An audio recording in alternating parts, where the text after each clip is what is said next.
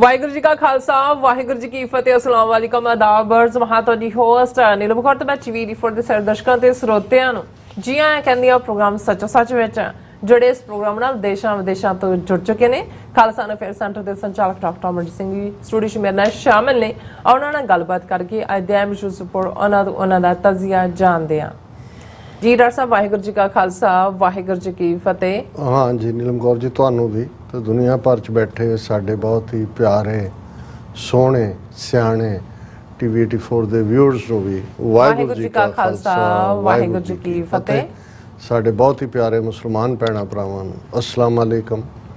ਗੰਗਾ ਜਮਨੀ ਤਹਿਜ਼ੀਬ ਦੇ ਹਿੰਦੂ ਤਵੀਆਂ ਨੂੰ ਨਮੋ ਨਮੇ। ਜੀ ਡਾਕਟਰ ਸਾਹਿਬ ਜੀ ਨੂੰ ਪ੍ਰੋਗਰਾਮ ਸੱਚੋ ਸੱਚ ਵਿੱਚ ਹੈ ਬਹੁਤ ਧੰਨਵਾਦ ਜੀ। ਡਾਕਟਰ ਸਾਹਿਬ ਅੱਜ 22 ਜੁਲਾਈ 2024 7 ਸਾਵਨ ਨਾਨਕਸ਼ਾਹੀ ਸੰਮਤ 556 ਦਾ ਦਿਨ ਹੈ ਤੇ ਡਾਕਟਰ ਸਾਹਿਬ ਪ੍ਰੋਗਰਾਮ ਸ਼ੁਰੂ ਕਰਨ ਤੋਂ ਪਹਿਲਾਂ ਅਸੀਂ ਆਪਣੇ ਦਰਸ਼ਕਾਂ ਤੇ ਸਰੋਤਿਆਂ ਨੂੰ ਹਮੇਸ਼ਾ ਤਰ੍ਹਾਂ ਅਪੀਲ ਤੇ ਬੇਨਤੀ ਕਰਦੇ ਹਾਂ ਵਿਊਅਰਸ, ਜੇ ਤੁਸੀਂ ਹੱਕ ਸੱਚ ਇਨਸਾਫ ਤੇ ਪੈਰਾ ਦਿੰਦਾ ਇੱਕੋ ਇੱਕ ਚੈਨਲ ਟੀਵੀ 84 ਨੂੰ ਦੇਖਣਾ ਚਾਹੁੰਦੇ ਹੋ ਤਾਂ ਤੁਸੀਂ ਦੇਖ ਸਕਦੇ ਸਪੈਕਟਰਮ ਕੇਬਲ, ਆਰਸੀਐਨ ਕੇਬਲ, ਪੈਲਟਰਮ ਕੈਨੇਡਾ, roku, ਜਾਦੂ ਬਾਕਸ, ਸ਼ਾਵਾ, ਫੇਸਬੁੱਕ ਟੀਵੀ 84 ਦੀ ਐਪ ਰਾਹੀਂ online streaming and IP box ਤੇ ਤੁਸੀਂ ਟੀਵੀ 84 ਨੂੰ ਦੇਖ ਸਕਦੇ ਹੋ। ਵਿਊਅਰਸ, ਜੇ ਤੁਸੀਂ ਟੀਵੀ 84 ਨਾਲ ਜੋ ਪ੍ਰੋਗਰਾਮ ਸੱਚੋ ਸੱਚ ਨਾਲ ਫੇਸਬੁੱਕ ਰਾਹੀਂ ਜੁੜੇ ਹੋ ਤਾਂ ਵੱਧ ਤੋਂ ਵੱਧ ਲਾਈਕ ਕਰੋ ਤੇ ਸ਼ੇਅਰ ਕਰੋ ਅਤੇ ਨਾਲ ਹੀ YouTube ਤੇ ਸਬਸਕ੍ਰਾਈਬ ਵੀ ਕਰੋ। ਇਹ ਵੀ ਦੱਸ ਦੇ ਕਿ ਤੁਸੀਂ ਟੀਵੀ 84 ਦੀ ਐਪ ਨੂੰ ਐਂਡਰੋਇਡ ਐਂਡ ਐਪ ਸਟੋਰ ਤੇ ਡਾਊਨਲੋਡ ਕਰਕੇ ਜੋ ਟੀਵੀ 84 ਦੀ ਲਾਈਵ ਸਟ੍ਰੀਮ ਹੈ ਇਸ ਨੂੰ ਤੁਸੀਂ 24 ਆਵਰਸ ਦੇਖ ਸਕਦੇ ਹੋ। ਸੋ ਵਿਊਅਰਸ, ਪ੍ਰੋਗਰਾਮ ਦੀ ਸ਼ੁਰੂਆਤ ਕਰਨ ਜਾ ਰਹੇ ਹਾਂ। ਇਸ ਵੀਕ ਦਾ ਪਹਿਲਾ ਪ੍ਰੋਗਰਾਮ ਕਰਨ ਜਾ ਰਹੇ ਹਾਂ। ਸੋ ਆਸ ਕਰਦੇ ਹਾਂ ਜਿਹੜਾ ਤੁਹਾਡਾ ਵੀਕਐਂਡ ਹੈ ਬਹੁਤ ਹੀ ਵਧੀਆ ਗੁਜ਼ਰਿਆ ਹੋਏਗਾ। ਸੋ ਅੱਜ ਦੇ ਪ੍ਰੋਗਰਾਮ ਦੇ ਵਿੱਚ ਵੀਕਐਂਡ ਦੇ ਹਵਾਲੇ ਨਾਲ ਤੇ ਜਿਹੜੇ ਕਰੰਟ ਇਸ਼ੂ ਤੇ ਅੱਜ ਦੀ ਸਪਾਂਸਰਸ਼ਿਪ ਦੇ ਹਵਾਲੇ ਨਾਲ ਗੱਲਬਾਤ ਕਰਨ ਜਾ ਰਹੇ ਹਾਂ ਕਿ ਅੱਜ ਦੀ ਪ੍ਰੋਗਰਾਮ ਸੱਚੋ ਸੱਚ ਨੂੰ ਸਪਾਂਸਰ ਕੀਤਾ ਗਿਆ ਹੈ ਕੈਲੀਫੋਰਨੀਆ ਤੋਂ ਅਮਰੀਕਨ ਗੁਰਦੁਆਰਾ ਪ੍ਰਬੰਧਕ ਕਮੇਟੀ ਦੇ ਪ੍ਰੈਜ਼ੀਡੈਂਟ ਸਰਦਾਰ ਜਸਵੰਤ ਸਿੰਘ ਹੋਠੀ ਜੀ ਹੋਰਾਂ ਵੱਲੋਂ। ਸੋ ਇਹ ਟੀਵੀ 84 ਦੀ ਜਿਹੜੀ ਚੜ੍ਹਦੀ ਕਲਾ ਦੀ ਵੀ ਅਰਦਾਸ ਕਰਦੇ ਨੇ ਔਰ ਜਿਸ ਤਰ੍ਹਾਂ ਕਿ ਆਪਣਾ ਕੌਮੀ ਕਾਰ ਖਾਲਿਸਤਾਨ ਦੀ ਪ੍ਰਾਪਤੀ ਦੀ ਵੀ ਅਰਦਾਸ ਕਰਦੇ ਨੇ ਔਰ ਇਹਨਾਂ ਦੀ ਇਹੀ ਬੇਨਤੀ ਹੈ ਕਿ ਟੀਵੀ 84 ਬਹੁਤ ਹੀ ਵਧੀਆ ਜਿਹੜਾ ਕੰਮ ਕਰ ਰਿਹਾ ਹੈ। ਸੋ ਇਸ ਦੀ ਵੱਧ ਤੋਂ ਵੱਧ ਜਿਹੜੀ ਹੈ ਤੁਸੀਂ ਸਪੋਰਟ ਕਰੋ। ਸੋ ਅੱਜ ਦੀ ਸਪਾਂਸਰਸ਼ਿਪ ਲਈ ਅਸੀਂ ਸਰਦਾਰ ਜਸਵੰਤ ਸਿੰਘ ਹੋਠੀ ਜੀ ਹੋਰਾਂ ਦਾ ਤਹਿ ਦਿਲ ਤੋਂ ਧੰਨਵਾਦ ਕਰਦੇ ਹਾਂ। ਤੁਹਾਨੂੰ ਵੀ ਅਪੀਲ ਤੇ ਬੇਨਤੀ ਕਰਦੇ ਹਾਂ ਕਿ ਤੁਸੀਂ ਪ੍ਰੋਗਰਾਮ ਸੱਚੋ ਸੱਚ ਨੂੰ ਵੱਧ ਤੋਂ ਵੱਧ ਸਪਾਂਸਰ ਕਰੋ। ਸਪਾਂਸਰਸ਼ਿਪ ਲਈ ਤੁਸੀਂ ਸਾਨੂੰ ਕਾਲ ਕਰ ਸਕਦੇ ਸਾਰੇ ਫੋਨ ਨੰਬਰ ਤੇ 5166619184 ਸੇਮ ਨੰਬਰ ਤੇ WhatsApp ਕਰ ਸਕਦੇ ਹੋ। ਤੁਸੀਂ ਸਾਨੂੰ ਈਮੇਲ ਵੀ ਕਰ ਸਕਦੇ info@tv84.tv ਤੇ। ਸੋ ਵਿਊਅਰਸ, ਪਹਿਲੇ ਸੈਗਮੈਂਟ ਵਿੱਚ ਆਪਾਂ ਗੱਲਬਾਤ ਕਰਨ ਜਾ ਰਹੇ ਭਾਰਤ ਦੇ ਹਵਾਲੇ ਨਾਲ ਕਿ ਮੋਦੀ ਸਰਕਾਰ ਨੇ ਆਪਣੇ ਜਿਹੜੇ ਮੁਲਾਜ਼ਮਾਂ ਨੂੰ ਖੁੱਲੀ ਛੁੱਟੀ ਦੇ ਦਿੱਤੀ ਹੈ ਕਿ ਉਹ RSS ਦੀਆਂ ਜਿਹੜੀਆਂ ਗਤੀਵਿਧੀਆਂ ਦੇ ਵਿੱਚ ਖੁੱਲੇ ਤੌਰ ਤੇ ਹਿੱਸਾ ਲੈ ਸਕਦੇ ਨੇ। ਮੋਦੀ ਸਰਕਾਰ ਦੇ ਇਸ ਹੁਕਮ ਨਾਲ ਲਗਭਗ 70 ਸਾਲ ਪਹਿਲਾਂ RSS ਦੇ ਜਿਹੜਾ ਲੱਗਿਆ ਬੈਨ ਹੈ ਉਹ ਖਤਮ ਹੋ ਗਿਆ। ਸੋ ਜ਼ਾਹਿਰ ਹੈ ਕਿ ਭਾਰਤ ਹਿੰਦੂ ਰਾਸ਼ਟਰ ਬਣਨ ਦੇ ਬਹੁਤ ਕਰੀਬ ਪਹੁੰਚ ਚੁੱਕਿਆ। ਸੋ ਯਾਦ ਰਹੇ RSS ਦਾ ਜਿਹੜਾ ਸਿਆਸੀ ਨਿਸ਼ਾਨਾ ਹਿੰਦੀ ਹਿੰਦੁਸਤਾਨ ਦਾ ਹੈ। ਸੋ ਇਸ ਬਾਰੇ ਆਪਾਂ ਗੱਲਬਾਤ ਕਰਨ ਜਾ ਰਹੇ ਹਾਂ। ਸੋ ਅਸੀਂ ਚਾਹਾਂਗੇ ਕਿ ਤੁਸੀਂ ਇਸੇ ਤਰ੍ਹਾਂ ਬੜੇ ਰਹਿਣਾ। ਦੇਖਣ ਸੁਣਨ ਲਈ ਤੁਹਾਡਾ ਸਭ ਦਾ ਬਹੁਤ ਬਹੁਤ ਧੰਨਵਾਦ। ਜੀ ਡਾਕਟਰ ਸਾਹਿਬ ਕੀ ਵਿਚਾਰਾਂ ਨੇ? ਸਭ ਤੋਂ ਪਹਿਲਾਂ ਤਾਂ ਅੱਜ ਦੇ ਪ੍ਰੋਗਰਾਮ ਨੂੰ ਸਪਾਂਸਰ ਕਰਨ ਲਈ ਅਸੀਂ ਸਰਦਾਰ ਜਸਵੰਤ ਸਿੰਘ ਹੋਠੀ ਜਿਹੜੇ ਅਮਰੀਕਨ ਗੁਰਦੁਆਰਾ ਪ੍ਰਬੰਧਕ ਕਮੇਟੀ ਦੇ ਪ੍ਰੈਜ਼ੀਡੈਂਟ ਨੇ, ਸੈਨੋਜ਼ੇ ਗੁਰਦੁਆਰਾ ਸਾਹਿਬ ਨਾਲ ਵੀ ਲੰਬਾ ਸਮਾਂ ਜੁੜੇ ਰਹੇ ਔਰ ਹੁਣ ਮਿਲਪੀਟਸ ਦੇ ਵਿੱਚ ਬਹੁਤ ਵੱਡਾ ਗੁਰਦੁਆਰਾ ਸਾਹਿਬ ਸਥਾਪਿਤ ਹੋਇਆ। 2 ਹਫ਼ਤੇ ਪਹਿਲਾਂ ਹੀ ਉਸ ਦਾ ਉਦਘਾਟਨ ਹੋਇਆ। ਉਸ ਦੇ ਵੀ ਜਨਰਲ ਸੈਕਟਰੀ ਨੇ। 1991-92 ਦੇ ਵਿੱਚ ਹੀ ਉਹਨਾਂ ਦੇ ਨਾਲ ਸਾਡੀ ਪਹਿਲੀ ਮੁਲਾਕਾਤ ਹੋਈ ਜਦੋਂ ਅਸੀਂ ਖਾਲਿਸਤਾਨ ਅਫੇਅਰ ਸੈਂਟਰ ਸੈਨੋਜ਼ੇ ਦੇ ਵਿੱਚ ਹੀ ਉਸ ਦੀ ਸ਼ੁਰੂਆਤ ਕੀਤੀ। ਔਰ ਮੈਨੂੰ ਯਾਦ ਹੈ ਕਿ ਸਾਡੇ ਦਫ਼ਤਰ ਦੇ ਵਿੱਚ ਪਹਿਲਾ ਕੰਪਿਊਟਰ ਵੀ ਔਰ ਬਾਅਦ ਦੇ ਵਿੱਚ ਫੈਕਸ ਮਸ਼ੀਨ ਵੀ ਜਿਹੜੀ ਉਦੋਂ ਬਹੁਤ ਮਹਿੰਗੀ ਹੁੰਦੀ ਸੀ ਉਹ ਸਰਦਾਰ ਜਸਵੰਤ ਸਿੰਘ ਹੋਠੀ ਹੋਰਾਂ ਨੇ ਡੋਨੇਟ ਕੀਤੀ। ਔਰ ਇਹ ਸਾਰੇ ਪੀਰੀਅਡ ਦੇ ਵਿੱਚ ਚਟਾਨ ਵਾਂਗ ਉਹ ਖੜੇ ਨੇ ਨਾਲ, ਕਿਉਂਕਿ ਪੰਥ ਨੂੰ ਪਿਆਰ ਕਰਦੇ ਨੇ। ਇਹੀ ਨਹੀਂ, ਸਾਡੇ ਨਾਲ ਕਿਤੇ ਵੀ ਕੋਈ ਐਕਟੀਵਿਟੀ ਹੋਏ ਬੇ ਏਰੀਏ 'ਚ ਜਾਂ ਕੈਲੀਫੋਰਨੀਆ 'ਚ ਤੇ ਉਹਨਾਂ ਦੇ 'ਚ ਜਿਹੜੀ ਆਰਗੇਨਾਈਜੇਸ਼ਨਲ ਸਕਿੱਲਸ ਨੇ, ਕਿੰਨੇ ਬੰਦੇ ਲੈ ਕੇ ਆਉਣਾ, ਕਿੰਨਿਆਂ ਦਾ ਲੰਗਰ ਤਿਆਰ ਹੋਣਾ, ਕਿੰਨਿਆਂ ਦਾ ਪ੍ਰਬੰਧ, ਔਰ ਉਹਨਾਂ ਦਾ ਇਹ ਹੁੰਦਾ ਜੀ ਬਸ ਮੈਨੂੰ ਤੁਸੀਂ ਦੱਸ ਦਿਓ ਵੀ ਕਰਨਾ ਕੀ ਹੈ, ਬਾਕੀ ਅਸੀਂ ਸਾਂਭ ਲਾਂਗੇ। ਔਰ ਇਹ ਪੂਰੀ ਨਿਸ਼ਠਾ ਦੇ ਨਾਲ, ਵਿਸ਼ਵਾਸ ਦੇ ਨਾਲ ਇਸ ਰਸਤੇ ਦੇ ਉੱਤੇ ਤੁਰੇ ਹੋਏ ਨੇ। ਅਸੀਂ ਉਹਨਾਂ ਦਾ ਬਹੁਤ ਸ਼ੁਕਰੀਆ ਅਦਾ ਕਰਦੇ ਹਾਂ। ਵੀਕਐਂਡ ਦੇ ਉੱਤੇ ਡਿਵੈਲਪਮੈਂਟਸ ਤਾਂ ਬਹੁਤ ਸਾਰੀਆਂ ਹੋਈਆਂ, ਖਾਸ ਤੌਰ 'ਤੇ ਦੁਨੀਆ ਦੇ ਵਿੱਚ ਜਿਹੜੀ ਮੁੱਖ ਖਬਰ ਜਿਹਨੇ ਬਾਕੀ ਖਬਰਾਂ ਸਾਰੀਆਂ ਲੁਕੋ ਲਈਆਂ ਉਹ ਤਾਂ ਪ੍ਰੈਜ਼ੀਡੈਂਟ ਬਾਈਡਨ ਦਾ ਸਡਨ ਐਲਾਨ ਸੀ ਕਿ ਉਹ ਪ੍ਰੈਜ਼ੀਡੈਂਸ਼ੀਅਲ ਰੇਸ ਚੋਂ ਵਿਦਡਰਾ ਕਰ ਰਹੇ ਨੇ। ਈਵਨ ਜਿਹੜੇ ਉਹਨਾਂ ਦੇ ਚੀਫ ਆਫ ਸਟਾਫ ਔਰ ਉਹਨਾਂ ਦੇ EMPLOYEES ਨੂੰ ਵੀ ਸਿਰਫ 1 ਮਿੰਟ ਪਹਿਲਾਂ ਪਤਾ ਲੱਗਾ ਕਿ ਬਾਈਡਨ ਇਹ ਅਨਾਉਂਸਮੈਂਟ ਕਰਨ ਜਾ ਰਹੇ ਨੇ। ਹਾਲਾਂ ਉਹਨਾਂ ਦਾ ਡੀਟੇਲ 'ਚ ਜਿਹੜਾ ਨੇਸ਼ਨ ਨੂੰ ਐਡਰੈਸ ਹੋਏਗਾ ਉਹ ਇਸ ਆਉਣ ਵਾਲੇ ਦਿਨਾਂ ਦੇ ਵਿੱਚ ਉਹ ਅਮਰੀਕਾ ਵਾਸੀਆਂ ਨੂੰ ਐਡਰੈਸ ਕਰਨਗੇ। ਹਾਲ ਦੀ ਘੜੀ ਉਹਨਾਂ ਦੀ ਇੱਕ ਬਰੀਫ ਸਟੇਟਮੈਂਟ ਹੈ ਜਿਹਨੂੰ ਅਸੀਂ ਸਾਂਝਾ ਕਰਾਂਗੇ। ਪਰ ਇਸ ਦੇ ਨਾਲ ਕਾਫੀ ਕੁਝ, ਕਿਉਂਕਿ ਜਦੋਂ ਅਸੀਂ ਅਮਰੀਕਾ ਦੀ ਗੱਲ ਕਰਦੇ ਹਾਂ ਤੇ ਜ਼ਾਹਰ ਹੈ ਅਮਰੀਕਾ ਸੁਪਰ ਪਾਵਰ ਔਰ ਅਮਰੀਕਾ ਦਾ ਪ੍ਰੈਜ਼ੀਡੈਂਟ ਸਭ ਤੋਂ ਪਾਵਰਫੁਲ। ਜੇ ਕਹਿਣਾ ਹੋਏ ਕਿ 8 ਬਿਲੀਅਨ ਲੋਕ ਜਿਹੜੇ ਇਸ ਪਲੈਨਟ ਤੇ ਵਸਦੇ ਨੇ ਉਹਨਾਂ ਦੀ ਕਿਸਮਤ ਦਾ ਫੈਸਲਾ, ਕਿਸਮਤ ਘੱਟੋ ਘੱਟ ਦੁਨਿਆਵੀ, ਬਾਕੀ ਤਾਂ ਰੱਬ ਦੇ ਕੋਲ ਹੈ।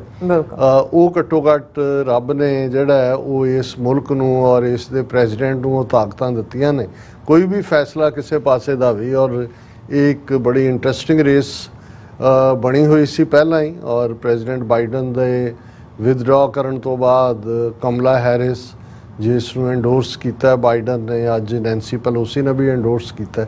ਸੋ ਇਸ ਟੌਪਿਕ ਨੇ ਬਹੁਤ ਸਾਰੀਆਂ ਹੋਰ ਖਬਰਾਂ ਜਿਹੜੀਆਂ ਡਿਵੈਲਪ ਹੋ ਵੀ ਰਹੀਆਂ ਸੀ ਉਹ ਸਾਰੇ ਪਿੱਛੇ ਚਲੀਆਂ ਗਈਆਂ। ਜਿਵੇਂ ਬੰਗਲਾਦੇਸ਼ ਦੇ ਵਿੱਚ ਬਹੁਤ ਸਾਰੀ ਹਿੰਸਾ, ਸੈਂਕੜਿਆਂ ਲੋਕ ਗੋਲੀਆਂ ਨਾਲ ਮਾਰੇ ਗਏ, ਇਸ਼ੂ ਰਿਜ਼ਰਵੇਸ਼ਨ ਦਾ। ਲੇਕਿਨ ਅਸੀਂ ਦੇਖਦੇ ਹਾਂ ਕਿ ਫਾਈਨਲੀ ਉਹਨਾਂ ਦੇ ਸੁਪਰੀਮ ਕੋਰਟ ਨੇ ਜਿਹੜਾ ਉਹ ਜਿਹੜੀ ਰਿਜ਼ਰਵੇਸ਼ਨ ਸੀ ਉਹ ਸਟ੍ਰਾਈਕ ਡਾਊਨ ਕਰ ਦਿੱਤੀ। ਉੱਥੇ ਕੋਈ ਰਿਜ਼ਰਵੇਸ਼ਨ ਜ਼ਾਤ ਪਾਤ ਆਧਾਰਿਤ ਜਾਂ ਸ਼ਡਿਊਲ ਕਾਸਟ ਬੈਕਵਰਡ ਕਲਾਸਿਸ ਦੀ ਨਹੀਂ ਹੈ। ਉਹਨਾਂ ਨੇ 1971 ਦੇ ਵਿੱਚ ਜਦੋਂ ਬੰਗਲਾਦੇਸ਼ ਲਿਬਰੇਟ ਕਰਾਉਣ ਦਾ, ਜਿਹਦੇ ਲਈ ਲਫ਼ਜ਼ ਇੰਡੀਅਨਸ ਇਸਤੇਮਾਲ ਕਰਦੇ ਨੇ, ਅਸੀਂ ਤਾਂ ਪਾਕਿਸਤਾਨ 'ਚ 2 ਹਿੱਸਿਆਂ ਨੂੰ ਤੋੜਨ ਦੀ ਗੱਲ ਕਰਦੇ ਹਾਂ। ਔਰ ਉਸ ਦੌਰ ਦੇ ਵਿੱਚ ਜਿਹੜੀ ਇੰਡੀਅਨ ਫੌਜ ਨੇ ਜਨਰਲ ਸੁਬੇਕਸ ਦੀ ਕਮਾਂਡ ਥੱਲੇ ਮੁਕਤੀ ਵਾਹਿਨੀ ਬਣਾਈ ਔਰ ਜਿਹੜੇ ਉਦੋਂ ਭਰਤੀ ਹੋ ਕੇ ਨਾਲ ਲੜਦੇ ਲੁੜਦੇ ਰਹੇ ਉਹਨਾਂ ਨੂੰ 30% ਤੋਂ ਜ਼ਿਆਦਾ ਉਹਨਾਂ ਦੇ ਅੱਗੋਂ ਬੱਚਿਆਂ ਨੂੰ ਜਾਂ ਪੋਤੇ ਪੋਤੀਆਂ ਨੂੰ, ਹੁਣ ਤਾਂ ਇਸ ਗੱਲ ਨੂੰ ਵੀ 60 ਸਾਲ ਹੋ ਗਏ ਨੇ, ਜਿਹੜਾ ਉਹ ਰਿਜ਼ਰਵੇਸ਼ਨ ਸਕੂਲਾਂ ਕਾਲਜਾਂ ਦੇ ਵਿੱਚ ਨੌਕਰੀਆਂ 'ਚ। ਔਰ ਇਹਨੂੰ ਲੈ ਕੇ ਸਟੂਡੈਂਟਸ ਦੇ ਵਿੱਚ ਵੀ ਕਾਫੀ ਬੇਚੈਨੀ ਸੀ। ਔਰ ਇਸ ਦੀ ਜਦੋਂ ਉਹਨਾਂ ਨੇ ਸਟੂਡੈਂਟਸ ਨੇ ਮੰਗ ਕੀਤੀ ਕਿ ਭਾਈ ਇਵੇਂ ਕੀਤਾ ਜਾਏ, ਇਹਨੂੰ ਖਤਮ ਕੀਤਾ ਜਾਏ, ਤੇ ਸ਼ੇਖ ਹਸੀਨਾ ਜਿਹੜੀ ਰਾਹ ਦੇ ਏਜੰਡੇ ਦਾ ਹੀ ਕੰਮ ਕਰਦੇ ਆ, ਉਹਨੇ ਕਿਹਾ ਜੀ ਇਹ ਤਾਂ ਉਹੀ ਤਾਕਤਾਂ ਨੇ ਜਿਹੜੀਆਂ ਪਾਕਿਸਤਾਨ ਦੇ ਨਾਲ ਰਲੀਆਂ ਹੋਈਆਂ ਸੀ 71 'ਚ ਔਰ ਬੰਗਲਾਦੇਸ਼ ਦੇ ਖਿਲਾਫ ਸੀ। ਇਸ ਦਾ ਬਹੁਤ ਗੁੱਸਾ ਕੀਤਾ, ਬਹੁਤ ਜ਼ਬਰਦਸਤ ਉੱਥੇ ਪ੍ਰੋਟੈਸਟ ਸ਼ੁਰੂ ਹੋਏ, ਪੁਲਿਸ ਨੇ ਵੀ ਗੋਲੀ ਚਲਾਈ। ਉਹਦਾ ਐਗਜ਼ੈਕਟ ਫਿਗਰ ਡੈਥਸ ਦੀ ਉਹ ਸੈਂਕੜਿਆਂ ਦੇ ਵਿੱਚ ਹੈ, ਪਰ ਐਗਜ਼ੈਕਟ ਫਿਗਰ ਸਾਹਮਣੇ ਨਹੀਂ ਆਈ। ਸੋ ਇਹ ਬਹੁਤ ਵੱਡੀ ਖਬਰ, ਕਿਉਂਕਿ ਜਦੋਂ ਅਸੀਂ ਭਾਰਤ ਦੇ ਹਵਾਲੇ ਨਾਲ ਗੱਲ ਕਰਦੇ ਤੇ ਆਲਰੇਡੀ ਬਾਕੀ ਗੁਆਂਢੀ ਮੁਲਕ ਜਾਂ ਸਾਰਕ ਜਿਹੜੀ body south Asian association of ਜਿਹੜਾ ਇਸ ਸਾਊਥ ਏਸ਼ੀਆ, ਇਸ ਦੀ ਗੱਲ ਹੈ, ਉਹਦੇ 'ਚ ਲੈ ਦੇ ਕਿ ਬੰਗਲਾਦੇਸ਼ ਹੀ ਆ ਜਿਹੜਾ ਭਾਰਤ ਦੇ ਆਰਬਿਟ 'ਚ ਘੁੰਮ ਰਿਹਾ ਸੀ। ਸੋ ਉਹਦੇ 'ਚ ਇਨਫਲਕਸ ਵੀ ਇੱਧਰ ਸ਼ੁਰੂ ਹੋਇਆ। ਬਹੁਤ ਸਾਰੇ ਲੋਕ ਉੱਥੋਂ ਜਿਹੜੇ ਨੇ ਉਹ ਨਿਕਲ ਕੇ ਵੈਸਟ ਬੰਗਾਲ ਵਾਲੇ ਬਾਰਡਰ ਤੇ ਆਏ। ਮਮਤਾ ਬੈਨਰਜੀ ਨੇ ਵੈਲਕਮ ਕੀਤਾ। ਇਹ ਵੀ ਆਪਣੇ ਥਾਂ ਤੇ ਡਿਬੇਟ ਚੱਲ ਰਹੀ ਹੈ। ਪਰ ਜਿਹੜੀ ਖਬਰ ਅਸੀਂ ਲੀਡ ਸੈਗਮੈਂਟ 'ਚ ਡਿਸਕਸ ਕਰ ਰਹੇ ਹਾਂ, ਕਿਉਂਕਿ ਕੁਝ ਖਬਰਾਂ ਜੋ ਕੁਝ ਭਾਰਤ ਦੇ ਵਿੱਚ ਚੱਲ ਰਿਹਾ, ਮੁਸਲਮਾਨਾਂ ਦੀ ਲਿੰਚਿੰਗ, ਉਹ ਤਾਂ ਇੱਕ ਸਟੇਟ ਮੱਧ ਪ੍ਰਦੇਸ਼ ਹੋਏ, ਰਾਜਸਥਾਨ ਹੋਏ, ਉੱਤਰਾਖੰਡ ਹੋਏ ਜਾਂ ਯੂਪੀ ਹੋਏ ਜਾਂ ਗੁਜਰਾਤ, ਜਿਹੜੀਆਂ ਭਾਰਤੀ ਰੂਲਡ ਸਟੇਟਸ ਨੇ ਉਹਨਾਂ ਦੇ ਵਿੱਚ ਹੁੰਦੀ ਹੈ ਔਰ ਉਹ ਬਿਲਕੁਲ ਖਬਰ ਹੀ ਗਾਇਬ ਹੋ ਜਾਂਦੀ ਹੈ। ਹੁਣ ਤਾਂ ਜੇ ਖਬਰ ਲੱਗਦੀ ਵੀ ਹੈ, ਇਹਦੇ ਬਾਵਜੂਦ ਕਿ ਆਪੋਜੀਸ਼ਨ ਤਗੜੀ ਹੋ ਕੇ ਪਾਰਲੀਮੈਂਟ 'ਚ ਆਈ ਹੈ, ਬੀਜੇਪੀ 240 ਸੀਟਾਂ ਤੇ ਸਿਮਟੀ ਹੈ, ਪਰ ਅਸੀਂ ਨਹੀਂ ਕਿਤੇ ਦੇਖਿਆ ਕਿ ਭਾਈ ਰਾਹੁਲ ਗਾਂਧੀ ਜਾਂ ਆਪੋਜੀਸ਼ਨ ਹੋਰ ਪਾਰਟੀਆਂ ਦੇ ਜਿਹੜੇ ਨੇ ਉਹਨਾਂ ਘਰਾਂ 'ਚ ਜਾਂਦੇ ਹੋਣ ਜਾਂ ਉਹਨਾਂ ਮੁਸਲਮਾਨਾਂ ਦੇ ਨਾਲ ਸਿੰਪੈਥਾਈਜ਼ ਕਰਦੇ ਹੋਣ ਜਿਨ੍ਹਾਂ ਦੀ ਲਿੰਚਿੰਗ ਜਾਂ ਜਿਨ੍ਹਾਂ ਦੇ ਉੱਤੇ ਅਟੈਕ ਹੁੰਦੇ ਨੇ। ਔਰ ਇਸੇ ਪੀਰੀਅਡ ਦੇ ਵਿੱਚ ਜਿਹੜੀ ਇੱਕ ਹੋਰ ਖਬਰ, ਜਿਸ ਨੂੰ ਜੇ ਅੱਜ ਸੁਪਰੀਮ ਕੋਰਟ ਨੇ ਫੈਸਲਾ ਦਿੱਤਾ ਹੈ ਤੇ ਇਹ ਮੋਟੀ ਕਿਤੇ ਖਬਰ ਬਣੀ ਹੈ, ਨਹੀਂ ਤਾਂ ਇਹਨੂੰ ਗਾਇਬ ਹੀ ਕਰ ਦਿੱਤਾ ਗਿਆ ਸੀ। ਹਿੰਦੂਤਵਾਦ ਦੇ ਏਜੰਡੇ ਵਾਲੀ RSS ਜਮਾਤ ਨੇ ਖਾਸ ਤੌਰ ਤੇ ਜਦੋਂ ਤੋਂ 2014 ਤੋਂ ਮੋਦੀ ਪਾਵਰ ਦੇ ਵਿੱਚ ਆਇਆ, ਵੈਸੇ ਤਾਂ ਇਹ ਜਿਹੜਾ ਸੋ ਕਾਲਡ ਹਿੰਦੂ ਤਿਉਹਾਰਾਂ ਦੇ ਨਾਂ ਥੱਲੇ ਹਿੰਦੂਆਂ ਨੂੰ ਲਾਮਬੱਧ ਕਰਨ ਦੀ ਲਾਈਨ, ਇਹ ਤਾਂ ਜਦੋਂ ਪਹਿਲੀ ਵਾਰ ਅਟਲ ਬਿਹਾਰੀ ਵਾਜਪਾਈ ਦੀ ਸਰਕਾਰ ਬਣਦੀ ਹੈ, ਜਦੋਂ ਕਿ ਆਲਮੋਸਟ 5 ਸਾਲ ਉਹਨੇ ਪੂਰੇ ਕੀਤੇ, ਉਸ ਤੋਂ ਪਹਿਲਾਂ ਤਾਂ 13 ਦਿਨ ਵੀ ਰਿਹਾ, 13 ਮਹੀਨੇ ਵੀ ਰਹੀ ਸਰਕਾਰ, ਤੇ ਉਦੋਂ ਹੀ ਜਿਹੜੀ ਉਹਨਾਂ ਦੀ ਇਨਫੋਰਮੇਸ਼ਨ ਐਂਡ ਬ੍ਰੌਡਕਾਸਟਿੰਗ ਮਿਨਿਸਟਰੀ ਸੀ ਸੁਸ਼ਮਾ ਸਵਰਾਜ ਨੇ ਲਈ, ਔਰ ਹਿਊਮਨ ਰਿਸੋਰਸ ਡਿਪਾਰਟਮੈਂਟ ਡਿਵੈਲਪਮੈਂਟ ਜਿਹੜੀ ਹੈ ਦਾ ਡਿਪਾਰਟਮੈਂਟ ਉਹ ਮੁਰਲੀ ਮਨੋਹਰ ਜੋਸ਼ੀ ਨੇ ਲਿਆ ਔਰ ਉਹਦੇ 'ਚ ਉਹਨਾਂ ਨੇ ਟੈਲੀਵਿਜ਼ਨ ਰਾਹੀਂ ਉਹੀ ਕੋਈ ਸੰਤੋਸ਼ੀ ਮਾਤਾ ਦਾ ਵਰਤ ਕੋਈ ਹੋਰ ਔਰ ਉਹ ਦਿਨ ਵੀ ਜਿਹੜੇ ਨੇ ਹੁਣ ਪੰਜਾਬ 'ਚ ਕਦੇ ਨਹੀਂ ਸੀ ਕਿ ਜੀ ਕੋਈ ਉਹ ਜਿਹੜਾ ਗਣੇਸ਼ ਹੈ ਉਸ ਦਾ ਵਿਸਰਜਨ ਕੀਤਾ ਜਾਂਦਾ ਹੈ, ਪਰ ਉਹਨਾਂ ਨੇ ਇਸ ਲੈਵਲ ਦੇ ਉੱਤੇ ਉਹਨੂੰ ਪ੍ਰਚਾਰਿਆ ਕਿ ਅੱਜ ਸਾਲ ਦੇ ਕੈਲੰਡਰ 'ਚ ਸ਼ਾਇਦ ਹੀ ਕੋਈ ਦਿਨ ਬਚਿਆ ਹੋਏ ਜਿਸ ਦਿਨ ਕੋਈ ਨਾ ਕੋਈ ਸਰਕਾਰੀ ਐਨਕਰੇਜਮੈਂਟ ਦੇ ਨਾਲ ਕੋਈ ਹਿੰਦੂ ਤਿਉਹਾਰ ਨਾ ਮਨਾਇਆ ਜਾਂਦਾ ਹੋਏ। ਲੇਕਿਨ ਜਦੋਂ ਯੋਗੀ ਆਦਿੱਤਿਆਨਾਥ ਯੂਪੀ ਦਾ ਚੀਫ ਮਿਨਿਸਟਰ ਬਣਦਾ ਹੈ ਔਰ ਮੋਦੀ ਜ਼ਾਹਰ ਹੈ 2014 ਦੇ ਵਿੱਚ ਪ੍ਰਾਈਮ ਮਿਨਿਸਟਰ ਬਣਦਾ ਪਹਿਲੀ ਵਾਰ, ਸੋ ਉਹਨਾਂ ਨੇ ਇੱਕ ਅਜੀਬੋ ਗਰੀਬ ਜਿਹਾ ਦਿਨ ਜਿਹਨੂੰ ਉਹਨਾਂ ਨੇ ਕੰਵਾੜੀਆ ਜਿਹੜਾ ਯਾਤਰਾ ਦਾ ਨਾਂ ਦਿੱਤਾ। ਹੁਣ ਕੰਵਾੜੀ ਵੈਸੇ ਇੱਕ ਪੌਟ ਨੂੰ ਕਿਹਾ ਜਾਂਦਾ, ਇੱਕ ਮਿੱਟੀ ਦਾ ਜੋ ਉਹਨੂੰ ਤੁਸੀਂ ਜਿਹੜਾ ਉਹ ਝੱਜਰੀ ਵਾਂਗ ਹੁੰਦੀ ਹੈ ਜਾਂ ਘੜੇ ਵਾਂਗ ਹੁੰਦਾ ਔਰ ਇਹ ਕੰਵਾਰੀਏ ਜਿਹੜੇ ਇਸ ਯਾਤਰਾ ਦਾ ਨਾਂ ਰੱਖਿਆ ਗਿਆ ਕੰਵਾੜੀਆ ਯਾਤਰਾ। ਵੈਸੇ ਮੈਂ ਤਾਂ ਕਬਾੜੀਆ ਹੀ ਕਹਿੰਦਾ, ਹਾਲਾਂ ਉਹਦੇ 'ਚੋਂ ਬੇਰੁਜ਼ਗਾਰ ਕਿਸਮ ਦੇ ਨੌਜਵਾਨ ਤੇ ਦੂਜੇ ਹੀ ਇਕੱਠੇ ਕੀਤੇ ਹੁੰਦੇ ਨੇ, ਬਟ ਇਸ ਕੰਵਾੜੀਆ ਯਾਤਰਾ 'ਚ ਉਹਨਾਂ ਨੇ ਕਿਹਾ ਜੀ ਕਿ ਇਹ ਪਹਿਲੀ ਸਾਵਣ ਨੂੰ ਗੰਗਾ 'ਚੋਂ ਪਾਣੀ ਲੈਣਗੇ, ਗੰਗਾ ਦਰਿਆ 'ਚੋਂ, ਔਰ ਫਿਰ ਜਿੱਥੇ ਜਿੱਥੇ ਸ਼ਿਵ ਮੰਦਰ ਨੇ ਉੱਥੇ ਉਹ ਜਾ ਕੇ ਸ਼ਿਵਲਿੰਗ ਨੂੰ ਜਿਹੜਾ ਗੰਗਾ ਜਲ ਨਾਲ ਇਸ਼ਨਾਨ ਕਰਾਉਣਗੇ। ਹੁਣ ਕਿਉਂਕਿ ਉਹਨੂੰ ਬਣਾਤਾ ਕਿ ਜੀ ਇਹ ਜਿਹੜੀ ਕੰਵਾੜੀਆ ਯਾਤਰਾ ਹੈ ਇਹ ਪਵਿੱਤਰ ਗੰਗਾ ਜਲ ਹੈ, ਕੋਈ ਵੀ ਚੀਜ਼ ਇਹਦੀ ਛੋਹ ਦੇ ਵਿੱਚ ਆਏਗੀ ਤੇ ਇਹ ਜਲ ਅਪਵਿੱਤਰ ਹੋ ਜਾਏਗਾ। ਔਰ ਪਿਛਲੇ ਸਾਲਾਂ 'ਚ ਵੀ ਇਹ ਹੋਇਆ, ਪਿਛਲੇ ਸਾਲ ਵੀ ਜਿੱਥੋਂ ਜਿੱਥੋਂ ਦੀ ਇਹ ਗੁੰਡੇ ਕਿਸਮ ਦੇ ਲੋਕ ਜਿਨ੍ਹਾਂ ਨੂੰ ਬੜੀ ਧੂਮ-ਧਾਮ ਨਾਲ ਔਰ ਆਦਿੱਤਿਆਨਾਥ ਯੋਗੀ ਜਦੋਂ ਇਹ ਉੱਥੋਂ ਯਾਤਰਾ ਸ਼ੁਰੂ ਹੁੰਦੀ ਹੈ ਉਸ ਦੇ ਉੱਤੇ ਹੈਲੀਕਾਪਟਰ ਰਾਹੀਂ ਫੁੱਲਾਂ ਦੀ ਵਰਖਾ ਔਰ ਡੀਸੀ ਕਲੈਕਟਰ ਉਹਦੇ ਸਵਾਗਤ ਦੇ ਵਿੱਚ। ਔਰ ਲਾਸਟ ਟਾਈਮ ਵੀ ਇਹ ਹੋਇਆ ਵੀ ਜਿੱਥੋਂ ਜਿੱਥੋਂ ਇਹ ਗੁੰਡੇ ਕੰਵਾਰੀਏ ਲੰਘੇ ਰਾਹ ਦੇ ਵਿੱਚ ਉਹਨਾਂ ਨੇ ਗੱਡੀਆਂ ਤੋੜਤੀਆਂ, ਬੱਸਾਂ ਜੋ ਵੀ ਉਹਨਾਂ ਦੇ ਹੱਥ 'ਚ ਆਇਆ ਉਸ ਨੂੰ ਕਿ ਜੀ ਇਹ ਸਾਡੇ ਰਾਹ ਦੀ ਰੁਕਾਵਟ ਨੇ। ਇਸ ਦਾ ਬੜੀ ਚਰਚਾ ਹੋਈ, ਪਰ ਉਹ ਸਈਆਂ ਭੈ ਕੋਤਵਾਲ ਤੋਂ ਡਰ ਕਾਹੇਗਾ। ਹੁਣ ਇਸ ਵਾਰ ਜਿਹੜੀ ਖਬਰ ਅੱਜ ਜਦੋਂ ਸੁਪਰੀਮ ਕੋਰਟ ਨੇ ਇਹਦੇ ਤੇ ਫੈਸਲਾ ਦਿੱਤਾ, ਕਿਉਂਕਿ RSS ਦੇ ਇਸ ਏਜੰਡੇ ਨਾਲ ਸੰਬੰਧਿਤ 2-3 ਖਬਰਾਂ ਦਾ ਮੈਂ ਜ਼ਿਕਰ ਕਰਾਂਗਾ ਮੇਨ ਖਬਰ ਵਾਲਾ ਆਉਣ ਤੋਂ ਪਹਿਲਾਂ, ਕਿ ਉਹਨਾਂ ਨੇ ਯੂਪੀ ਦੇ ਜਿੱਥੋਂ ਜਿੱਥੋਂ ਇਹ ਗੁਜ਼ਰਨੀ ਸੀ ਉਹਨਾਂ ਜ਼ਿਲ੍ਹਿਆਂ ਦੇ ਡਿਪਟੀ ਕਮਿਸ਼ਨਰਸ ਨੇ ਜਾਂ SPs ਨੇ ਜਿਹੜੇ ਰਾਹ ਦੇ ਵਿੱਚ ਹੋਟਲ ਦੁਕਾਨਾਂ ਦੂਜੇ ਤੀਜੇ ਸੀ ਉਹਨਾਂ ਨੂੰ ਇਹ ਹੁਕਮ ਚਾੜਿਆ ਕਿ ਜੀ ਇਹ ਜਿੱਥੋਂ ਦੀ ਲੰਘਣਾ ਹੈ ਹੋਟਲ ਵਾਲੇ ਜਾਂ ਦੁਕਾਨਾਂ ਵਾਲੇ ਦੁਕਾਨਾਂ ਦੇ ਬਾਹਰ ਨਾਂ ਲਿਖਣ ਕਿ ਇਹਦਾ ਮਾਲਕ ਕੌਣ ਹੈ, ਨੌਕਰ ਕੌਣ ਕੌਣ ਨੇ, ਕੌਣ ਕੌਣ ਇਹਦੇ 'ਚ ਕੰਮ ਕਰਨ ਵਾਲਾ ਹੈ। ਜ਼ਾਹਰ ਹੈ ਕਿ ਇਹ ਮੁਸਲਮਾਨਾਂ ਨੂੰ ਜਿਹੜਾ ਉੱਥੋਂ ਭਜਾਉਣ ਦੀ ਲਾਈਨ ਹੈ ਔਰ ਠੀਕ ਉਸ ਦਾ ਅਸਰ ਵੀ ਹੋਇਆ, ਕਿਉਂਕਿ ਇਸ ਤੋਂ ਬਾਅਦ ਜੇ ਕਿਸੇ ਹੋਟਲ ਦੇ ਵਿੱਚ ਕੋਈ ਮੁਸਲਮਾਨ ਮੁਲਾਜ਼ਮ ਸੀ ਉਹਦੀ ਛੁੱਟੀ ਕਰ ਦਿੱਤੀ ਗਈ, ਜਿਹੜੇ ਹੋਰ ਕੋਈ ਮੁਸਲਮਾਨ ਮਾਲਕ ਸੀ ਉਹਨਾਂ ਨੇ ਵੈਸੇ ਹੀ ਜੰਦੇ ਲਾ ਦਿੱਤੇ ਕਿ ਔਰ ਇਹ ਪਹਿਲੀ ਸਾਵਣ ਤੋਂ ਸ਼ੁਰੂ ਹੋ ਕੇ ਜਿਹੜੀ ਕਿ ਆਲਰੇਡੀ 3 ਦਿਨ ਇਸ ਨੂੰ ਹੋ ਗਏ ਨੇ, ਅਜੇ ਅਗਲੇ 3 ਹਫ਼ਤੇ 1 ਅਗਸਤ ਕਿ ਕਿੰਨੀ ਪਤਾ ਨਹੀਂ 13 ਅਗਸਤ ਤੱਕ ਕਦੋਂ ਤੱਕ ਚੱਲਣੀ ਹੈ। ਸੋ ਮਤਲਬ ਇਹ ਜਿਹੜਾ ਇਹ ਸੋਚਿਆ ਜਾ ਰਿਹਾ ਸੀ ਕਿ ਵੀ ਪਾਰਲੀਮੈਂਟ ਚੋਣਾਂ ਤੋਂ ਬਾਅਦ ਕਿਉਂਕਿ ਇਹਨਾਂ ਨੂੰ ਝਟਕਾ ਲੱਗਾ 240 ਸੀਟਾਂ ਤੇ ਸਿਮਟ ਗਏ ਨੇ, ਇਹਨਾਂ ਦਾ ਹਿੰਦੂਤਵਾ ਦਾ ਏਜੰਡਾ, ਕਿਉਂਕਿ ਜਿਹੜੀ ਅਯੁੱਧਿਆ ਦੀ ਸੀਟ ਵੀ ਹਾਰੇ, ਜਗਨਨਾਥਪੁਰੀ ਦੀ ਵੀ ਹਾਰੇ, ਬਨਾਰਸ ਦੇ ਵਿੱਚ ਜਿੰਨੇ ਘੱਟ ਵੋਟਾਂ ਦੇ ਨਾਲ ਇਸ ਵਾਰ ਮੋਦੀ ਜਿੱਤਿਆ, ਕੋਈ ਵੀ ਇੰਡੀਆ ਦਾ ਪ੍ਰਾਈਮ ਮਿਨਿਸਟਰ ਕਦੇ ਵੀ ਇੰਨੀਆਂ ਘੱਟ ਵੋਟਾਂ ਨਾਲ ਨਹੀਂ ਸੀ ਜਿੱਤਿਆ। ਈਵਨ ਅਸੀਂ ਜਦੋਂ ਕਹਿੰਦੇ ਹਾਂ ਕਿ ਭਾਈ ਅੰਮ੍ਰਿਤਪਾਲ ਸਿੰਘ ਨੇ ਖਡੂਰ ਸਾਹਿਬ ਤੋਂ ਜ਼ਿਆਦਾ ਵੋਟਾਂ ਲਈਆਂ ਨੇ, ਲਗਭਗ 2 ਲੱਖ ਵੋਟਾਂ ਦੇ ਫਰਕ ਨਾਲ ਵਿਰੋਧੀ ਨੂੰ ਚਿੱਤ ਕੀਤਾ। ਸੋ ਕੁਝ ਹਲਕਿਆਂ ਨੂੰ ਲੱਗਦਾ ਸੀ ਕਿ ਵੀ ਇਹ ਹੁਣ ਕਿਉਂਕਿ ਇਹਨਾਂ ਦੀ ਆਪਣੀ ਐਬਸੋਲੂਟ ਮੈਜੋਰਿਟੀ ਵੀ ਨਹੀਂ ਹੈ, ਤੇਲਗੂ ਦੇਸਮ ਔਰ ਨਤੀਸ਼ ਕੁਮਾਰ ਦੀ ਪਾਰਟੀ ਦੇ ਸਿਰ ਦੇ ਉੱਤੇ ਖੜੇ ਨੇ, ਸ਼ਾਇਦ ਇਹਨਾਂ ਨੂੰ ਇਹ ਸਮਝ ਆਏ ਕਿ ਜੀ ਜਿਹੜਾ ਉਹ ਉਹਨਾਂ ਦਾ ਏਜੰਡਾ ਬੈਕਫਾਇਰ ਕੀਤਾ ਹੈ, ਹਿੰਦੂ ਤੀਰਥਾਂ ਤੋਂ ਵੀ ਉਹਨਾਂ ਨੂੰ ਡਿਫੀਟ ਹੋਈ ਹੈ। ਪਰ ਇਸ ਤਰ੍ਹਾਂ ਲੱਗਦਾ ਹੈ ਕਿ ਵੀ ਰਾਦਰ ਇਸ ਦੇ ਉਲਟ ਜਿਵੇਂ ਇਸ ਗੱਲ ਨੇ ਰਿਐਕਸ਼ਨ ਕੀਤਾ ਹੁੰਦਾ ਹੈ, ਉਹ ਇਹ ਮੈਸੇਜ ਦੇਣਾ ਚਾਹੁੰਦੇ ਨੇ ਕਿ ਵੀ ਹੁਣ ਅਸੀਂ ਧੱਕੇ ਨਾਲ ਜਿਹੜਾ ਹੈ ਉਹ ਹਿੰਦੂਤਵਾ ਦਾ ਏਜੰਡਾ ਲਾਗੂ ਕਰਾਂਗੇ। ਔਰ ਉਸ ਦੀ ਉਦਾਹਰਣ ਪਹਿਲੀ ਤਾਂ ਇਹੀ ਹੈ ਕਿ ਇਹ ਜਿਹੜੀ ਕੰਵਾੜੀਆ ਯਾਤਰਾ ਹੈ ਇਸ ਨੂੰ ਕਿਵੇਂ ਓਕੇ ਕੀਤੀ ਗਈ, ਆਲਰੇਡੀ ਕਿੰਨਾ ਖੌਫ ਪੈਦਾ ਕੀਤਾ। ਹਾਲਾਂ ਅੱਜ ਜਦੋਂ ਅਸੀਂ ਸੁਪਰੀਮ ਕੋਰਟ ਦਾ ਆਰਡਰ ਦੇਖਦੇ ਤੇ ਇਸ ਦੇ ਉੱਤੇ ਸੁਪਰੀਮ ਕੋਰਟ ਨੇ ਜਿਹੜਾ ਅੱਜ ਨੋਟਿਸ ਲਿਆ, ਸੁਪਰੀਮ ਕੋਰਟ ਨੇ ਯੂਪੀ ਗਵਰਨਮੈਂਟ ਦੇ ਇਸ ਆਰਡਰ ਨੂੰ ਸਟੇ ਕਰ ਦਿੱਤੀ ਹੈ ਕਿ ਉਹਨੇ ਜਿਹੜੇ ਓਨਰ ਨੇ ਦੁਕਾਨਾਂ ਦੇ ਉਹਨਾਂ ਨੂੰ, ਪਰ ਆਲਰੇਡੀ ਕਿਉਂਕਿ ਯਾਤਰਾ ਸ਼ੁਰੂ ਹੋਣ ਤੋਂ ਪਹਿਲਾਂ 2 ਹਫ਼ਤੇ ਤੋਂ ਤਾਂ ਇਹ ਆਰਡਰ ਪਾਸ ਕੀਤਾ ਹੋਇਆ ਸੀ, ਯਾਤਰਾ ਤਾਂ ਸ਼ੁਰੂ ਹੋ ਚੁੱਕੀ ਹੈ। ਸੋ ਆਲਰੇਡੀ ਜਾਂ ਮੁਸਲਮਾਨ ਦੁਕਾਨਾਂ ਔਰ ਆਪਣੇ ਹੋਟਲ ਈਟਰੀਜ਼ ਉਹ ਬੰਦ ਕਰਕੇ ਭੱਜ ਗਏ ਹੋਏ ਨੇ ਤੇ ਇਹਦਾ ਹੁਣ ਕੋਈ ਫਾਇਦਾ ਨਹੀਂ ਹੈ। ਸਿਰਫ ਇਹਦੇ ਨਾਲ ਇਹ ਹੋ ਗਿਆ ਕਿ ਜੀ ਦੇਖੋ ਜੀ ਸੁਪਰੀਮ ਕੋਰਟ ਨੇ ਕਿਹਾ ਵੀ ਇਹ ਤਾਂ ਬੜੀ ਵੱਡੀ ਡਿਸਕ੍ਰਿਮੀਨੇਸ਼ਨ ਹੈ। ਉਹ ਤਾਂ ਡਿਸਕ੍ਰਿਮੀਨੇਸ਼ਨ ਜੇ ਕੋਵਿਡ ਆਇਆ ਤਾਂ ਉਹਨੂੰ ਜਿਹਾਦ ਕਿ ਜੀ ਆ ਜਿਹੜੀ ਦਿੱਲੀ ਦੇ ਵਿੱਚ ਮੀਟਿੰਗ ਰੱਖੀ ਹੋਈ ਸੀ ਇਹਨਾਂ ਨੇ ਉਹ ਜਿਹਾਦ ਦੇ ਥੱਲੇ ਇਹ ਜਿਹਾਦੀ ਲਿਆ ਹੈ ਇਸ ਕੋਵਿਡ-19 ਨੂੰ। ਜਾਂ ਜੇ ਸਿੱਖਾਂ ਨੂੰ ਵੀ ਭੁੱਲ ਜਾਂਦੀਆਂ ਨੇ ਗੱਲਾਂ ਕਿ ਤਖਤ ਸ੍ਰੀ ਹਜ਼ੂਰ ਸਾਹਿਬ ਦੇ ਨਾਲ ਜੋੜ ਦਿੱਤਾ ਗਿਆ ਸੀ ਕਿ ਹਜ਼ੂਰ ਸਾਹਿਬ ਤੋਂ ਆਉਣ ਵਾਲੇ ਜਿਹੜੇ ਨੇ ਉਹ ਕੋਵਿਡ ਦਾ ਸ਼ਿਕਾਰ ਨੇ ਔਰ ਇਹਨੂੰ ਉਸ ਪੀਰੀਅਡ 'ਚ ਦੋਨੋਂ ਚੀਜ਼ਾਂ ਨਹੀਂ ਸੀ ਵਿਕੀਆਂ ਔਰ ਇਹਦਾ ਹੀ ਨਤੀਜਾ ਸੀ।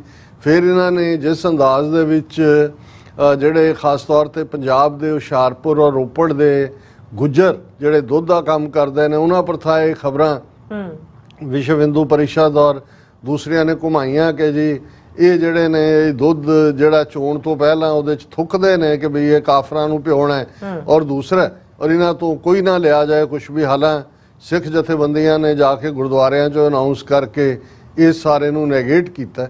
ਇਸੇ ਤਰ੍ਹਾਂ ਅਸੀਂ ਇਹ ਦੇਖਦੇ ਹਾਂ ਕਿ ਇਕਨੋਮਿਕਲ ਬਾਈਕਾਟ ਦੀ ਲਾਈਨ ਤਾਂ ਲੰਮੇ ਸਮੇਂ ਤੋਂ ਚੱਲ ਰਹੀ ਹੈ। ਕੱਲ ਵੀ ਮੈਂ ਕਿਸੇ ਡਿਸਕਸ਼ਨ ਦੇ ਵਿੱਚ ਦੇਖ ਰਿਹਾ ਸੀ ਕਿ ਵੀ ਪੰਜਾਬ 'ਚ ਵੀ ਇੱਕ ਟ੍ਰੈਂਡ ਕਿਉਂਕਿ ਜਿੱਥੇ ਵੀ ਹੁਣ ਬਿਲਡਿੰਗ ਦੇ ਠੇਕੇ ਨੇ ਜਾਂ ਅਦਰਵਾਈਜ਼ ਕੋਈ ਹੋਰ ਇਸ ਕਿਸਮ ਦਾ ਕੰਮ ਹੈ ਟੈਕਨੀਕਲ ਕਾਫੀ ਜਿਹੜੀ ਲੇਬਰ ਹੈ ਠੇਕੇਦਾਰ ਵੀ ਯੂਪੀ ਬਿਹਾਰ ਦੇ ਨੇ ਬਹੁਤੇ ਉਹਨਾਂ 'ਚ ਜਿਹੜੇ ਕਿਉਂਕਿ ਜਿਹੜੀ ਕਾਰੀਗਰ ਆ ਜਾਂ ਲੋਅਰ ਕੰਮ ਕਰਨ ਵਾਲੇ ਬਹੁਤ ਸਾਰੇ ਮੁਸਲਮਾਨ ਕਾਰੀਗਰ ਹੀ ਹੁੰਦੇ ਸੀ। ਜਿਵੇਂ ਕਰਤਾਰਪੁਰ ਫਰਨੀਚਰ ਹੈ ਹੁਣ ਵੀ ਉੱਥੋਂ ਲਖਨਊ ਤੋਂ ਜਾਂ ਕਾਨਪੁਰ ਤੋਂ ਜਾਂ ਦੂਜੇ ਹੀ ਲੋਕ ਆਉਂਦੇ ਨੇ ਉਹਨਾਂ ਦੀ ਜਿਹੜੀ ਹੈ ਬਰੀਕੀ ਦਾ ਕੰਮ ਕਰਨ ਵਾਲੇ। ਸੋ ਮੈਂ ਕਿਸੇ ਡਿਸਕਸ਼ਨ 'ਚ ਸੁਣ ਰਿਹਾ ਸੀ ਕਿ ਇੱਕ ਹਿੰਦੂ ਨੇ ਠੇਕੇਦਾਰ ਨੂੰ ਜਿਹੜਾ ਹਾਇਰ ਕੀਤਾ ਠੇਕੇਦਾਰ ਹਿੰਦੂ ਸੀ ਤੇ ਜਦੋਂ ਮੁਲਾਜ਼ਮ ਜਿਹਨੇ ਘਰ 'ਚ ਕੋਈ ਚਿਪਸ ਪਾਉਣ ਦਾ ਜਾਂ ਕੋਈ ਕੰਮ ਸ਼ੁਰੂ ਕੀਤਾ ਤੇ ਉਹਨੇ ਉਹਦਾ ਨਾਂ ਪੁੱਛਿਆ ਉਹਨੇ ਜੋ ਵੀ ਨਾਂ ਦੱਸਿਆ ਮੁਹੰਮਦ ਹੁਸੈਨ ਜਾਂ ਦੂਜਾ ਤੇ ਉਹਨੇ ਉੱਥੇ ਹੀ ਉਹਨੂੰ ਕਿਹਾ ਵੀ ਤੂੰ ਰੁਕ। ਠੇਕੇਦਾਰ ਨੂੰ ਕਿਹਾ ਵੀ ਜਾਂ ਤਾਂ ਇਹਨੂੰ ਕੱਢ ਦੇ ਤੇ ਜਾਂ ਤੇਰਾ ਠੇਕਾ ਕੈਂਸਲ। ਸੋ ਮਤਲਬ ਇਹ ਹੈ ਵੀ ਇਹ ਜਿਹੜੀ ਨਫ਼ਰਤ ਜਿਸ ਲਈ ਇਕੱਲਾ ਹੀ ਨਹੀਂ ਹੈ ਜੀ ਕਿ ਕਵਾੜੀਆਂ ਦੇ ਰਾਹ 'ਚ ਉਹਨਾਂ ਨੇ ਕਰਨ ਲਈ ਇਹ ਆਲਰੇਡੀ ਉਹਨਾਂ ਨੂੰ ਉਸ ਲੈਵਲ ਤੱਕ ਪੁਸ਼ ਕਰ ਦਿੱਤਾ ਗਿਆ ਹੈ ਕਿ ਔਰ ਅਸੀਂ ਇਹ ਨਾ ਸਮਝੀਏ ਸਿੱਖ ਔਰ ਜਿਵੇਂ ਸਿੱਖ ਹੇਟਰੇਡ ਕੋਈ ਇਸ਼ੂ ਆਉਂਦਾ ਹੈ ਉਹਦੇ ਤੇ ਤੁਸੀਂ ਦੇਖੋਗੇ ਕਿ ਵੀ ਜਿੱਥੇ ਪੋਜ਼ਿਟਿਵਿਟੀ ਵੀ ਨਿਕਲ ਰਹੀ ਹੁੰਦੀ ਹੈ ਇਹ ਉਹਨੂੰ ਨੈਗੇਟਿਵ ਟਰਨ ਕਰਦੇ ਨੇ। ਹੁਣ ਜੇ ਬੀਬੀ ਹਰਮੀਤ ਕੌਰ ਢਿੱਲੋਂ ਨੇ ਅਰਦਾਸ ਕੀਤੀ ਅਸੀਂ ਵੀ ਜ਼ਿਕਰ ਕੀਤਾ ਕਿ ਥੋੜਾ ਬਹੁਤ ਜਿਹੜੇ ਰਾਈਟ ਵਿੰਗਰ ਨੇ ਉਹਨਾਂ ਨੇ ਬੈਕਲੈਸ਼ ਕੀਤਾ ਪਰ ਸਭ ਤੋਂ ਜ਼ਿਆਦਾ ਤਕਲੀਫ ਹਿੰਦੂ ਤਵੀਆਂ ਨੂੰ ਹੋਈ। ਉਹਨਾਂ ਦਾ ਪੰਚ ਜਨੇ ਹੋਏ ਉਹਨਾਂ ਦਾ ਆਪ ਇੰਡੀਆ ਹੋਏ ਉਹਨਾਂ ਦੀਆਂ ਦੂਸਰੀਆਂ ਆਊਟਫਿਟਸ ਹੋਣ ਉਹਦੇ ਥੱਲੇ ਉਹਨਾਂ ਨੇ ਹਰਮੀਤ ਢਿੱਲੋਂ ਨੇ ਇਹ ਕਿਹਾ ਇੰਡੀਆ ਬਾਰੇ ਫਾਰਮਰ ਮੂਵਮੈਂਟ ਵੇਲੇ ਇਹ ਕਿਹਾ ਉਸ ਨੇ ਇਸ ਲੈਵਲ ਦੇ ਉੱਤੇ ਗੱਲ ਕੀਤੀ ਮੋਦੀ ਬਾਰੇ ਇਹ ਕਿਹਾ ਹਰਦੀਪ ਨਿੱਜਰ ਬਾਰੇ ਉਹ ਸਾਰਾ ਕੱਢ ਲਿਆ। ਫਿਰ ਉਹਨਾਂ ਨੂੰ ਲੱਗਾ ਕਿ ਵੀ ਇਹਦੇ ਨਾਲ ਤਾਂ ਸਿੱਖਾਂ ਨੂੰ ਹੋਰ ਹੋਇਆ ਕਿ ਵੀ ਇਹ ਫਿਰ ਉਹਨਾਂ ਨੇ ਅਗਲੇ ਦਿਨ ਉਹ ਰਿਪੀਟ ਸਟੋਰੀ ਇਵਨ ਟਾਈਮਸ ਨਾਓ ਦੇ ਵਿੱਚ ਕੀਤੀ ਜਿਹਦੇ 'ਚ ਉਹਨਾਂ ਨੇ ਕਿਹਾ ਕਿ ਜੀ ਬੈਕਲੈਸ਼ ਬਾਈ ਕ੍ਰਿਸਚੀਅਨਸ ਦਿਸ। ਹਾਲਾਂ ਮੈਂ ਅੱਜ ਕੋਈ ਹੋਰ ਕਿਤੇ ਸਟੋਰੀ ਦੇਖ ਰਿਹਾ ਸੀ ਕਿ ਉਸ ਬੀਬੀ ਦੇ ਅਰਦਾਸ ਕਰਨ ਤੋਂ ਬਾਅਦ 400 ਟਾਈਮ 400 ਗੁਣਾ ਜ਼ਿਆਦਾ ਸਿੱਖਾਂ ਬਾਰੇ ਰਿਸਰਚ ਕੀਤੀ ਲੋਕਾਂ ਨੇ ਜਿਵੇਂ ਤੁਸੀਂ ਗੂਗਲ ਕਰਕੇ ਕਿਉਂਕਿ ਉਹ ਕਿਹਾ ਜਾ ਰਿਹਾ ਸੀ ਜਦੋਂ ਉਹਨੇ ਵੀ ਕਿਹਾ ਕਿ ਮੈਂ ਸਿੱਖ ਇਮੀਗ੍ਰੈਂਟਸ ਦੀ ਬੱਚੀ ਹੈ ਔਰ ਮੈਂ ਆਈ ਔਰ ਇਹ ਸਿੱਖ ਪ੍ਰੇਅਰ ਹੈ ਕਿ 400 ਗੁਣਾ ਜ਼ਿਆਦਾ ਸਿੱਖ ਲਫ਼ਜ਼ ਦੇ ਉੱਤੇ ਰਿਸਰਚ ਹੋਈ। ਪਰ ਜੇ ਤੁਸੀਂ ਉਹਨਾਂ ਦਾ ਦੇਖੋਗੇ ਤੇ ਉਹਨਾਂ ਨੇ ਪਹਿਲਾਂ ਉਹਨੂੰ ਹਿੰਦੂਤਵਾ ਦੇ ਏਜੰਡੇ ਵਾਲਿਆਂ ਨੇ ਡਾਊਨ ਕਰਨ ਦੀ ਕੋਸ਼ਿਸ਼ ਕੀਤੀ ਫਿਰ ਅਦਰਵੇ ਕਰਨ ਦੀ ਕੀਤੀ। ਹੁਣ ਅਸੀਂ ਦੂਸਰੇ ਪਾਸੇ ਦੇਖ ਰਹੇ ਹਾਂ ਵੀ ਕਿਉਂਕਿ ਡਿਵੈਲਪਮੈਂਟਸ ਦੁਨੀਆ ਦੇ ਵਿੱਚ ਖਾਸ ਤੌਰ ਤੇ ਜਿਵੇਂ ਅਸੀਂ ਅਮਰੀਕਨ ਪ੍ਰੈਜ਼ੀਡੈਂਸ਼ੀਅਲ ਰੇਸ ਦੀ ਗੱਲ ਕੀਤੀ ਹੈ ਇਸ ਕਿਸਮ ਦੀਆਂ ਚੱਲ ਰਹੀਆਂ ਨੇ ਕਿ ਉਹ ਉੱਥੇ ਆਪਣੇ ਏਜੰਡੇ ਤੇ ਲੱਗੇ ਹੋਏ ਨੇ। ਉਹਨਾਂ ਨੇ ਕੋਈ ਜਿਹੜਾ ਉਹ ਬਿਨਾਂ ਰੋਕ ਟੋਕ ਤੋਂ ਇਹ ਜਾਣਦੇ ਹੋਏ ਵੀ ਅਜੇ ਤਾਂ ਮੋਦੀ ਸਰਕਾਰ ਨੂੰ ਜਿਹੜਾ ਉਹਦੇ ਕੁਝ ਹਫ਼ਤੇ ਹੀ ਹੋਏ ਨੇ ਲੇਕਿਨ ਤੁਸੀਂ ਇਹ ਦੇਖੋਗੇ ਕਿ ਜਿਸ ਤੇਜ਼ੀ ਨਾਲ ਇਹੀ ਕੰਵਾੜੀਆ ਯਾਤਰਾ ਦੇ ਨਾਂ ਥੱਲੇ ਵੀ ਔਰ ਜਿਹੜਾ ਅੱਜ ਫੈਸਲਾ ਮੋਦੀ ਸਰਕਾਰ ਨੇ ਲਿਆ ਹੁਣ ਜਿਹੜਾ ਇੱਕ ਨੈਗੇਟਿਵ ਜਿਹੜੇ ਹਿੰਦੂਤਵਾ ਨੂੰ ਈਵਨ ਵਿਦਨ ਹਿੰਦੂਆਂ ਦੇ ਵੀ ਅਪੋਜ਼ ਕਰਦੇ ਨੇ ਉਹਨਾਂ ਦਾ ਕਹਿਣਾ ਸੀ ਕਿ ਜੀ ਇਹ ਹੁਣ ਕਿਉਂਕਿ ਮੋਦੀ ਸਰਕਾਰ ਨਾਇਡੂ ਔਰ ਨਤੀਸ਼ ਕੁਮਾਰ ਦੀਆਂ ਵਿਸਾਖੀਆਂ ਦੇ ਸਹਾਰੇ ਖੜੀ ਹੈ ਤੇ ਇਹ ਦੋਨੋਂ ਸੈਕੂਲਰ ਲਿਬਰਲ ਵੈਲਿਊਜ਼ ਵਾਲੇ ਲੋਕ ਨੇ ਇਸ ਲਈ ਹੁਣ ਹਿੰਦੂਤਵਾ ਦਾ ਏਜੰਡੇ ਨੂੰ ਅੱਗੇ ਤੋਰਨਾ ਜਿਹੜਾ ਉਹ ਉਹਨਾਂ ਦੇ ਲਈ ਸੌਖਾ ਨਹੀਂ ਹੋਏਗਾ। ਅਸੀਂ ਉਦੋਂ ਵੀ ਇਹ ਕਿਹਾ ਸੀ ਕਿ ਵੀ ਈਵਨ ਕਾਂਗਰਸ ਵੀ ਆ ਜਾਏ ਪਾਵਰ ਦੇ ਵਿੱਚ, ਜਾਂ ਜਿਹੜਾ ਇੰਡੀਆ ਬਲਾਕ ਜਿਹਨੂੰ ਕਹਿੰਦੇ ਨੇ, ਹੁਣ ਜਿੱਥੇ ਤੱਕ ਹਿੰਦੂਤਵਾ ਦਾ ਏਜੰਡਾ ਪਹੁੰਚ ਗਿਆ ਹੋਇਆ ਹੈ, ਰਾਦਰ ਉਹਨੂੰ ਅੱਗੇ ਹੀ ਲੈ ਕੇ ਜਾਣਗੇ। ਉਹ ਵੀ ਸਾਬਤ ਕਰਨ ਦੇ ਇਹੀ ਕਾਰਨ ਹੈ ਕਿ ਰਾਜੀਵ ਗਾਂਧੀ ਜਾਂ ਇੰਡੀਆ ਬਲਾਕ, ਇਹ ਜਿਹੜੀ ਕਾਂਵੜੀਆ ਵਾਲੀ ਗੱਲ ਵੀ ਹੈ, ਇਸ ਦੇ ਉੱਤੇ ਨਾ ਰਾਹੁਲ ਗਾਂਧੀ ਬੋਲਿਆ, ਨਾ ਕੋਈ ਹੋਰ ਤੁਹਾਨੂੰ ਬੋਲਦਾ ਨਜ਼ਰ ਆਇਆ, ਜਾਂ ਸੈਂਟਰ ਗਵਰਨਮੈਂਟ 'ਚ ਇਹੀ ਬੈਠੇ ਨੇ ਨਿਤੀਸ਼ ਕੁਮਾਰ ਜਾਂ ਦੂਜੇ ਵੀ। ਹਾਂ, ਤ੍ਰਿਣਮੂਲ ਕਾਂਗਰਸ ਦੀ ਮਹੂਆ ਜਿਹੜੀ ਹੈ, ਉਹ ਵਿਚਾਰੀ ਜਿਹੜੀ ਹੈ, ਉਹ ਮੈਨੂੰ ਹਮੇਸ਼ਾ ਹੀ ਲੱਗਦਾ ਹੈ ਕਿ ਵੀ ਉਹ ਪਾਰਲੀਮੈਂਟ 'ਚ ਵੀ ਉਹਨੂੰ, ਹਾਲਾਂ ਪਿਛਲੀ ਵਾਰੀ ਉਹਦੀ ਮੈਂਬਰਸ਼ਿਪ ਕੈਂਸਲ ਕਰਤੀ ਸੀ ਮਹੂਆ ਮੋਤਰੇ, ਪਰ ਉਸੇ ਹੀ ਸੀਟ ਤੋਂ ਦੁਬਾਰਾ ਜਿੱਤ ਕੇ ਆਈ ਹੈ। ਉਹ ਸੀ, ਸ਼ੀ ਵਾਜ਼ ਦਾ ਓਨਲੀ ਵਨ ਜਿਹੜੀ ਐਟਲੀਸਟ ਉਸ ਤ੍ਰਿਣਮੂਲ ਕਾਂਗਰਸ ਦੀ ਦਾ ਮੈਂ ਸੁਣਿਆ। ਸੋ ਮਤਲਬ ਇਹ ਹੈ, ਕਿਉਂਕਿ ਇਹਨਾਂ ਨੂੰ ਵੀ ਪਤਾ ਹੈ ਮੋਦੀ ਐਂਡ ਕੰਪਨੀ ਨੂੰ, ਕਿ ਉਹਨਾਂ ਨੇ ਹਿੰਦੂਤਵਾ ਦੀ ਸਪਿਨ ਇੰਨੀ ਫਾਸਟ ਕਰਕੇ ਸੁੱਟੀ ਹੈ ਕਿ ਇਹਦੇ ਰਾਜ ਹੁਣ ਕਿਸੇ ਨੇ ਅੜਨਾ ਨਹੀਂ ਹੈ। ਆਲਰੇਡੀ ਰਾਦਰ ਆਪੋਜੀਸ਼ਨ ਵੀ ਇਸ ਗੱਲ ਦੇ ਉੱਤੇ ਜ਼ੋਰ ਦੇਣ ਤੇ ਲੱਗੀ ਹੁੰਦੀ ਹੈ ਕਿ ਜੀ ਅਸੀਂ ਜ਼ਿਆਦਾ ਪੱਕੇ ਹਿੰਦੂ ਹਾਂ, ਔਰ ਇਸ ਸਭ ਦਾ ਹੀ ਫਾਇਦਾ ਚੁੱਕਦੇ ਆ। ਹੁਣ ਜਿਹੜਾ ਕੰਮ 10 ਸਾਲ ਤੋਂ, ਜਦੋਂ ਕਿ ਮੋਦੀ ਦੀ ਸਰਕਾਰ ਰਹੀ ਜਾਂ ਉਸ ਤੋਂ ਪਹਿਲਾਂ ਵਾਜਪਾਈ ਦੀ 5 ਸਾਲ 13 ਮਹੀਨੇ ਜਾਂ 13 ਦਿਨ ਰਹੀ, ਜਿਹੜਾ ਇਹਨਾਂ ਨੇ ਡੇਅਰ ਨਹੀਂ ਸੀ ਕੀਤਾ, ਉਹ ਅੱਜ ਜਿਹੜਾ ਆਰਡਰ, ਔਰ ਇਹ ਪ੍ਰੋਮੀਨੈਂਟ ਖਬਰ ਪ੍ਰੈਜ਼ੀਡੈਂਟ ਬਾਈਡਨ ਤੋਂ ਬਾਅਦ ਜਿਹੜਾ ਕਿ ਵੀ ਉਹ ਰੇਸ ਤੋਂ ਹਟੇ ਨੇ, ਇੰਡੀਆ ਦੇ ਮੀਡੀਆ ਦੀ ਹੈ ਕਿ 7 ਨਵੰਬਰ 1966 ਨੂੰ ਇੰਦਰਾ ਗਾਂਧੀ ਦੀ ਹਕੂਮਤ ਦੇ ਵੇਲੇ ਇਹ ਆਰਐਸਐਸ ਦੇ ਉੱਤੇ ਪਾਬੰਦੀ ਲਾਈ ਗਈ ਸੀ। ਆਰਐਸਐਸ ਤੇ ਤਾਂ ਪਾਬੰਦੀ ਫ੍ਰੀ ਭਾਰਤ ਦੇ ਵਿੱਚ, ਸੋ ਕਾਲਡ ਫ੍ਰੀ ਭਾਰਤ ਦੇ ਵਿੱਚ 3 ਵਾਰ ਲੱਗੀ। ਇੱਕ ਗਾਂਧੀ ਦੇ ਮਰਡਰ ਤੋਂ ਬਾਅਦ, ਇੱਕ ਐਮਰਜੈਂਸੀ ਦੇ ਵੇਲੇ, ਔਰ ਤੀਸਰੀ ਵਾਰ ਜਦੋਂ ਬਾਬਰੀ ਮਸਜਿਦ ਢਾਈ ਗਈ, ਜਿਹੜਾ ਫੁੱਲ ਬੈਨ ਕਿ ਆਰਐਸਐਸ ਗੈਰ ਕਾਨੂੰਨੀ ਜਥੇਬੰਦੀ ਹੈ। ਸੋ ਇਹ ਜਿਹੜੀ ਪਾਬੰਦੀ ਦੀ ਅਸੀਂ ਗੱਲ ਕਰ ਰਹੇ ਹਾਂ, ਇਸ 3 ਵਾਰ ਦੀਆਂ ਪਾਬੰਦੀਆਂ ਤੋਂ ਵੱਖਰੀ ਪਾਬੰਦੀ ਹੈ। ਇਹ 7 ਨਵੰਬਰ 1966 ਨੂੰ ਉਸ ਜ਼ਮਾਨੇ ਦੇ ਵਿੱਚ ਕੁਝ ਸ਼ੰਕਰਾਚਾਰੀਆ ਇਕੱਠੇ ਹੋ ਕੇ ਇੰਦਰਾ ਗਾਂਧੀ ਦੀ ਸਰਕਾਰ ਤੇ ਗਊ ਵੱਧ ਦੇ ਉੱਤੇ ਪਾਬੰਦੀ ਲਾਈ ਜਾਏ, ਕਾਊ ਸਲਾਟਰ ਬੰਦ ਕੀਤਾ ਜਾਏ। ਹਾਲਾਂ ਹਕੀਕਤ ਇਹ ਹੈ ਕਿ ਭਾਰਤ ਜਿਹੜਾ ਦੁਨੀਆ ਦਾ ਦੂਸਰਾ ਵੱਡਾ ਬੀਫ ਐਕਸਪੋਰਟਿੰਗ ਮੁਲਕ ਹੈ, ਔਰ 80% ਜਿਹੜੀ ਬੀਫ ਟ੍ਰੇਡ ਆ ਉਹ ਹਿੰਦੂਆਂ ਦੇ ਕੋਲ ਹੈ। ਸ਼ਰਮਿਆ, ਅਗਨੀਹੋਤਰੀ, ਚਤੁਰਵੇਦੀ, ਤ੍ਰਿਵੇਦੀ, ਦਵੇਦੀ, ਇਹਨਾਂ ਸਾਰਿਆਂ ਦੇ ਕੋਲ ਹੈ। ਪਰ ਉੱਥੇ ਉਹਨਾਂ ਨੂੰ ਨਜ਼ਰ ਨਹੀਂ ਆਉਂਦਾ ਜਦੋਂ ਉਹਨਾਂ ਨੇ ਕੋਈ ਪੋਲੀਟੀਕਲ ਏਜੰਡਾ ਦੇਣਾ। ਔਰ ਉਹਨਾਂ ਨੇ 1966 ਦੇ ਵਿੱਚ ਇਹ ਮੂਵ, ਉਹਨਾਂ ਨੇ ਇਹਨਾਂ ਨੂੰ ਸ਼ੰਕਰਾਚਾਰੀਆ ਨੂੰ ਅੱਗੇ ਲਾਇਆ, ਪਿੱਛੇ ਭਾਰਤੀ ਜਨ ਸੰਘ ਸੀ, ਪਰ ਸਭ ਤੋਂ ਬੈਕ ਦੇ ਉੱਤੇ ਜਿਹੜਾ ਆਰਐਸਐਸ ਦਾ ਸੀ। ਔਰ ਪਾਰਲੀਮੈਂਟ ਨੂੰ ਜਾ ਕੇ ਇਹਨਾਂ ਨੇ ਘੇਰ ਲਿਆ, ਕੱਲਾ ਘੇਰਿਆ ਹੀ ਨਹੀਂ, ਪਾਰਲੀਮੈਂਟ ਦੇ ਵਿੱਚ ਵੜ ਗਏ ਸੀ, ਔਰ ਉਦੋਂ ਗੋਲੀ ਚਲਾਈ ਗਈ ਸੀ, ਔਰ ਉਸ ਤੋਂ ਬਾਅਦ ਜਿਹੜਾ ਬਹੁਤ ਸਾਰੇ ਲੋਕ ਮਰੇ ਵੀ ਸੀ, ਔਰ ਇੰਦਰਾ ਗਾਂਧੀ ਦੇ ਖਿਲਾਫ ਉਦੋਂ ਕਾਫੀ ਇੱਕ ਮੁਹਿੰਮ ਵਿੱਢੀ ਗਈ ਸੀ। ਔਰ ਉਦੋਂ ਆਰਐਸਐਸ ਬਾਰੇ ਇਹ ਆਰਡਰ ਸੈਂਟਰ ਗਵਰਨਮੈਂਟ ਨੇ ਕੱਢਿਆ ਸੀ ਕਿ ਇਹ ਇੱਕ ਦਹਿਸ਼ਤਗਰਦ ਜਥੇਬੰਦੀ ਹੈ, ਅਰਧ ਸੈਨਿਕ ਜਥੇਬੰਦੀ, ਇਸ ਦਾ ਇੱਕ ਫਿਰਕੂ ਏਜੰਡਾ ਹੈ। ਇਸ ਲਈ ਕੋਈ ਵੀ ਸੈਂਟਰਲ ਗਵਰਨਮੈਂਟ ਦਾ ਮੁਲਾਜ਼ਮ ਜਿਹੜਾ ਹੈ ਇਸ ਦੀਆਂ ਸ਼ਾਖਾਵਾਂ ਦੇ ਵਿੱਚ ਔਰ ਇਸ ਦੀਆਂ ਐਕਟੀਵਿਟੀਜ਼ ਦੇ ਵਿੱਚ ਹਿੱਸਾ ਨਹੀਂ ਲਏਗਾ। ਇਹ ਆਰਡਰ 1966 ਦਾ। ਔਰ ਮੈਂ ਜਿਵੇਂ ਕਿਹਾ ਕਿ ਇਹਨਾਂ ਦੀਆਂ ਸਕਸੈਸਿਵ ਗਵਰਨਮੈਂਟਸ ਬਣੀਆਂ, ਪਰ ਕਦੇ ਵੀ ਇਸ ਆਰਡਰ ਦੇ ਉੱਤੇ ਜਿਹੜੀ ਪਾਬੰਦੀ ਇਹਨਾਂ ਦੇ ਮੁਲਾਜ਼ਮਾਂ ਦੇ ਇਹਦਾ ਹਿੱਸਾ ਬਣਨ ਤੇ ਲਾਈ ਗਈ ਸੀ, ਉਹਨੂੰ ਖਤਮ ਨਹੀਂ ਕੀਤਾ ਗਿਆ। ਹੁਣ ਆਲਮੋਸਟ 60 ਸਾਲ ਬਾਅਦ ਅਸੀਂ ਦੇਖਦੇ ਹਾਂ, ਔਰ ਅੱਜ ਦੀਆਂ ਮੇਨ ਖਬਰਾਂ 'ਚ ਇਹ ਹੈ, RSS lauds Modi government for lifting ban on government EMPLOYEES participation in Sangh activities. ਔਰ ਇਹ ਸਾਰੇ ਤਾਂ ਚੱਲਦੇ ਆ, ਇਹ ਬੈਨ ਚੁੱਕ ਲਿਆ ਗਿਆ। ਹੁਣ ਜਦੋਂ ਅਸੀਂ ਇਹ ਕਹਿੰਦੇ ਹਾਂ ਕਿ ਵੀ ਇਹ ਹਿੰਦੂ ਰਾਸ਼ਟਰ ਬਣਨ ਦੇ ਨੇੜੇ ਹੈ, ਜਾਂ ਆਲਮੋਸਟ ਆਲਰੇਡੀ ਬਣ ਚੁੱਕਾ ਹੈ, ਬਾਕੀ ਤਾਂ ਕਾਨਸਟੀਟਿਊਸ਼ਨ ਕੀ ਕਹਿੰਦਾ ਕੀ ਨਹੀਂ, ਉਸ ਕਾਨਸਟੀਟਿਊਸ਼ਨ ਦੇ ਥੱਲੇ ਤੁਸੀਂ ਦੇਖੋਗੇ ਕੀ ਫੈਸਲੇ ਹੋ ਰਹੇ ਨੇ। ਇੱਕ ਪਾਸੇ ਜਿਨ੍ਹਾਂ ਨੇ 32 ਸਾਲ 35 ਸਾਲ ਜੇਲ੍ਹ ਪੂਰੀ ਕਰ ਲਈ ਹੈ, ਅਦਾਲਤਾਂ ਉਸ ਮਾਮਲੇ ਚੁੱਪ ਨੇ ਵੀ ਉਹਨਾਂ ਨੂੰ ਰਿਹਾ ਕਿਉਂ ਨਹੀਂ ਕੀਤਾ ਜਾਂਦਾ। ਲੇਕਿਨ ਅੱਜ ਅਸੀਂ ਸੁਪਰੀਮ ਕੋਰਟ ਦਾ ਫੈਸਲਾ ਦੇਖਦੇ ਹਾਂ ਕਿ ਉਹ ਟੈਣੀ ਮਿਸ਼ਰਾ ਜਿਹਨੇ ਗੱਡੀ ਚਾੜ ਕੇ 5 ਬੰਦੇ ਮਾਰੇ, 3 ਕਿਸਾਨ, ਇੱਕ ਹਿੰਦੂ ਪੱਤਰਕਾਰ ਔਰ ਇੱਕ ਹੋਰ, ਔਰ ਉਹਦੀ ਜਿਹੜੀ ਹੈ ਅੱਜ ਜ਼ਮਾਨਤ ਕਰਤੀ ਸੁਪਰੀਮ ਕੋਰਟ ਨੇ, ਕਿਹਾ ਜੀ ਸਪੀਡੀ ਟਰਾਇਲ ਕਰੋ ਜਾਂ ਦੂਜਾ। ਸੋ ਤੁਸੀਂ ਅਦਾਲਤਾਂ ਦੇ ਫੈਸਲੇ ਦੇਖੋਗੇ, ਤੁਸੀਂ ਕੁੱਲ ਮਿਲਾ ਕੇ ਜੋ ਕੁਝ ਚੱਲ ਰਿਹਾ ਉਹਨੂੰ ਅਰਾਊਂਡ ਦੇਖੋਗੇ, ਫਿਰ ਦਿੱਲੀ ਯੂਨੀਵਰਸਿਟੀ ਦੇ ਵਿੱਚ ਲਾਅ ਇੰਸਟੀਟਿਊਸ਼ਨਸ ਦੇ ਵਿੱਚ ਇਹ ਸਰਕੂਲਰ ਆਉਂਦਾ ਹੈ ਕਿ ਜੀ ਜਿੱਥੇ ਲਾਅ ਪੜ੍ਹਾਇਆ ਜਾਂਦਾ ਹੈ ਕਨਸਟੀਟਿਊਸ਼ਨ ਜਾਂ ਦੁਨੀਆ ਦੇ ਅੱਡ-ਅੱਡ ਕਨਸਟੀਟਿਊਸ਼ਨ, ਉੱਥੇ ਮਨੂ ਸਿਮਰਤੀ ਨੂੰ ਵੀ ਪੜ੍ਹਾਇਆ ਜਾਏ। ਹੁਣ ਅਲਟੀਮੇਟਲੀ ਇਹ ਹੈ ਵੀ ਹਿੰਦੂ ਰਾਸ਼ਟਰ ਦੇ ਜਿੰਨੇ ਸਿੰਪਟਮਸ ਨੇ ਜਾਂ ਜੋ ਚਾਹੁੰਦੇ ਨੇ ਉਸ ਦੇ ਨੇੜੇ ਤੇੜੇ ਲੈ ਆਏ। ਜਿਹੜਾ ਕੋਈ ਪਹਿਲੀ ਗੱਲ ਤਾਂ ਜਿਹਨੂੰ ਹਿੰਦੂ ਲਫ਼ਜ਼ ਹੀ ਇਹਨਾਂ ਦੇ ਨਾ ਵੇਦਾਂ 'ਚ ਹੈ, ਨਾ ਸ਼ਾਸਤਰਾਂ 'ਚ ਹੈ, ਨਾ ਸਿਮਰਤੀਆਂ 'ਚ ਹੈ। ਬਹੁਤ ਲੇਟਰ ਜਿਹੜਾ ਹੈ ਇਹ ਤਾਂ ਖੁਦ ਇਹਨੂੰ ਡਿਨਾਈ ਕਰਦੇ ਰਹੇ ਜੀ, ਇਹਦਾ ਮਤਲਬ ਚੋਰ ਹੁੰਦਾ ਹੈ, ਇਹ ਵਿਦੇਸ਼ੀਆਂ ਨੇ ਸਾਨੂੰ ਦਿੱਤਾ, ਅਸੀਂ ਤਾਂ ਆ ਰਹੀ ਹੈ।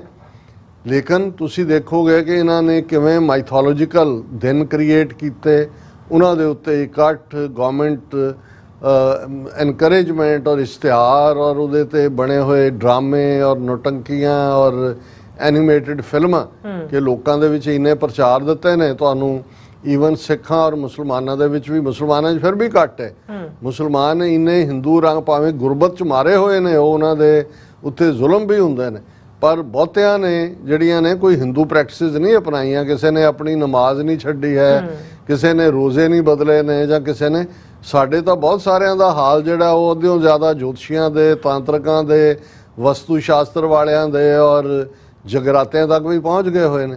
ਔਰ ਹੁਣ ਇਹਨਾਂ ਦਾ ਇਹ ਸਟੈਪ, ਔਰ ਇਸ ਗੱਲ ਦਾ ਧਿਆਨ ਰਹੇ ਕਿ RSS ਦੇ ਜਿਹੜਾ ਇਹਦਾ ਫਾਊਂਡਰ ਸੀ ਹੈਡਗਵੇਅਰ ਜਾਂ ਗੋਲਵਲਕਰ, ਉਹਨਾਂ ਨੇ ਕਦੇ ਵੀ ਭੁਲੇਖਾ ਨਹੀਂ ਰਹਿਣ ਦਿੱਤਾ ਵੀ RSS ਦਾ, ਕਿਉਂਕਿ RSS ਨੂੰ ਜੇ ਰੀਅਲ ਸ਼ੇਪ ਦੇ ਵਿੱਚ ਖੜਾ ਕੀਤਾ ਤਾਂ ਗੋਲਵਲਕਰ ਨੇ ਕੀਤਾ। ਔਰ ਇਹ 1925 'ਚ ਜਿਹੜੀ ਹੈ ਹੋਂਦ ਦੇ ਵਿੱਚ ਆਂਦੀ ਹੈ, ਅਗਲੇ ਸਾਲ 100 ਸਾਲ ਹੋ ਜਾਣੇ ਨੇ 2025 'ਚ।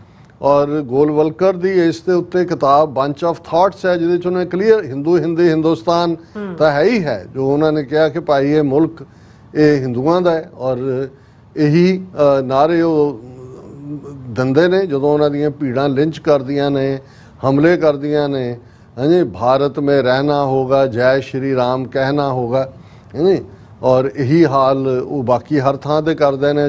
ਔਰ ਜਿਹੜੀਆਂ ਭੀੜਾਂ ਅਟੈਕ ਕਰ ਰਹੀਆਂ ਹੁੰਦੀਆਂ ਨੇ, ਜੈ ਸ਼੍ਰੀ ਰਾਮ ਕਹਿ ਕੇ ਅੱਗਾਂ ਲਾ ਰਹੀਆਂ ਹੁੰਦੀਆਂ ਨੇ ਔਰ ਦੂਜੇ ਦੁਸ਼ਕਰਮ ਕਰ ਰਹੀਆਂ ਹੁੰਦੀਆਂ ਨੇ। ਹੁਣ ਗੋਲਵਲਕਰ ਨੇ ਜਾਂ RSS ਨੇ ਕਦੇ ਆਪਣੇ ਵਰਡ ਮਿਸ ਨਹੀਂ ਕੀਤੇ। ਉਹਨਾਂ ਦਾ ਪਹਿਲੇ ਦਿਨ ਤੋਂ ਇਹ ਸਟੈਂਡ, ਗੋਲਵਲਕਰ ਦਾ ਕਹਿਣਾ ਕਿ ਜੋ ਹੱਲ ਹਿਟਲਰ ਨੇ ਅਕਲੀਅਤਾਂ ਨਾਲ, ਮਾਈਨੋਰਟੀ ਜਾਂ ਜਿਹਨੂੰ ਅਲਪ ਸੰਖਿਅਕ ਕਹਿੰਦੇ ਨੇ ਜਾਂ ਅਸੀਂ ਘੱਟ ਗਿਣਤੀ ਕਹਿੰਦੇ ਹਾਂ, ਉਸ ਦੇ ਲਈ ਲਫ਼ਜ਼ ਅਕਲੀਅਤ ਵੀ ਹੈ।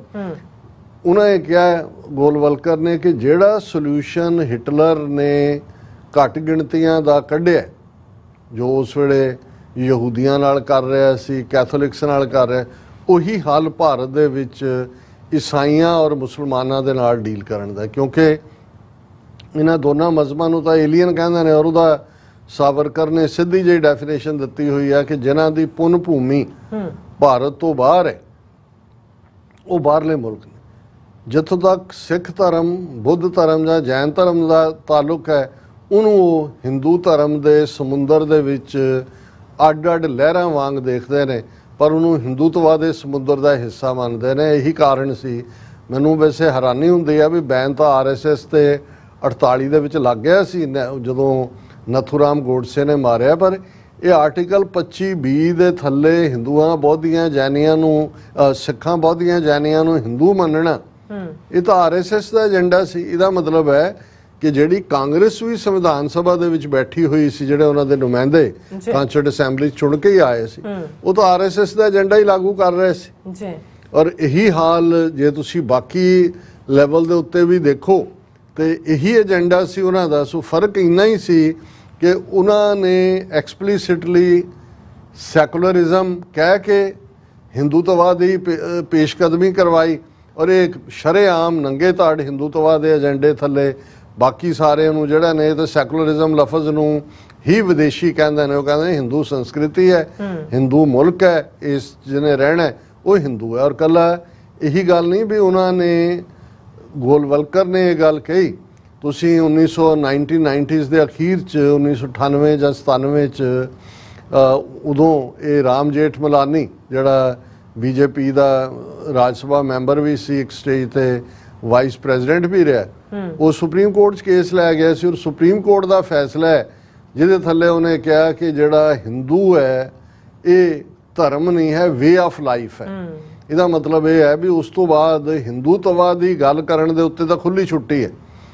ਉਹ ਜਿਹੜਾ ਇਲੈਕਸ਼ਨ ਕੋਡ ਹੈ ਜਿਹਦੇ 'ਚ ਇਲੈਕਸ਼ਨ 'ਚ ਕਿਹਾ ਗਿਆ ਹੈ, ਇਲੈਕਸ਼ਨ ਕੋਡ ਜਾਂ ਇਲੈਕਸ਼ਨ ਕਮਿਸ਼ਨ ਦੇ ਜਿਹੜੇ ਨਿਰਦੇਸ਼ ਨੇ ਕਿ ਤੁਸੀਂ ਧਰਮ ਦਾ ਇਸਤੇਮਾਲ ਨਹੀਂ ਕਰ ਸਕਦੇ ਵੋਟਾਂ ਲੈਣ ਲਈ, ਇਸ ਲਈ ਤੁਸੀਂ ਗੁਰਦੁਆਰੇ, ਚਰਚ, ਮਸਜਿਦ ਦੇ ਵਿੱਚ ਵੋਟਾਂ ਨਹੀਂ ਮੰਗ ਸਕਦੇ ਕਿਉਂਕਿ ਇਹ ਧਰਮ ਦੇ ਨਾਲ ਜੁੜਿਆ ਹੈ। ਪਰ ਜੇ ਮੰਦਿਰ 'ਚ ਖਲੋ ਕੇ ਜਾਂ ਪੁਜਾਰੀ ਬਣ ਕੇ ਮੋਦੀ ਵੋਟਾਂ ਮੰਗਦਾ ਹੈ ਜਾਂ ਉਹ ਕਹਿ ਕੇ ਮੁਸਲਮਾਨਾਂ ਦੇ ਖਿਲਾਫ ਦੂਜਿਆਂ ਦੇ ਨਫ਼ਰਤ, ਤੇ ਉਹ ਹਿੰਦੂਤਵਾ ਹੈ। ਕਿਉਂਕਿ ਹਿੰਦੂਤਵਾ ਸੁਪਰੀਮ ਕੋਰਟ ਨੇ ਕਿਹਾ ਜੀ ਵੇ ਆਫ ਲਾਈਫ ਹੈ। ਉਹ ਪੁੱਛੇ ਸਿੱਖੀਜ਼ਮ ਕੀ ਆ, ਉਹ ਵੇ ਆਫ ਲਾਈਫ ਨਹੀਂ ਹੈ। ਔਰ ਇਹੀ ਕਾਰਨ ਸੀ ਕਿ ਅਕਾਲੀਆਂ ਨੂੰ ਫਿਕਰ ਪੈ ਗਿਆ, ਬਾਦਲਾਂ ਨੂੰ, ਕਿ ਜੀ ਇਹ ਤਾਂ ਸਾਨੂੰ ਇਹ ਬਾਹਰ ਹੀ ਨਾ ਕਰ ਦੇਣ, ਪਾਬੰਦੀ ਨਾ ਲਾ ਦੇਣ। ਉਹਨੇ ਪੰਜਾਬੀ ਪਾਰਟੀ ਆ ਜੋ ਮੁਸਲਮਾਨ ਵੀ, ਹਿੰਦੂ ਵੀ, ਈਸਾਈ ਵੀ। ਮੁਸਲਮਾਨ ਤਾਂ ਵਿਚਾਰੇ ਇੱਕ ਮਲੇਰਕੋਟਲੇ ਦੇ ਸੀ, ਇੱਕ ਸਟੇਜ ਤੇ ਬਾਦਲ ਦੇ 10 MLA ਜਿਹੜੇ ਚੇਨ ਸਮੋਕਰ ਹਿੰਦੂ ਸਿਗਰਟਾਂ ਪੀਣ ਵਾਲੇ, ਉਹ ਅਕਾਲੀ ਦਲ ਦੇ ਥੱਲੇ ਲਿਆਂਦੇ। ਪਰ ਦੂਸਰੇ ਪਾਸੇ ਤੁਸੀਂ ਦੇਖੋਗੇ ਕਿ ਬੀਜੇਪੀ ਦਾ ਕੋਈ MP ਮੁਸਲਮਾਨ ਨਹੀਂ ਜੀ, ਸਟੇਟਾਂ ਦੇ ਵਿੱਚ ਬਿਲਕੁਲ ਸਾਫ਼। ਇਹਦੇ ਬਾਵਜੂਦ ਕਿ 16% ਆਬਾਦੀ ਨੂੰ ਰਿਪਰੈਜ਼ੈਂਟ ਕਰਨ ਵਾਲੀ ਜਿਹੜੇ ਲੋਕ ਨੇ ਉਹਨਾਂ ਦੀ ਕੋਈ ਨੁਮਾਇੰਦਗੀ ਨਹੀਂ ਹੈ। ਸੋ ਇਹ ਹਾਲਾਂ ਬਹੁਤਿਆਂ ਨੂੰ ਲੱਗੇਗਾ ਕਿ ਜੀ ਜੇ ਮੁਲਾਜ਼ਮ ਗੱਲ ਇਹ ਨਹੀਂ ਹੈ, ਗੱਲ ਇਹ ਹੈ ਕਿ ਬਈ ਆਲਰੇਡੀ ਉਹਨਾਂ ਨੇ ਸਾਰੇ ਮੁਲਕ ਨੂੰ ਹਿੰਦੂਤਵਾ ਦੇ ਰੰਗ ਦੇ ਵਿੱਚ ਰੰਗਿਆ ਹੋਇਆ। ਕੱਲਾ ਜਦੋਂ ਅਸੀਂ ਰੰਗ 'ਚ ਰੰਗਿਆ ਕਹਿੰਦੇ ਹਾਂ, ਇਹ ਇੱਕ ਫਰੇਜ਼ ਨਹੀਂ ਹੈ। ਈਵਨ ਜਿਹੜੇ ਵਕਫ ਬੋਰਡ ਦੇ ਦਫ਼ਤਰ ਨੇ ਲਖਨਊ ਦੇ ਵਿੱਚ, ਯੂਪੀ ਦੀ ਰਾਜਧਾਨੀ, ਜਦੋਂ ਆਦਿੱਤਿਆਨਾਥ ਯੋਗੀ ਚੀਫ ਮਿਨਿਸਟਰ ਬਣਿਆ ਤੇ ਉਹਨੇ ਆਰਡਰ ਕੀਤਾ ਕਿ ਜੀ ਆ ਸਾਰੇ ਵਕਫ ਬੋਰਡ ਜਾਂ ਇਸਲਾਮਿਕ ਇੰਸਟੀਚਿਊਟਸ, ਇਹਨਾਂ ਦਾ ਰੰਗ ਜਿਹੜਾ ਹੈ ਬਾਹਰੋਂ ਭਗਵਾ ਕਰ ਦਿਓ। ਔਰ ਅੱਜ ਵੀ ਉਹ ਭਗਵੇ ਰੰਗ 'ਚ ਨੇ। ਸੋ ਉਹਨਾਂ ਨੇ ਵੈਸੇ ਵੀ ਹਿੰਦੂਤਵਾ ਦਾ ਰੰਗ ਚਾੜਿਆ ਤੇ ਅਦਰਵਾਈਜ਼ ਵੀ ਭਗਵੇ ਰੰਗ 'ਚ ਰੰਗਣ ਦੀ ਗੱਲ ਕੀਤੀ ਹੈ। ਹੁਣ ਇਸ ਸਭ ਦੇ ਚਲਦਿਆਂ ਹਿੰਦੂਤਵਾ ਦੀ ਗੱਲ, RSS ਦੇ ਹੁਣ ਸੈਂਟਰ ਮੁਲਾਜ਼ਮ ਵੀ ਜਿਹੜੇ ਨੇ ਉਹ ਸ਼ਾਮਲ ਹੋ ਸਕਦੇ ਨੇ। ਤੇ ਅੰਮ੍ਰਿਤਪਾਲ ਸਿੰਘ ਦਾ ਕੀ ਕਸੂਰ ਹੈ, ਜਾਂ ਦੂਸਰੇ ਨੌਜਵਾਨ ਜਿਹੜੇ ਪੰਜਾਬ ਦੇ ਵਿੱਚ ਖਾਲਿਸਤਾਨ ਦੀ ਗੱਲ ਕਰਦੇ ਨੇ, ਉਹਨਾਂ ਦਾ ਕੀ ਕਸੂਰ ਹੈ? ਕਿਉਂਕਿ ਹਾਲਾਂ ਜੇ ਹਿੰਦੂ ਨੂੰ way of life supreme court ਨੇ ਮੰਨਿਆ, ਉਸੇ ਹੀ ਸੁਪਰੀਮ ਕੋਰਟ ਨੇ ਖਾਲਿਸਤਾਨ ਦੀ ਗੱਲ ਪੀਸਫੁਲ ਢੰਗ ਨਾਲ ਕਰਨ ਨੂੰ ਜਦੋਂ ਤੱਕ ਕੋਈ ਰਾਈਟਿੰਗ ਨਾ ਹੋਏ ਜਾਂ ਉਹਨੂੰ ਵੀ ਹੱਕ ਮੰਨਿਆ ਹੋਇਆ। ਇਹੀ ਕਾਰਨ ਹੈ ਸਿਮਰਨਜੀਤ ਸਿੰਘ ਮਾਨ ਜਾਂ ਉਹਨਾਂ ਦੀ ਪਾਰਟੀ ਇਸ ਦੀ ਗੱਲ ਕਰਦੀ ਹੈ। ਲੇਕਿਨ ਇਨ ਪ੍ਰੈਕਟਿਸ ਕੀ ਹੈ, ਉਹ ਜੁਡੀਸ਼ਰੀ ਉੱਥੇ ਤਾਂ ਉਹਨਾਂ ਨੇ ਉਸ ਹੱਦ ਤੱਕ ਲੈ ਗਏ ਨੇ ਕਿ ਭਾਈ ਉਹ ਟਿੰਮਾ ਰਾਜਸਥਾਨ ਦਾ ਜਿਹਦੇ ਤੇ ਉਹ ਕੇਸ ਕਿ ਜੀ ਉਹਨੇ ਅੰਮ੍ਰਿਤਪਾਲ ਸਿੰਘ ਦੀ ਸਹੁੰ ਚੁੱਕਦਿਆਂ ਦੇ ਨਾਂ ਥੱਲੇ ਜੋ ਵੀ ਪੋਸਟ ਸੀ ਜਾਂ ਦੂਜੀ, ਉਹਨੂੰ ਅੱਗੇ ਫਾਰਵਰਡ ਕੀਤਾ।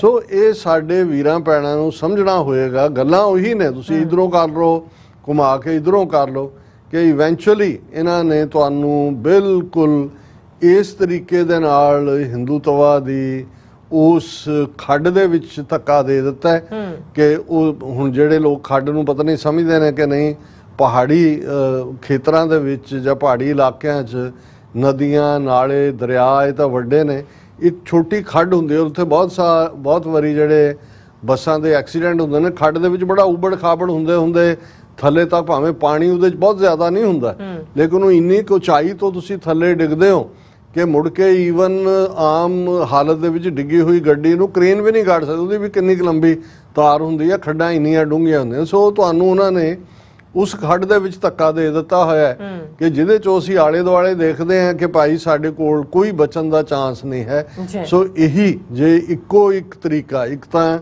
ਇਹ ਹੈ ਕਿ ਇਹਨੂੰ ਗੁਲਾਮੀ ਨੂੰ ਕਬੂਲ ਕਰਕੇ ਫਿਰ ਉਹਨਾਂ ਵਾਂਗ ਜਿਹੜਾ ਉਹੀ ਕਾਬੜੀਏ ਬਣ ਜਾਓ ਜਾਂ ਜਗਰਾਤੇ ਕਰਾਉਣ ਲੱਗ ਜਾਓ ਜਾਂ ਮੰਦਰਾਂ 'ਚ ਜਾ ਕੇ ਘੰਟੀਆਂ ਵਜਾਓ, ਹਾਂਜੀ। ਔਰ ਇਹ ਗੱਲ ਮੈਂ ਹਾਲਾ ਜਿਹੜੀ ਸਾਡੇ ਹੁਣ ਵੀਕਐਂਡ ਦੇ ਉੱਤੇ ਗੁਰਦੁਆਰਾ ਸਿੰਘ ਸਭਾ ਕਾਰਟਰੇਟ ਜੰਗ ਸੀ ਔਰ 2 ਦਿਨ ਪ੍ਰੋਗਰਾਮ ਚੱਲਿਆ ਤੇ ਉਹਦੀ ਜਿਹੜੀ ਐਡ ਚੱਲ ਰਹੀ ਸੀ, ਉਹਦੇ 'ਚ ਬਿਗਨਿੰਗ ਦੇ ਵਿੱਚ ਸਰ ਭਰਪੂਰ ਸਿੰਘ ਬਲਬੀਰ ਉਹਨਾਂ ਦੀ ਤਕਰੀਰ ਦੀ ਇੱਕ ਲਾਈਨ ਸੀ ਜਿਹੜੀ ਉਹਨਾਂ ਨੇ ਮੰਜੀ ਸਾਹਿਬ ਦੀਵਾਨ ਹਾਲ 'ਚ ਐਡਰੈਸ ਕਰਦਿਆਂ ਕਿਹਾ ਸੀ ਕਿ ਵੀ ਸਾਨੂੰ ਜਿਹੜੀ ਹੈ ਮਾੜਾ ਫੜਾਈ ਜਾ ਰਹੀ ਹੈ, ਅਸੀਂ ਮਾੜਾ ਫੜ ਕੇ ਜਿਹੜਾ ਉਹ ਕਿਸੇ ਹਿੰਦੂਆਂ ਦੇ ਮੱਠ ਦੇ ਜਿਹੜਾ ਉਹ ਉਸ ਦਾ ਕੋਈ ਸ਼ਰਧਾਲੂ ਨਹੀਂ ਬਣਨਾ ਹੈ, ਅਸੀਂ ਰਾਜ ਕਰਨਾ ਹੈ। ਹੁਣ ਉਹਨਾਂ ਨੂੰ ਤੁਹਾਡੇ ਅਦਰਵਾਈਜ਼ ਸਿਮਰਨ ਨਾਲ ਜਾਂ ਤੁਹਾਡਾ ਦੂਜਾ ਪੱਖ ਜਿਹੜਾ ਹੈ ਤੁਸੀਂ ਜੋ ਮਰਜ਼ੀ ਕਰੋ, ਉਹਨਾਂ ਨੂੰ ਕੀ ਪ੍ਰੋਬਲਮ ਹੈ? ਹਾਂ, ਜਦੋਂ ਤੁਸੀਂ ਰਾਜ ਸ਼ਕਤੀ ਦੀ ਗੱਲ ਕਰੋਗੇ, ਪੋਲੀਟੀਕਲ ਪਾਵਰ ਦੀ ਗੱਲ ਕਰੋਗੇ, ਅਕਾਲ ਤਖਤ ਦੀ ਗੱਲ ਕਰੋਗੇ, ਸਿੱਖ ਸੋਵਰਨਿਟੀ ਦੀ ਗੱਲ ਕਰੋਗੇ, ਉਹ ਉਹਨਾਂ ਨੂੰ ਨਜ਼ਰ ਆਉਂਦਾ ਹੈ ਕਿ ਭਾਈ ਨਹੀਂ, ਇਹ ਜਿਹੜੇ ਨੇ ਇਹ ਤਾਂ ਸਾਡੇ ਮੁਲਕ ਨੂੰ ਤੋੜਨ ਵਾਲੇ ਨੇ। ਸੋ ਇਹ ਹੁਣ ਸਿੱਖਾਂ ਦੇ ਸਾਹਮਣੇ ਹੈ, ਉਹ ਤਾਂ ਆਪਣੀ ਆਲਮੋਸਟ ਮੰਜ਼ਿਲ ਦੇ ਕਰੀਬ ਪਹੁੰਚੇ ਹੋਏ ਨੇ। ਔਰ ਮਾਈਨੋਰਿਟੀ ਗਵਰਨਮੈਂਟ ਹੋਣ ਦੇ ਬਾਵਜੂਦ ਵੀ ਜਦੋਂ ਉਹ ਇਸ ਕਿਸਮ ਦੇ ਫੈਸਲੇ ਲਾਗੂ ਕਰਦੇ ਨੇ, ਮੈਂ ਅਜੇ ਤੱਕ ਇੰਡੀਆ ਬਲਾਕ ਜਾਂ ਕਿਸੇ ਦੀ ਕੋਈ ਵਿਰੋਧੀ ਲਾਈਨ ਨਹੀਂ ਦੇਖੀ ਹੈ ਕਿ ਜੀ ਇਹ ਜਿਹੜਾ ਬੈਨ 1966 ਤੋਂ ਲੱਗਾ ਹੋਇਆ ਸੀ ਮੁਲਾਜ਼ਮਾਂ ਤੇ, ਐਸਾ ਕੀ ਪਾਰਟ ਹੈ ਕਿ ਭਾਈ ਇਹਨੂੰ ਜਿਹੜਾ ਹੈ ਉਹ ਖਤਮ ਕਰ ਦਿੱਤਾ ਗਿਆ। ਜੀ ਰਾਜ ਸਾਹਿਬ, ਤੁਹਾਡਾ ਬਹੁਤ ਬਹੁਤ ਸ਼ੁਕਰੀਆ। ਸੋ ਇੱਥੇ ਲੈਣਾ ਬ੍ਰੇਕ, ਔਰ ਬ੍ਰੇਕ ਤੇ ਜਾਣ ਤੋਂ ਪਹਿਲਾਂ ਅਸੀਂ ਦਰਸ਼ਕਾਂ ਦੇ ਸਰੋਤਿਆਂ ਨੂੰ ਅਪੀਲ ਤੇ ਬੇਨਤੀ ਕਰਦੀ ਹੈ ਵਿਊਅਰਸ, ਜਿਸ ਤਰ੍ਹਾਂ ਕਿ ਤੁਸੀਂ ਜਾਣਦੇ ਹੋ ਕਿ ਟੀਵੀ 84 ਇੱਕ ਪੰਥਕ ਚੈਨਲ ਹੈ, ਔਰ ਟੀਵੀ 84 ਦੀ ਚੜ੍ਹਦੀ ਕਲਾ ਲਈ ਵੱਧ ਤੋਂ ਵੱਧ ਡੋਨੇਟ ਕਰੋ। ਡੋਨੇਟ ਕਰਨ ਲਈ ਸਾਡੀ ਵੈਬਸਾਈਟ tv84.tv ਤੇ ਜਾ ਕੇ ਪੇਪਲ ਦੀ ਵਰਤੋਂ ਕਰਕੇ ਵਨ ਟਾਈਮ ਡੋਨੇਟ ਕਰ ਸਕਦੇ ਹੋ, ਮੰਥਲੀ ਡੋਨੇਟ ਵੀ ਕਰ ਸਕਦੇ ਹੋ। ਤੁਸੀਂ ਟੀਵੀ 84 ਦੇ ਨਾਮ ਤੇ ਚੈੱਕ ਬਣਾ ਕੇ ਸਾਨੂੰ ਮੇਲ ਵੀ ਕਰ ਸਕਦੇ ਹੋ ਸਾਡੇ ਇਸ ਪਤੇ ਤੇ 36-01 37th Avenue, Long Island City, New York 11101 USA, ਜਾਂ ਫਿਰ ਤੁਸੀਂ ਸਾਨੂੰ ਫੋਨ ਰਾਹੀਂ ਵੀ ਸੰਪਰਕ ਕਰ ਸਕਦੇ ਹੋ 5166191984। ਤੁਸੀਂ ਸਾਨੂੰ ਈਮੇਲ ਵੀ ਕਰ ਸਕਦੇ ਹੋ info@tv84.tv ਤੇ। ਅਸੀਂ ਤੁਹਾਡੇ ਤਹਿ ਦਿਲ ਤੋਂ ਸ਼ੁਕਰਗੁਜ਼ਾਰ ਰਹਾਂਗੇ। ਸੋ ਇੱਥੇ ਲੈਣੇ ਬ੍ਰੇਕ। ਵਿਊਅਰਸ, ਤੁਸੀਂ ਇਸੇ ਤਰ੍ਹਾਂ ਬਣੇ ਰਹਿਣਾ। ਮਿਲਦੇ ਹਾਂ ਛੋਟੇ ਜਿਹੇ ਬ੍ਰੇਕ ਤੋਂ ਬਾਅਦ।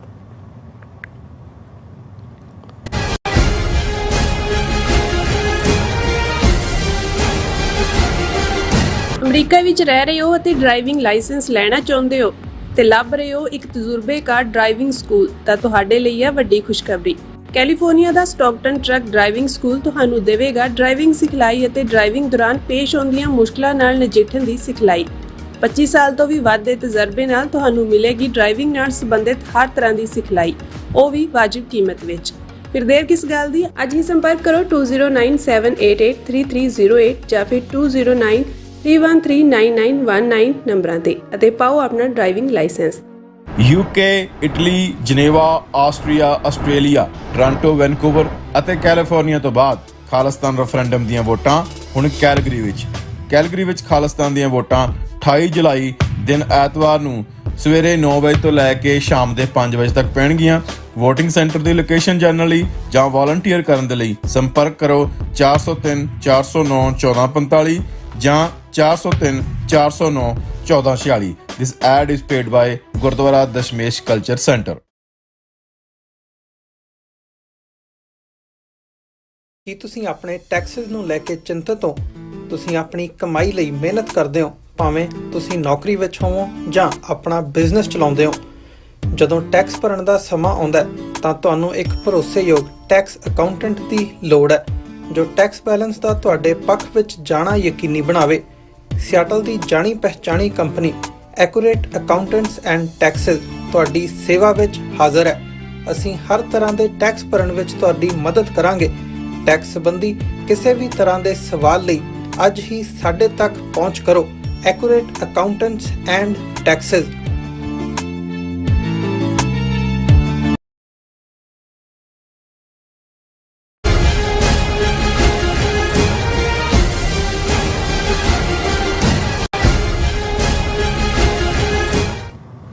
ਦਰਸ਼ਕੋ, ਬ੍ਰੇਕ ਬਾਅਦ ਤੁਹਾਡਾ ਸਭ ਦਾ ਭਰਪੂਰ ਸਵਾਗਤ ਹੈ। ਸੋ ਵਿਊਅਰਸ, ਗੱਲਬਾਤ ਕਰਨ ਜਾ ਰਹੇ ਹਾਂ ਕਿ ਭਾਰਤੀ ਹਾਕਮ ਭਾਰਤ ਨੂੰ ਦੁਨੀਆ ਦਾ ਵਿਸ਼ਵ ਗੁਰੂ ਹੋਣ ਦਾ ਦਾਅਵਾ ਕਰਦੇ ਹਨ, ਪਰ ਹਕੀਕਤ ਵਿੱਚ ਭਾਰਤ ਇੱਕ ਖੇਤਰੀ ਤਾਕਤ ਵੀ ਨਹੀਂ ਬਣ ਸਕਿਆ। ਫੋਰਨ ਅਫੇਅਰਸ ਮੈਗਜ਼ੀਨ ਵਿੱਚ ਹਾਲ ਹੀ ਵਿੱਚ ਇੱਕ ਜਿਹੜਾ ਸਰਲੇਖ ਛਪਿਆ ਹੈ, ਜਿਸ ਦਾ ਸਰਲੇਖ ਹੈ the end of the South Asia, ਭਾਵ ਸਾਊਥ ਏਸ਼ੀਆ ਦਾ ਅੰਤ। ਸੋ ਇਸ ਬਾਰੇ ਆਪਾਂ ਗੱਲਬਾਤ ਕਰਨ ਜਾ ਰਹੇ ਹਾਂ। ਸੋ ਅਸੀਂ ਚਾਹਾਂਗੇ ਕਿ ਤੁਸੀਂ ਇਸੇ ਤਰ੍ਹਾਂ ਬੜੇ ਰਹਿਣਾ, ਦੇਖਣ ਸੁਣਨ ਲਈ, ਲਿਖਣ ਲਈ। ਤੁਹਾਡਾ ਸਭ ਦਾ ਬਹੁਤ ਬਹੁਤ ਧੰਨਵਾਦ। ਜੀ ਰਾਜ ਸਾਹਿਬ, ਕੀ ਵਿਚਾਰ ਹਨ? ਦੇਖੋ, ਬਹੁਤ ਵਾਰ ਜਿਹੜੀਆਂ ਤਾਂ ਰੋਜ਼ਾਨਾ ਡੇ ਟੂ ਡੇ ਖਬਰਾਂ ਹੁੰਦੀਆਂ ਨੇ, ਉਹਨਾਂ ਦੇ ਉੱਤੇ ਬਹੁਤ ਸਾਰੀਆਂ ਟਿੱਪਣੀਆਂ ਹੁੰਦੀਆਂ ਨੇ, ਜਾਂ ਮੈਜੋਰਿਟੀ ਲੋਕ, ਜੇ ਮੈਂ ਕਹਾਂ ਵੀ ਆਲਮੋਸਟ 90% ਉਹ ਉਹਦੇ ਨਾਲ ਹੀ ਜੁੜੇ ਹੁੰਦੇ ਨੇ। ਲੌਂਗ ਟਰਮ ਜੋ ਕੁਝ ਚੱਲ ਰਿਹਾ ਹੈ, ਕਿੰਨਾ ਕੁ ਕਾਮਯਾਬ ਹੋਇਆ, ਕਿੱਥੇ ਫੇਲ ਹੋਇਆ, ਜਾਂ ਜਿਹੜੀ ਜੀਓ ਪੋਲਿਟਿਕਸ ਬਦਲਦੀ ਹੈ ਉਹਦੇ 'ਚ ਕਿਹੜੇ ਫੈਕਟਰ ਜਿਹੜੇ ਨੇ ਉਹ ਮੈਟਰ ਕਰਦੇ ਨੇ, ਇਹ ਮੈਜੋਰਿਟੀ ਕੀ ਆਲਮੋਸਟ ਐਬਸੋਲੂਟ ਮੈਜੋਰਿਟੀ ਨੂੰ ਹੀ ਉਹਦੇ 'ਚ ਕੋਈ ਦਿਲਚਸਪੀ ਨਹੀਂ ਹੁੰਦੀ। ਹੁਣ ਅਕਸਰ ਇੱਕ ਲਫ਼ਜ਼ ਜਦੋਂ ਅਸੀਂ ਦੁਨੀਆ ਦੇ ਵਿੱਚ 5 ਕੰਟੀਨੈਂਟਸ ਦੀ ਗੱਲ ਕਰਦੇ ਹਾਂ, ਮਹਾਦੀਪ, ਤੇ ਉਪ ਮਹਾਦੀਪ ਦੀ ਗੱਲ ਸਬ ਕੰਟੀਨੈਂਟ ਦੀ ਕਰਦੇ ਹਾਂ, ਬਹੁਤ ਸਾਰੇ ਉਹਨੂੰ ਇੰਡੀਅਨ ਸਬ ਕੰਟੀਨੈਂਟ ਕਹਿ ਦੇਣਗੇ। ਕਦੇ ਵੀ ਇਹ ਕੋਈ ਆਫੀਸ਼ੀਅਲੀ ਰੈਕਗਨਾਈਜ਼ ਨਹੀਂ, ਪਰ ਇੰਡੀਆ ਨੇ ਆਪਣੀ ਡੋਮੀਨੈਂਸ ਬਣਾਉਣ ਦੇ ਲਈ ਉਹਨੂੰ ਤੁਸੀਂ ਇਕੱਲਾ ਸਬ ਕੰਟੀਨੈਂਟ ਕਹਿ ਸਕਦੇ ਹੋ, ਕਿਉਂਕਿ ਉਹ ਇੰਨਾ ਕੁ ਵੱਡਾ ਆਪਣੇ ਆਪ ਦੇ ਵਿੱਚ।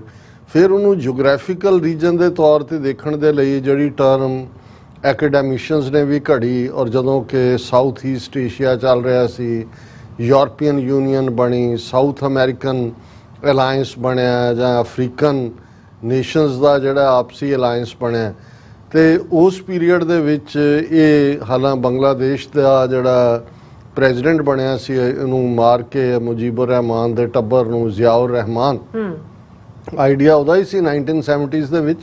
ਪਰ ਇਹਦੇ ਥੱਲੇ ਇੱਕ ਨਵੀਂ ਆਈਡੈਂਟੀਟੀ ਨਿਕਲੀ, ਸਾਊਥ ਏਸ਼ੀਆ।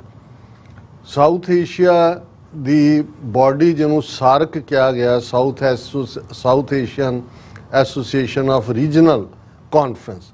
ਹੁਣ ਸਾਰਕ ਦੇ ਵਿੱਚ ਜਿਹੜੇ ਮੈਂਬਰ ਮੁਲਕ ਇਸ ਦਾ ਹਿੱਸਾ ਬਣੇ, ਉਹਨਾਂ ਦੇ ਵਿੱਚ ਜ਼ਾਹਰ ਹੈ ਵੱਡੇ ਤਾਂ ਭਾਰਤ ਪਾਕਿਸਤਾਨ ਨੇ, ਪਰ ਵਕਤ ਪਾ ਕੇ 1973-74 ਦੇ ਨੇੜੇ ਜਦੋਂ ਇਹ ਹੋਂਦ ਦੇ ਵਿੱਚ ਆਉਂਦੀ ਹੈ ਸਾਰਕ, ਅਫਗਾਨਿਸਤਾਨ, ਬੰਗਲਾਦੇਸ਼ ਤਾਂ ਹੈ ਹੀ ਸੀ, ਭੂਟਾਨ, ਇੰਡੀਆ, ਮਾਲਦੀਵਜ਼, ਨੇਪਾਲ, ਪਾਕਿਸਤਾਨ ਔਰ ਸ੍ਰੀਲੰਕਾ।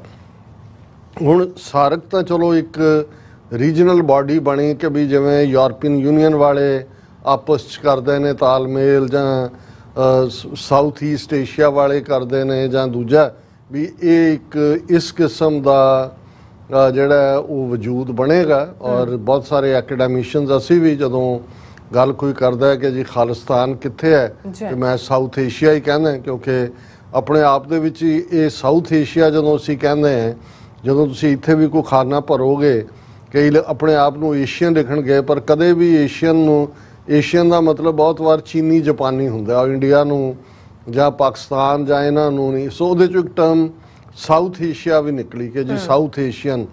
ਔਰ ਇਹ ਜਿਹੜੀ ਸਾਰਕ ਬਣੀ, ਇਹਦੇ 'ਚ ਇਹ ਹੋਇਆ ਕਿ ਜੀ ਇਹ ਆਪਣੇ ਆਪ ਦੇ ਵਿੱਚ ਇੱਕ ਵਜੂਦ ਬਣੇਗਾ। ਇਹਦੇ 'ਚ ਇਹ ਵੀ ਫੈਸਲਾ ਹੋਇਆ ਹਰ ਸਾਲ ਹੋਏਗੀ, ਔਰ ਜਦੋਂ ਤੋਂ ਮੋਦੀ 2014 ਤੋਂ ਬਾਅਦ 2024 ਤੱਕ ਤਾਂ ਇਹਦੀ ਕੋਈ ਰੋਟੇਸ਼ਨ ਵਾਈਜ਼ ਹੁੰਦਾ ਸੀ।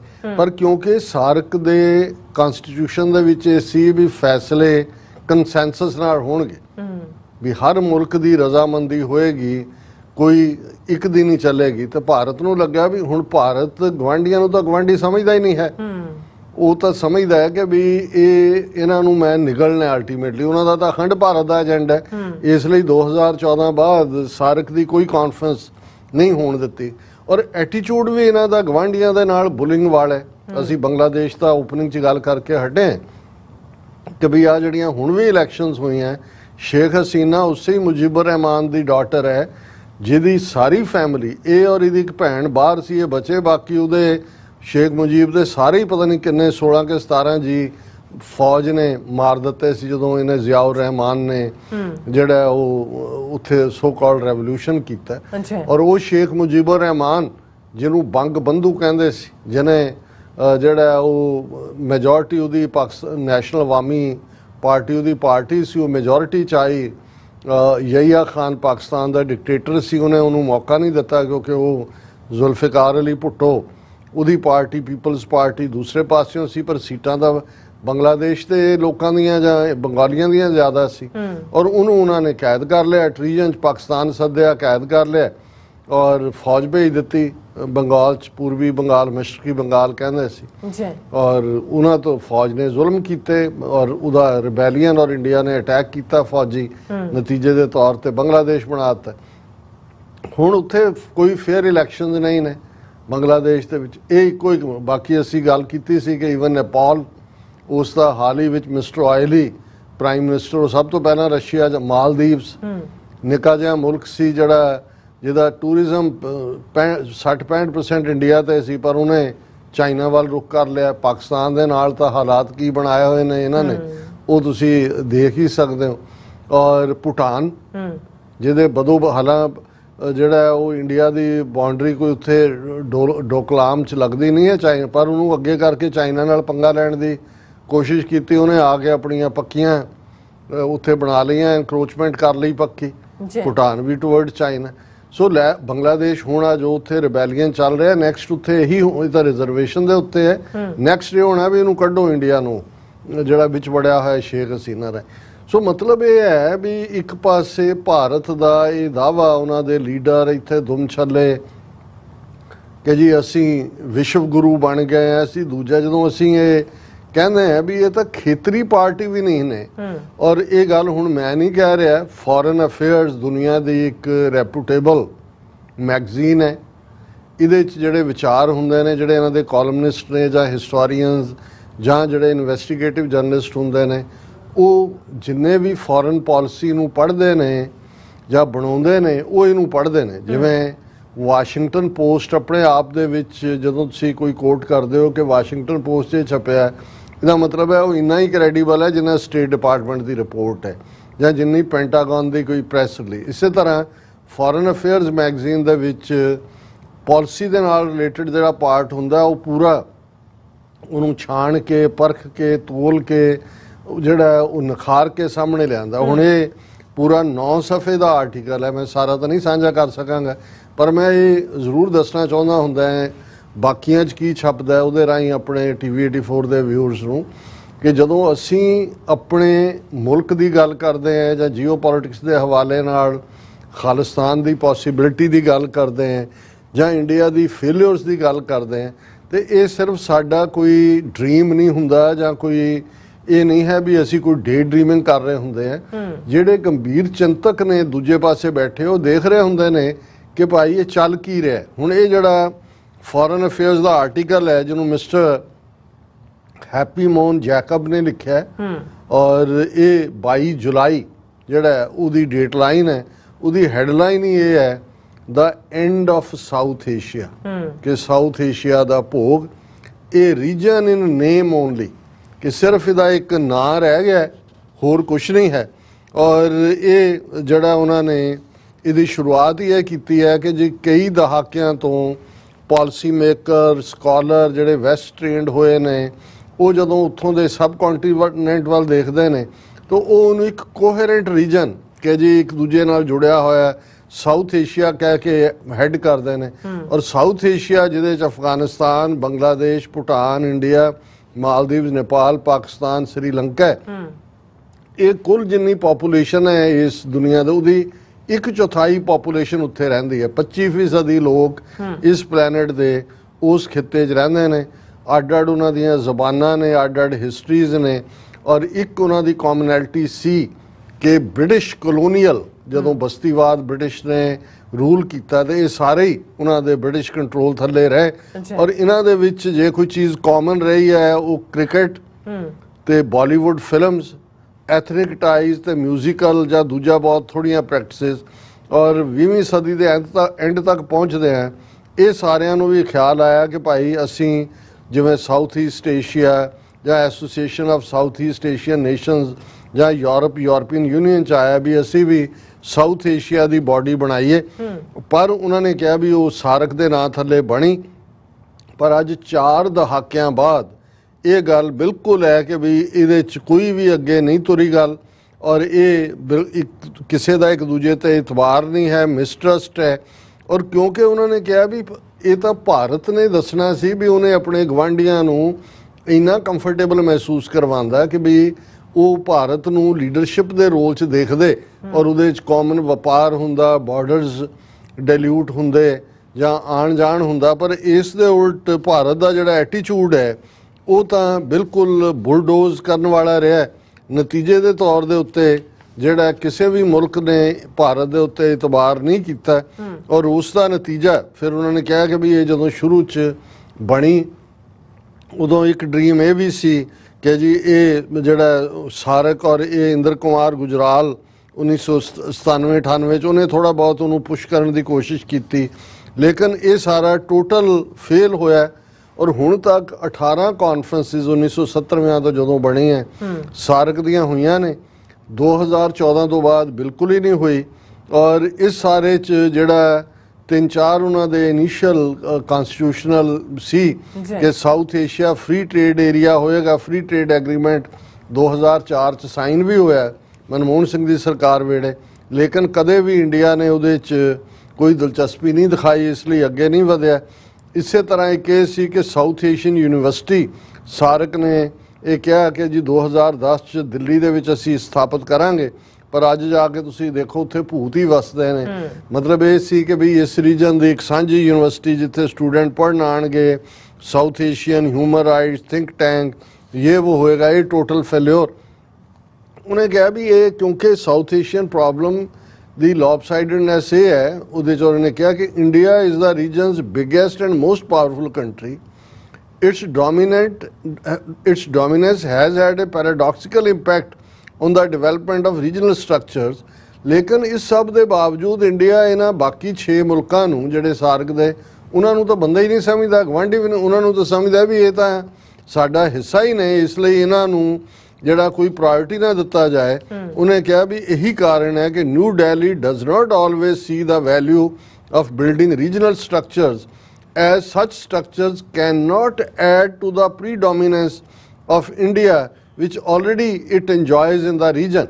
और उन्होंने कहा जी यही कारण है कि इंडिया ने ही इसकी डेथ कॉज की। और हुण साउथ एशिया जिहड़ा वो बेशक अरीना जियोपोलिटिकल कंपीटिशन का बन रहा है, और चाइना ने उन्हें कहा भी क्योंकि इंडिया होल्ड नहीं कर सकिया इसलिए जिहड़े 7 रीजनल मुल्क सी ਉਹ ਚਾਈਨਾ ਨੇ ਸੱਕ ਕਰ ਲਏ, ਸ੍ਰੀਲੰਕਾ ਨੂੰ ਵੀ ਲੋਨ ਦੇ ਕੇ, ਦੂਜਾ ਕਰਕੇ ਨੇਪਾਲ ਦੇ ਵਿੱਚ ਵੀ ਦੂਜਾ ਵੀ, ਔਰ ਇੰਡੀਆ ਦੀ ਇਹ ਟੋਟਲ ਫੇਲਿਓਰ ਹੈ। ਔਰ ਬੰਗਲਾਦੇਸ਼ ਵੀ ਚਾਈਨਾ ਨੇ has been using loans and infrastructure. ਔਰ ਇਹ ਉਹਨਾਂ ਨੇ ਕਿਹਾ ਕਿ ਵੀ in recent decades China has built up its influence among India's neighbors। ਕਿ ਜਿਹੜਾ ਭਾਰਤ ਜੇ ਫਰਾਖ ਦੇ ਲਈ ਜਾਂ ਸੱਚਮੁੱਚ ਐਲਡਰ ਬ੍ਰਦਰ ਹੀ ਸਹੀ ਉਹ ਐਟੀਟਿਊਡ ਦਿਖਾਉਂਦਾ, ਤੇ ਅੱਜ ਇਹ ਨਾ ਹੁੰਦਾ ਕਿ ਵੀ ਇਹ ਜਿਹੜੇ ਸਾਊਥ ਏਸ਼ੀਆ ਰੀਜਨ ਜਿਹਨੂੰ ਕਿਹਾ ਜਾਂਦਾ ਸੀ ਇਹਦੇ ਮੁਲਕ ਚਾਈਨਾ ਦੇ ਇਨਫਲੂਐਂਸ ਜਾਂਦੇ। ਸੋ ਲੰਬਾ ਚੌੜਾ ਆਰਟੀਕਲ ਹੈ, ਮੈਂ ਉਹਦੀ ਡਿਟੇਲ 'ਚ ਨਹੀਂ ਜਾਵਾਂਗਾ। ਜਿਨ੍ਹਾਂ ਦੀ ਅੱਗੋਂ ਦਿਲਚਸਪੀ ਆ ਉਹਨੂੰ ਪੜ੍ਹ ਸਕਦੇ ਨੇ। ਐਂਡ ਆਫ ਸਾਊਥ ਏਸ਼ੀਆ ਇਹ ਰੀਜਨ ਇਨ ਨੇਮ ਓਨਲੀ। ਸੋ ਇਸ ਤੋਂ ਅੰਦਾਜ਼ਾ ਲਾ ਲਓ ਵੀ ਇਹ ਵਿਸ਼ਵ ਗੁਰੂ ਤਾਂ ਇਹਨਾਂ ਨੇ ਕੀ ਬਣਨਾ। ਇਹ ਤਾਂ ਖੇਤਰੀ ਪਾਰਟੀ ਵੀ, ਜਿਹੜੇ ਖੇਤਰੀ ਤਾਕਤ ਵੀ ਨਹੀਂ ਬਣ ਸਕੇ ਨੇ। ਜੀ ਨਾਲ ਸਾਹਿਬ ਤੁਹਾਡਾ ਬਹੁਤ ਬਹੁਤ ਧੰਨਵਾਦ। ਸੋ ਇੱਥੇ ਲੈਣ ਬ੍ਰੇਕ ਵਿਊਅਰਸ, ਤੁਸੀਂ ਨੇ ਇਸੇ ਤਰ੍ਹਾਂ ਬਣੇ ਰਹਿਣਾ। ਮਿਲਦੇ ਹਾਂ ਆਫਟਰ ਦਿਸ ਸ਼ਾਰਟ ਬ੍ਰੇਕ।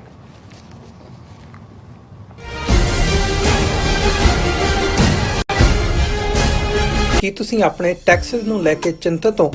ਤੁਸੀਂ ਆਪਣੀ ਕਮਾਈ ਲਈ ਮਿਹਨਤ ਕਰਦੇ ਹੋ, ਭਾਵੇਂ ਤੁਸੀਂ ਨੌਕਰੀ ਵਿੱਚ ਹੋਵੋ ਜਾਂ ਆਪਣਾ ਬਿਜ਼ਨਸ ਚਲਾਉਂਦੇ ਹੋ। ਜਦੋਂ ਟੈਕਸ ਭਰਨ ਦਾ ਸਮਾਂ ਆਉਂਦਾ ਤਾਂ ਤੁਹਾਨੂੰ ਇੱਕ ਭਰੋਸੇਯੋਗ ਟੈਕਸ ਅਕਾਊਂਟੈਂਟ ਦੀ ਲੋੜ ਹੈ, ਜੋ ਟੈਕਸ ਬੈਲੈਂਸ ਦਾ ਤੁਹਾਡੇ ਪੱਖ ਵਿੱਚ ਜਾਣਾ ਯਕੀਨੀ ਬਣਾਵੇ। ਸਿਆਟਲ ਦੀ ਜਾਣੀ ਪਹਿਚਾਣੀ company accurate accountants and taxes ਤੁਹਾਡੀ ਸੇਵਾ ਵਿੱਚ ਹਾਜ਼ਰ ਹੈ। ਅਸੀਂ ਹਰ ਤਰ੍ਹਾਂ ਦੇ ਟੈਕਸ ਭਰਨ ਵਿੱਚ ਤੁਹਾਡੀ ਮਦਦ ਕਰਾਂਗੇ। ਟੈਕਸ ਸੰਬੰਧੀ ਕਿਸੇ ਵੀ ਤਰ੍ਹਾਂ ਦੇ ਸਵਾਲ ਲਈ ਅੱਜ ਹੀ ਸਾਡੇ ਤੱਕ ਪਹੁੰਚ ਕਰੋ। Accurate accountants and taxes. UK, Italy, Geneva, Austria, Australia, Toronto, Vancouver ਅਤੇ ਕੈਲੀਫੋਰਨੀਆ ਤੋਂ ਬਾਅਦ ਖਾਲਿਸਤਾਨ ਰੈਫਰੈਂਡਮ ਦੀਆਂ ਵੋਟਾਂ ਹੁਣ ਕੈਲਗਰੀ ਵਿੱਚ। ਕੈਲਗਰੀ ਵਿੱਚ ਖਾਲਿਸਤਾਨ ਦੀਆਂ ਵੋਟਾਂ 28 ਜੁਲਾਈ ਦਿਨ ਐਤਵਾਰ ਨੂੰ ਸਵੇਰੇ 9 ਵਜੇ ਤੋਂ ਲੈ ਕੇ ਸ਼ਾਮ ਦੇ 5 ਵਜੇ ਤੱਕ ਪੈਣਗੀਆਂ। ਵੋਟਿੰਗ ਸੈਂਟਰ ਦੀ ਲੋਕੇਸ਼ਨ ਜਾਣਨ ਲਈ ਜਾਂ ਵਾਲੰਟੀਅਰ ਕਰਨ ਦੇ ਲਈ ਸੰਪਰਕ ਕਰੋ 403 409 1445 ਜਾਂ 403 409 1446। This ad is paid by Gurdwara Dashmesh culture centre. America ਵਿੱਚ ਰਹਿ ਰਹੇ ਹੋ ਅਤੇ ਡਰਾਈਵਿੰਗ ਲਾਇਸੈਂਸ ਲੈਣਾ ਚਾਹੁੰਦੇ ਹੋ ਤੇ ਲੱਭ ਰਹੇ ਹੋ ਇੱਕ ਤਜਰਬੇਕਾਰ ਡਰਾਈਵਿੰਗ ਸਕੂਲ, ਤਾਂ ਤੁਹਾਡੇ ਲਈ ਹੈ ਵੱਡੀ ਖੁਸ਼ਖਬਰੀ। ਕੈਲੀਫੋਰਨੀਆ ਦਾ ਸਟਾਕਟਨ ਟਰੱਕ ਡਰਾਈਵਿੰਗ ਸਕੂਲ ਤੁਹਾਨੂੰ ਦੇਵੇਗਾ ਡਰਾਈਵਿੰਗ ਸਿਖਲਾਈ ਅਤੇ ਡਰਾਈਵਿੰਗ ਦੌਰਾਨ ਪੇਸ਼ ਆਉਂਦੀਆਂ ਮੁਸ਼ਕਲਾਂ ਨਾਲ ਨਜਿੱਠਣ ਦੀ ਸਿਖਲਾਈ। 25 ਸਾਲ ਤੋਂ ਵੀ ਵੱਧ ਦੇ ਤਜਰਬੇ ਨਾਲ ਤੁਹਾਨੂੰ ਮਿਲੇਗੀ ਡਰਾਈਵਿੰਗ ਨਾਲ ਸੰਬੰਧਿਤ ਹਰ ਤਰ੍ਹਾਂ ਦੀ ਸਿਖਲਾਈ, ਉਹ ਵੀ ਵਾਜਿਬ ਕੀਮਤ ਵਿੱਚ। ਫਿਰ ਦੇਰ ਕਿਸ ਗੱਲ ਦੀ? ਅੱਜ ਹੀ ਸੰਪਰਕ ਕਰੋ 209788330308 ਜਾਂ ਫਿਰ 2093139919 ਨੰਬਰਾਂ ਤੇ ਅਤੇ ਪਾਓ ਆਪਣਾ ਡਰਾਈਵਿੰਗ ਲਾਇਸੈਂਸ।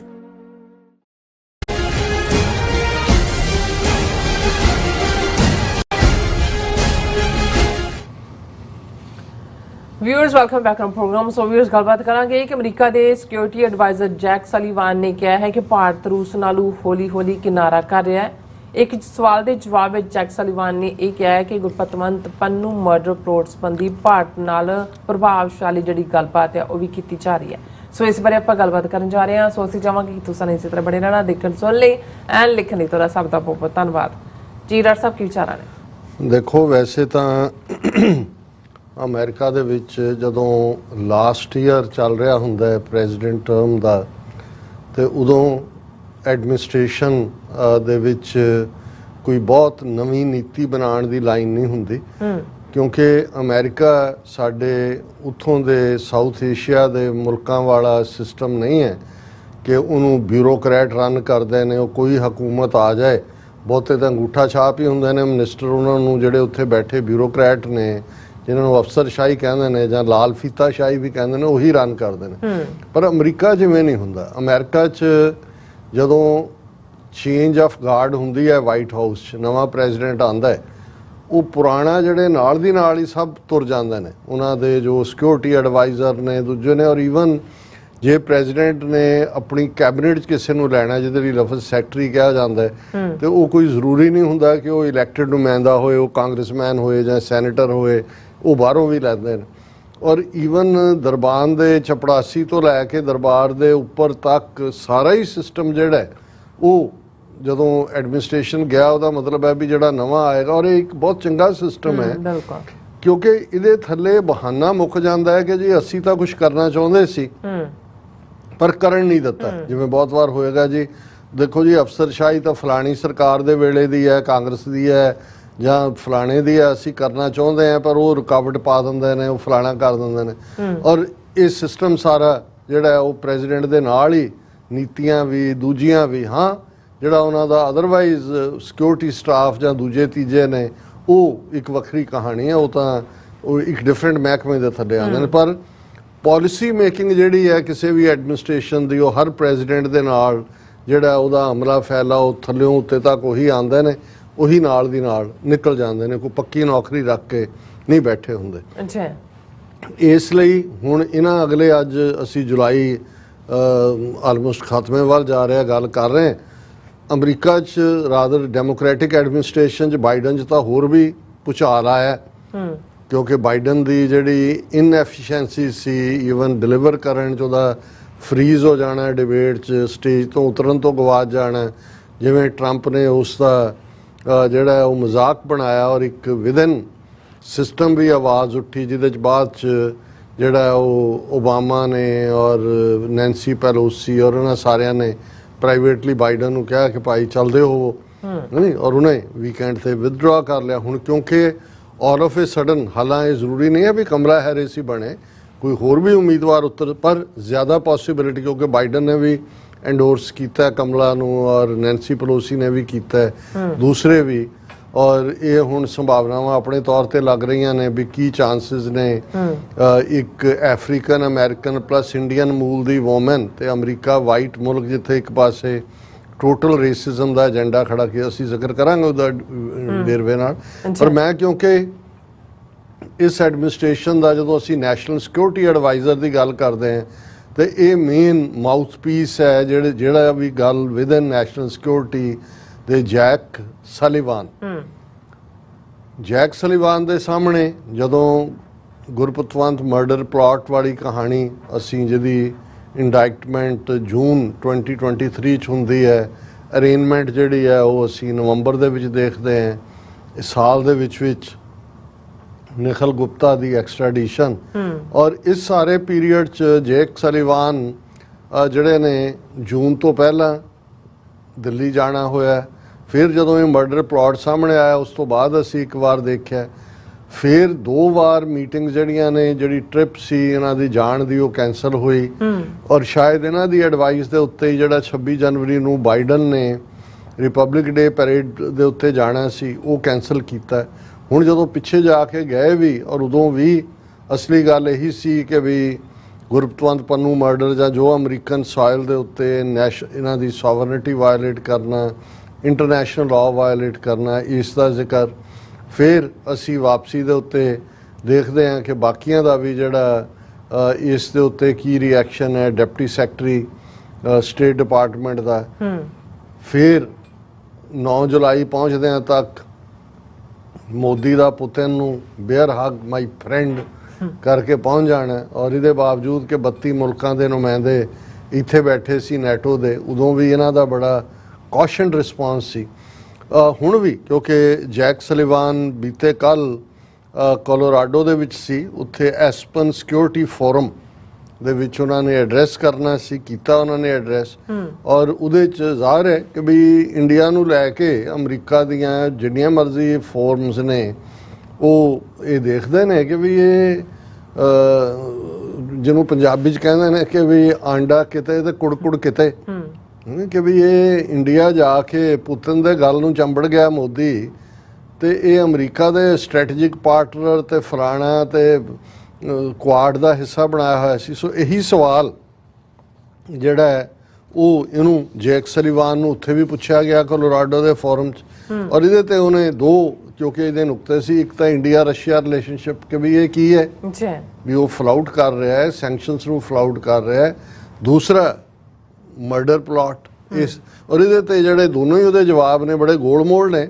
ਪਰ ਮੈਂ ਇਹ ਕਹਿਣਾ ਚਾਹੁੰਦਾ ਵੀ ਇਹ ਹੁਣ ਬਾਈਡਨ ਐਡਮਿਨਿਸਟ੍ਰੇਸ਼ਨ ਨੇ ਭਾਵੇਂ ਨਿਕਲ ਜਾਣਾ 3-4 ਮਹੀਨੇ ਬਾਅਦ ਅੱਗੋਂ ਕੀ ਹੁੰਦਾ ਕੀ ਨਹੀਂ ਹੈ, ਲੇਕਿਨ ਇਹ ਦੋਨੋਂ ਹੀ ਇਸ਼ੂ ਇਹਨਾਂ ਦਾ ਪਿੱਛਾ ਨਹੀਂ ਛੱਡਣਗੇ। ਔਰ ਇਹ ਇਹਨਾਂ ਦੀ ਬਾਈਡਨ ਐਡਮਿਨਿਸਟ੍ਰੇਸ਼ਨ ਦੀ ਵੱਡੀ ਫੇਲਿਅਰ ਹੈ ਇਹਨਾਂ ਦੀ ਫੋਰਨ ਪਾਲਿਸੀ ਦੀ, ਕਿ ਟਰੰਪ ਜੋ ਮਰਜ਼ੀ ਕਮਜ਼ੋਰੀਆਂ ਹੋਣ ਉਹਦੇ 'ਚ ਰੇਸਿਸਟ ਐਂਗਲ ਵੀ ਹੈ, ਜਿਹੜੇ 11 ਮਿਲੀਅਨ ਇੱਕ ਸਟੇਜ ਤੇ ਇਲੀਗਲ ਕਹਿੰਦੇ ਸੀ ਹੁਣ ਤਾਂ 15 ਤੱਕ ਪਹੁੰਚ ਗਏ ਹੋਣੇ ਨੇ, 1.5 ਕਰੋੜ ਲੋਕਾਂ ਨੂੰ ਉਹਨਾਂ ਪ੍ਰਤੀ ਕੀ ਨੀਤੀ ਹੈ ਇਲੀਗਲਸ ਬਾਰੇ ਜਾਂ ਦੂਜੇ, ਉਹ ਵੱਖਰੀ ਗੱਲ ਹੋਏ। ਪਰ ਘੱਟੋ ਘੱਟ ਟਰੰਪ ਦੇ ਹੁੰਦਿਆਂ ਇਹ ਨਹੀਂ ਹੈ ਉਹਨੇ ਅਮਰੀਕਾ ਦੀ ਪਿੱਠ ਨਹੀਂ ਲੱਗਣ ਬਾਹਰਲੇ ਹਵਾਲੇ ਨਾਲ, ਰਾਦਰ ਤਾਲਿਬਾਨ ਨਾਲ ਨੈਗੋਸ਼ੀਏਸ਼ਨ ਮੁਕਾਈ, ਇਰਾਕ 'ਚੋਂ ਵੀ ਫੌਜ ਕੱਢੀ, ਨਾਰਥ ਕੋਰੀਆ ਨੂੰ ਵੀ ਠੰਡਾ ਰੱਖਿਆ, ਜਿਮ ਕੌਂਗ ਨੂੰ। ਹੁਣ ਇਹਦੇ 'ਚ ਕਹਿ ਰਿਹਾ ਕਿ ਬਈ I think the biggest question is, do we see tangible evidence? Tangible ਹੁੰਦਾ ਜਿਹੜੀ ਚੀਜ਼ ਨੂੰ ਤੁਸੀਂ ਫੜ ਕੇ ਦੇਖ ਸਕੋ, tangible evidence that India is deepening its military and technology relationship with Russia? ਕੀ ਕੋਈ ਐਸਾ ਸਾਨੂੰ ਨਜ਼ਰ ਆਇਆ ਕਿ ਵੀ ਕੋਈ ਭਾਰਤ ਜਿਹੜਾ ਹੈ ਉਹ ਆਪਣੇ ਫੌਜੀ ਔਰ ਤਕਨੀਕੀ ਸਬੰਧ ਰੂਸ ਦੇ ਨਾਲ ਡੂੰਘੇ ਬਣਾ ਰਿਹਾ? And I didn't see tangible evidence out of that visit that it was deepening. ਮੈਨੂੰ ਨਹੀਂ ਨਜ਼ਰ ਆਇਆ ਕਿ ਵੀ ਕੋਈ ਰੂਸ ਦੇ ਨਾਲ, ਜੇ ਭਾਈ ਤੁਹਾਡੇ ਕਹਿਣ ਤੇ ਉਹਨਾਂ ਨੇ ਵਿਜ਼ਿਟ ਵੀ ਅੱਗੇ ਨਹੀਂ ਪਾਈ, ਤੁਸੀਂ ਜਾ ਕੇ ਤਰਲੇ ਹੀ ਕੀਤੇ ਨੇ ਉਹਨਾਂ ਦੇ, ਇਹਦਾ ਮਤਲਬ ਵੀ ਟਰਮਸ ਤਾਂ ਫਿਰ ਇੰਡੀਆ ਡਿਕਟੇਟ ਕਰ ਰਿਹਾ ਨਾ। ਫਿਰ ਤੁਹਾਡਾ ਬਾਈਡਨ ਐਡਮਿਨ, ਤੁਸੀਂ ਤਾਂ ਅਮਰੀਕਾ ਦਾ ਨੱਕ ਕਟਾਇਆ ਕਿ ਵੀ ਇੱਕ ਥਰਡ ਰੇਟ ਪਾਵਰ ਜਿਨ੍ਹਾਂ ਦੇ ਨਾ ਕੋਈ ਪੱਲੇ ਨਾ ਲੈਣਾ ਨਾ ਦੇਣਾ, ਹਾਂਜੀ, ਉਹ ਜਿਹੜਾ ਉਹ ਤੁਹਾਨੂੰ ਅੱਖਾਂ ਦਿਖਾ ਰਹੇ ਨੇ। ਪਰ ਇਹ ਕਹਿ ਰਿਹਾ I didn't see deliverable in that space। ਉਹ ਡੈਮੋਕ੍ਰੇਟਾਂ ਵਾਲੀਆਂ ਗੱਲਾਂ ਕਿ ਜੀ ਕੋਈ ਇਸ ਕਿਸਮ ਦਾ ਨਜ਼ਰ ਨਹੀਂ ਆਇਆ। ਫਿਰ ਉਹਨਾਂ ਨੇ ਇੱਥੇ ਨਹੀਂ ਸੀ ਛੱਡਣਾ, ਫਿਰ ਸਵਾਲ ਪੁੱਛਿਆ, don't you think the bear hug with Putin was significant then? He was asked। ਉਹਨੇ ਕਿਹਾ ਵੀ ਉਹ ਜਿਹੜਾ ਭਾਲੂ ਵਾਂਗ ਚੰਬੜਿਆ ਉਹਨੂੰ ਜਾ ਕੇ, ਉਹ ਨਹੀਂ ਤੁਹਾਨੂੰ ਲੱਗਦਾ ਕਿ ਬਈ ਉਹ ਇਸ ਪੀਰੀਅਡ 'ਚ ਉਹਦੇ ਤੋਂ ਕਹਿ ਰਿਹਾ well Modi has a certain way of course greeting world leaders, ਇਹ ਸਟਾਈਲ ਹੈ ਮੋਦੀ ਦਾ। ਹੁਣ ਤੁਸੀਂ ਇਹ ਤੋਂ ਵੱਡਾ ਕਵਰ ਅਪ ਹੋਰ ਕੀ ਹੈ? I have seen it up close and personal actually, ਕਿ ਉਹ ਕਹਿੰਦਾ ਵੀ ਮੈਨੂੰ ਵੀ ਪਾਈ ਸੀ, ਇਹ ਕਹਿਣਾ ਇਹ ਚਾਹੁੰਦਾ। ਪਰ ਅਗੇਨ ਜਿਹੜੇ ਇਹ ਹੁੰਦਾ ਇੰਡੀਪੈਂਡੈਂਟ ਮੀਡੀਆ ਜਾਂ ਦੂਜਾ, ਫਿਰ ਜਦੋਂ ਉਹਨੂੰ ਪੁੱਛਿਆ ਗਿਆ ਕਿ ਭਾਈ ਇਹ ਗੁਰਪਤਵੰਤ ਪੰਨੂ ਕੇਸ ਜਿਹਦੇ 'ਚ ਤੁਹਾਡੀ ਸੋਵਰਨਿਟੀ ਇੰਟਰਨੈਸ਼ਨਲ ਲਾਅ ਵਾਇਲੇਟ ਕੀਤਾ, ਉਹਦੇ 'ਚ ਕੀਤਾ ਦਾ conversation with India regarding the allegations of a plot to assassinate a Sikh separatist in the US that involved an Indian officials had been respectful and effective, said US NSA Sullivan। ਉਹਨੇ ਕਿਹਾ ਜੀ ਇਹ ਜਿਹੜਾ India ਦੀ involvement ਹੈ ਜਿਹੜਾ ਸਿੱਖ separatist leader ਦੇ murder ਦੇ ਮਾਮਲੇ ਦੇ ਵਿੱਚ, ਉਹ ਗੱਲਬਾਤ ਸਾਡੀ ਬੜੀ ਰਿਸਪੈਕਟਫੁਲ ਹੈ, ਬੜੀ ਸਤਿਕਾਰਤ ਹੈ ਔਰ ਬੜੀ ਪ੍ਰਭਾਵਸ਼ਾਲੀ ਹੈ। ਹੁਣ ਇਹ ਤੁਸੀਂ ਇਹ ਡਿਪਲੋਮੇਸੀ ਵੀ ਨਹੀਂ ਹੈ, ਇਹ ਮਤਲਬ ਇਹ ਹੈ ਕਿ ਵੀ ਇਹਨੂੰ ਗੁੰਗਲੂਆਂ ਤੋਂ ਮਿੱਟੀ ਝਾੜਨਾ ਕਹਿੰਦੇ ਨੇ, ਮਤਲਬ ਇਹ ਹੈ। ਔਰ ਇਸ ਸਭ ਦਾ ਪ੍ਰਾਈਸ ਆਉਣ ਵਾਲੇ ਇਹਨਾਂ ਦਾ ਨੋਮੀਨੇਸ਼ਨ ਕਿਹਦੇ ਤੇ ਕਨਫਰਮ ਹੁੰਦਾ ਹੈ ਇਹ ਤਾਂ ਬਾਅਦ ਦੀ ਗੱਲ ਹੈ। ਪਰ ਇੱਕ ਗੱਲ ਕਲੀਅਰ ਹੈ ਕਿ ਵੀ ਇਹ ਇਸ ਮਾਮਲੇ ਦੇ ਵਿੱਚ ਬਾਈਡਨ ਐਡਮਿਨਿਸਟ੍ਰੇਸ਼ਨ ਦੀ ਆਲਮੋਸਟ ਇੰਡੀਆ ਨੂੰ ਟੈਪ ਔਨ ਦਾ ਰਿਸਟ, ਇਹਦਾ ਇਹਨਾਂ ਨੂੰ ਪ੍ਰਾਈਸ ਵੀ ਪੇ ਕਰਨਾ ਪਏਗਾ, ਕਿਉਂਕਿ ਇਹ ਅਮਰੀਕਾ ਨਹੀਂ ਹੈ ਜਿਸ ਇਸ ਕਿਸਮ ਦੇ ਜਿਹੜੀ ਹੈ ਬਿਲਕੁਲ ਹੀ ਜਿਹਨੂੰ ਤੁਸੀਂ ਇਹ ਕਹੋ ਕਿ ਵੀ ਵਿਸ਼ੀ-ਵਾਸ਼ੀ ਕਿਸਮ ਦੀ ਨੀਤੀ ਬਣਾਉਣਾ ਇਹਨਾਂ ਨੂੰ, ਔਰ ਐਵੀਡੈਂਸ ਇਹਨਾਂ ਕੋਲ ਕੰਕਰੀਟ ਹੈ। ਔਰ ਇਹੀ ਕਾਰਨ ਹੈ ਜਦੋਂ ਅਸੀਂ ਹਮੇਸ਼ਾ ਇਹ ਕਹਿੰਦੇ ਰਹੇ ਕਿ 2 ਮੀਟਿੰਗਸ ਜਿਹੜੀਆਂ ਇਸ ਸਾਲ ਦੇ ਪੀਰੀਅਡ 'ਚ ਇਹਨਾਂ ਦੇ ਹਾਇਰ ਅਪਸ ਦੇ ਨਾਲ ਹੋਈਆਂ, ਇੱਕ ਪਾਸੇ justice department, FBI, homeland security ਜਾਂ ਇੰਟੈਲੀਜੈਂਸ ਏਜੰਸੀਆਂ ਨੇ ਉਹ ਫਰਮ ਨੇ ਇੰਡੀਆ ਨੂੰ ਪੁਸ਼ ਕਰਨ ਦੇ ਲਈ, ਔਰ ਉਹਦਾ ਹੀ ਨਤੀਜਾ ਹੈ ਕਿ ਵੀ ਐਕਸਟ੍ਰੈਡੀਸ਼ਨ ਵੀ, ਕਿਉਂਕਿ ਉਹਦੇ 'ਚ ਇੰਟਰਫੀਅਰ ਨਹੀਂ ਕਰਦੇ, ਇਹਨਾਂ ਨੂੰ ਹੁੰਦਾ ਵੀ ਉਹਨੂੰ ਐਕਸਟ੍ਰਾਡਾਈਟ ਵੀ ਕੀਤਾ, ਅਰੇਂਜਮੈਂਟ ਵੀ ਹੋਈ, ਟ੍ਰਾਇਲ 'ਚ ਵੀ ਜਾਏਗਾ ਕੇਸ। ਲੇਕਿਨ ਦੂਸਰੇ ਪਾਸੇ ਵਾਈਟ ਹਾਊਸ ਔਰ ਸਟੇਟ ਡਿਪਾਰਟਮੈਂਟ ਨੇ ਇਹਨਾਂ ਨੇ ਬਿਲਕੁਲ ਹੀ ਜਿਹੜੀ ਹੈ ਉਹ ਗਿੱਲ ਗਾਲੀ ਹੈ ਔਰ ਨੱਕ ਵਢਾਉਣ ਵਾਲਾ ਕੰਮ ਹੀ ਅਮਰੀਕਾ ਦਾ ਕੀਤਾ ਇਹਨਾਂ ਨੇ। ਜੀ ਡਾਕਟਰ ਸਾਹਿਬ ਤੁਹਾਡਾ ਬਹੁਤ ਬਹੁਤ ਧੰਨਵਾਦ। ਸੋ ਤੁਹਾਨੂੰ ਬ੍ਰੇਕ ਵਿਊਅਰਸ ਤੁਸੀਂ ਇਸੇ ਤਰ੍ਹਾਂ ਬੜੇ ਨਾਲ ਮਿਲਦੇ ਹਾਂ ਛੋਟੇ ਜਿਹੇ ਵਕਤ ਤੋਂ ਬਾਅਦ।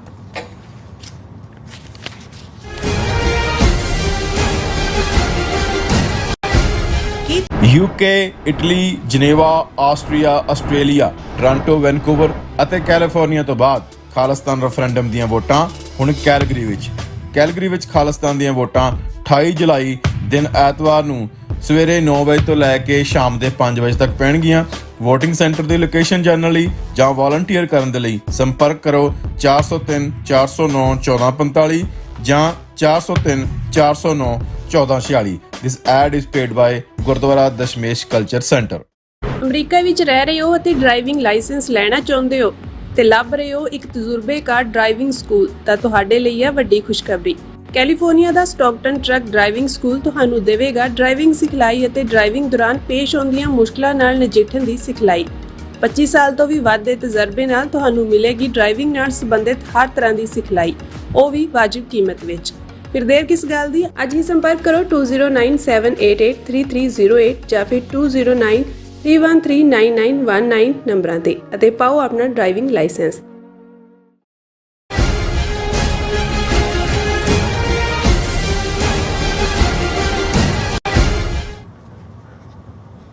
ਦਰਸ਼ਕੋ ਬ੍ਰੇਕ ਤੋਂ ਬਾਅਦ ਤੁਹਾਡਾ ਸਭ ਦਾ ਭਰਪੂਰ ਸਵਾਗਤ ਹੈ। ਸੋ ਵਿਊਅਰਸ ਹੁਣ ਆਪਾਂ ਗੱਲਬਾਤ ਕਰਨ ਜਾ ਰਹੇ ਹਾਂ ਕਿ ਤੁਰਕੀ ਨੇ ਕਿਸੇ ਵੀ ਕਿਸਮ ਦੇ ਹਥਿਆਰ ਭਾਰਤ ਨੂੰ ਵੇਚਣ ਤੋਂ ਮੁਕੰਮਲ ਪਾਬੰਦੀ ਲਗਾ ਦਿੱਤੀ ਹੈ।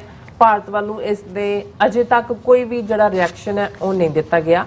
ਸੋ ਮੀਡੀਆ ਵਿੱਚ ਇਸ ਨੂੰ ਤੁਰਕੀ ਪਾਕਿਸਤਾਨ ਸਬੰਧਾਂ ਵਿੱਚ ਨੇੜਤਾ ਨਾਲ ਜੋੜ ਕੇ ਜਿਹੜਾ ਉਹ ਦੇਖਿਆ ਜਾ ਰਿਹਾ। ਸੋ ਇਸ ਬਾਰੇ ਆਪਾਂ ਗੱਲਬਾਤ ਕਰਨ ਜਾ ਰਹੇ ਹਾਂ। ਸੋ ਅਸੀਂ ਚਾਹਾਂਗੇ ਕਿ ਤੁਸੀਂ ਇਸੇ ਤਰ੍ਹਾਂ ਬਣੇ ਰਹਿਣਾ। ਦੇਖਣ ਸੁਣਨ ਲਈ ਜਾਂ ਲਿਖਣ ਲਈ ਤੁਹਾਡਾ ਸਭ ਦਾ ਬਹੁਤ ਬਹੁਤ ਧੰਨਵਾਦ। ਜੀ ਡਾਕਟਰ ਸਾਹਿਬ ਕੀ ਕਹਿਣਾ ਚਾਹੋਗੇ?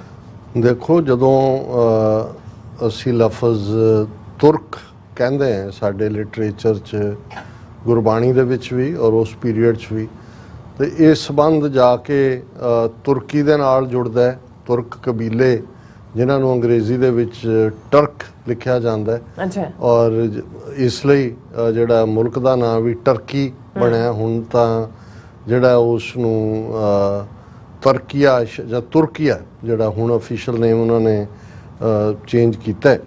ਤੇ ਸਾਡੇ ਲਈ ਤਾਂ ਇਹ ਤੁਰਕ ਪਠਾਣਾ ਭਈ ਲੜਾਈ ਕਿ ਪਠਾਣਾ ਤੋਂ ਰਾਜ ਜਿਹੜਾ ਦਿੱਲੀ ਦਾ ਤੁਰਕਾਂ ਨੇ ਖੋਇਆ, ਔਰ ਇਹਨਾਂ ਦੀ ਜਿਹੜੀ ਲੈਗੇਸੀ ਹੈ ਜਾਂ ਜਿਹੜਾ ਇਹਨਾਂ ਦਾ ਸ਼ਜਰਾ ਉਹ ਚੰਗੇਜ਼ ਖਾਨ ਔਰ ਹਲਾਕੂ ਔਰ ਬਾਬਰ ਔਰ ਇੱਕ ਬ੍ਰਾਂਚ ਇੱਧਰ ਇੱਕ ਉੱਧਰ, ਔਰ ਲੰਬਾ ਵਕਤ ਇਹਨਾਂ ਦਾ ਐਮਪਾਇਰ ਜਿਹਨੂੰ ਸਲਤਨਤ ਉਸਮਾਨੀਆ ਕਹਿੰਦੇ ਸੀ, ਆਟੋਮੈਨ ਐਮਪਾਇਰ, ਲਗਭਗ 600 ਸਾਲ ਇਹ ਆਟੋਮੈਨ ਐਮਪਾਇਰ ਨੇ ਸਾਰਾ ਮਿਡਲ ਈਸਟ ਜਿਹਦੇ 'ਚ ਸਾਊਦੀ ਅਰੇਬੀਆ ਔਰ ਜਾਰਡਨ ਔਰ ਸੀਰੀਆ ਔਰ ਇਰਾਕ ਔਰ ਇਹ ਸਾਰੇ ਫਲਸਤੀਨ, ਇਜ਼ਰਾਈਲ ਜਿਹੜੀ ਸਾਰੇ ਜਿੱਥੇ ਬਣੇ ਮੁਲਕ ਨੇ ਇਹ ਸਾਰੇ ਇਹਨਾਂ ਦੇ ਥੱਲੇ ਸੀ। ਔਰ ਜਿਹੜਾ ਸਲਤਨਤ ਉਸਮਾਨੀਆ ਸੀ ਉਸ ਦਾ ਰਕਬਾ ਜਾਂ ਏਰੀਆ ਜਿਸ ਰੋਮ ਬਾਰੇ ਕਿਹਾ ਜਾਂਦਾ ਹੈ ਕਿ ਰੋਮਨ ਐਮਪਾਇਰ ਜਾਂ ਰੋਮ ਵਾਸ ਨਾਟ ਬਿਲਟ ਇਨ ਏ ਡੇ, ਉਸ ਤੋਂ ਵੀ ਬਹੁਤ ਲੰਬਾ ਚੌੜਾ ਸੀ। ਔਰ ਇੱਕੋ ਵੇਲੇ ਜਿਹੜਾ ਉਸ ਸਲਤਨਤ ਉਸਮਾਨੀਆ ਦਾ ਕਿੰਗ ਹੁੰਦਾ ਸੀ ਉਹ ਖਲੀਫਾ ਵੀ ਹੁੰਦਾ ਸੀ। ਇਸੇ ਲਈ ਜਦੋਂ ਫਸਟ ਵਰਲਡ ਵਾਰ ਖਤਮ ਹੋਇਆ 1918 'ਚ ਇਹ ਜਿਹੜਾ ਇਹਨਾਂ ਦੀ ਡਿਫੀਟ ਹੋਈ, ਕਿਉਂਕਿ ਸਲਤਨਤ ਉਸਮਾਨੀਆ ਇਹਨਾਂ ਤਾਕਤਾਂ ਦੇ ਨਾਲ ਹੀ ਜਰਮਨ ਔਰ ਦੂਜਿਆਂ ਦੇ ਨਾਲ ਲੱਗਾ ਹੋਇਆ ਸੀ। ਮਿਡਲ ਈਸਟ ਵੀ ਸਾਰਾ ਖੁੱਸ ਗਿਆ। ਔਰ ਫਿਰ ਜਿਹੜਾ ਅਤਾ ਤੁਰਕ ਜਿਹਨੂੰ ਕਿਹਾ ਜਾਂਦਾ ਹੈ, ਗ੍ਰੇਟ ਟਰਕ, ਉਹਨੇ ਜਿਹੜਾ ਪ੍ਰੈਜ਼ੈਂਟ ਡੇ ਟਰਕੀ ਮੁਲਕ ਹੈ ਜਾਂ ਹੁਣ ਸ਼ਾਇਦ ਤੁਰਕੀਆਨਾ ਕਿ ਕੀ ਹੈ ਉਹਦਾ ਨਵਾਂ ਨਾਂ, ਇਹਨੂੰ ਜਿਹੜਾ ਉਹ ਨਹੀਂ ਹੋਣ ਦਿੱਤਾ ਕਿ ਵੀ ਇਹਨੂੰ ਆਕੂਪਾਈ ਨਹੀਂ ਕਰ ਸਕੇ। ਬਹੁਤ ਸਾਰਾ ਉਹ ਰੱਖਿਆ ਔਰ ਇਹਦੇ 'ਚ ਈਵਨ ਇੱਕ ਆਈਲੈਂਡ ਸਾਈਪਰਸ ਜਿਹਨੂੰ ਲੈ ਕੇ ਝਗੜਾ ਹੈ ਦੋਨਾਂ ਦੇ ਵਿੱਚ, ਗ੍ਰੀਸ ਜਿਹਨੂੰ ਅਸੀਂ ਯੂਨਾਨ ਕਹਿੰਦੇ ਹਾਂ ਔਰ ਟਰਕੀ ਦੇ ਵਿੱਚ, ਇਹ ਇੱਕ ਵੱਖਰੀ ਕਹਾਣੀ। ਲੇਕਿਨ ਉਹਨੇ ਅਤਾ ਤੁਰਕ ਨੇ ਫਿਰ ਇਹ ਸਮਝਦੇ ਆ ਕਿ ਵੀ ਇਹ ਜਿਹੜੀ ਸਾਰੀ ਜੜ ਹੈ ਸਾਡੀ ਹਾਰ ਦਾ ਜਾਂ ਸਾਡੀ ਗਿਰਾਵਟ ਦਾ, ਇਹ ਮਜ਼ਹਬ ਹੈ, ਇਹ ਮੁੱਲਾਂ ਨੇ, ਇਹ ਧਾਰਮਿਕ ਲੋਕ ਨੇ। ਸੋ ਉਹਨੇ ਖਲੀਫਾ ਜਾਂ ਦੂਜਾ ਤਾਂ ਸਿਸਟਮ ਵੀ ਖ਼ਤਮ ਕੀਤਾ, ਬਹੁਤ ਸਾਰਿਆਂ ਦੀ ਐਲੀਮੀਨੇਸ਼ਨ। ਇਹੀ ਜਦੋਂ ਤੱਕ ਹੁਣ ਅਰਦੋਗਾਨ ਜਿਹੜਾ ਨਵਾਂ ਨਹੀਂ ਬਣਿਆ, ਜਿਹਦੇ ਥੱਲੇ ਅਗੇਨ ਇਸਲਾਮ ਦੀ ਰਿਵਾਈਵਲ ਹੁੰਦੀ ਹੈ ਜਾਂ ਦੂਜੇ, ਫਿਰ ਤਾਂ ਇਸ ਕਿਸਮ ਦਾ ਉਹਨੇ ਦੂਜਾ ਹਿੱਸਾ ਚੁਣਿਆ। ਉਹਨੇ ਕਿਹਾ ਕਿ ਜੀ ਈਵਨ ਜਿਹੜੀ ਤੁਰਕੀ ਜ਼ਬਾਨ ਹੈ ਉਹ ਅਰਬੀ ਦੇ ਵਿੱਚ ਲਿਖੀ ਜਾਂਦੀ ਸੀ, ਸਕ੍ਰਿਪਟ ਜਿਹਨੂੰ ਅਸੀਂ ਉਰਦੂ ਕਹਿੰਦੇ ਹਾਂ ਸਕ੍ਰਿਪਟ ਦੇ। ਉਹਨੇ ਕਿਹਾ ਵੀ ਬਦਲੋ ਇਹਨੂੰ, ਉਹ ਵੀ ਲੈਟਿਨ ਦੇ ਵਿੱਚ ABC 'ਚ ਲਿਖਣੀ ਸ਼ੁਰੂ ਕੀਤੀ।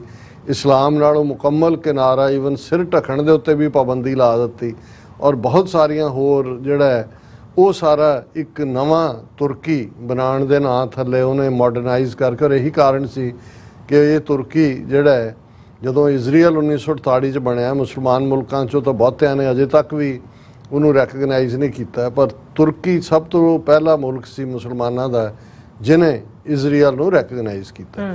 ਪਰ ਹਰ ਸੁਸਾਇਟੀ ਦੇ ਵਿੱਚ ਵਕਤ ਪਾ ਕੇ ਜਦੋਂ ਕੋਈ ਇੱਕ ਐਕਸਟ੍ਰੀਮ ਜਾਂਦਾ ਹੈ, ਫਿਰ ਉਸ ਤੋਂ ਬਾਅਦ ਦੂਜਾ ਐਕਸਟ੍ਰੀਮ ਆਉਂਦਾ ਹੈ, ਫਿਰ ਮਿਡਲ ਜੇ 'ਚ ਆ ਜਾਂਦਾ ਕੰਮ। ਹੁਣ ਤੁਸੀਂ ਮਜ਼ਹਬ ਨੂੰ ਜਾਂ ਦੂਸਰੇ ਨੂੰ ਇਵੇਂ ਇੱਕ ਸਟੇਜ ਦੇ ਉੱਤੇ ਬਿਲਕੁਲ ਡਿਮੋਨਾਈਜ਼ ਕਰਕੇ ਪਾਸੇ ਲਾ ਦਿਓ, ਇਹ ਵੀ ਆਪਣੇ ਆਪ ਦੇ ਵਿੱਚ ਇੱਕ ਨੈਗੇਟਿਵਿਟੀ ਸੀ। ਸੋ ਉਸ ਸਾਰੇ 'ਚੋਂ ਚੱਲਦੇ ਹਾਲਾਂ ਤੁਰਕੀ ਦਾ ਉਹ ਨੈਟੋ ਦਾ ਮੈਂਬਰ ਵੀ ਹੈ, ਪਰ ਉਹਨੂੰ ਫੁੱਲ ਫਲੈਜਡ ਯੂਰਪੀਅਨ ਯੂਨੀਅਨ ਦਾ ਮੈਂਬਰ ਨਹੀਂ ਬਣਾਇਆ ਜਾਂਦਾ। ਇਹ ਕਹਿ ਕੇ ਜੀ ਤੁਹਾਡੇ ਲਾਅ ਜਾਂ ਸਖਤੀ ਤੇ ਫਲਾਣਾ ਢਿਮਕਾ, ਇੱਕ ਵੱਖਰੀ ਕਹਾਣੀ। ਲੇਕਿਨ ਇਹਦੇ 'ਚ ਕੋਈ ਸ਼ੱਕ ਨਹੀਂ ਹੈ ਕਿ ਅਰਦੋਗਾਨ ਦੇ ਥੱਲੇ ਥੋੜ੍ਹੀ ਬਹੁਤ ਇਕਨੋਮਿਕਲ ਪ੍ਰੋਬਲਮਸ ਵੀ ਆਈਆਂ, ਲੇਕਿਨ ਉਸ ਨੇ ਜਿਹੜੇ ਇਸ਼ੂ ਦੁਨੀਆ ਨੂੰ ਪ੍ਰਭਾਵਿਤ ਕਰਦੇ ਨੇ ਔਰ ਇਸਲਾਮਿਕ ਵਰਲਡ ਦੇ ਵਿੱਚ ਜਿਵੇਂ ਇੱਕ ਸਟੇਜ 'ਤੇ ਸਲਤਨਤ ਉਸਮਾਨੀਆ ਦੀ ਡੋਮੀਨੈਂਸ ਸੀ ਔਰ ਬਾਅਦ ਦੇ ਵਿੱਚ ਫਸਟ ਵਰਲਡ ਵਾਰ ਤੋਂ ਬਾਅਦ ਸਾਊਦੀ ਅਰੇਬੀਆ ਜਿਹੜਾ, ਕਿਉਂਕਿ ਮੱਕਾ ਮਦੀਨਾ ਸਾਊਦੀ ਅਰਬ 'ਚ ਹੈ, ਉਹਦੇ ਥੱਲੇ ਉਹਦੀ ਇੰਪੋਰਟੈਂਸ ਬਣੀ। ਸੋ ਉਹਨੇ ਕੋਸ਼ਿਸ਼ ਵੀ ਕੀਤੀ ਜਾਂ ਕਰ ਰਿਹਾ ਵੀ ਉਹ ਇਸਲਾਮਿਕ ਵਰਲਡ ਦੇ ਵਿੱਚ ਵੀ ਇੱਕ ਤਾਕਤ ਬਣ ਕੇ ਉੱਭਰੇ।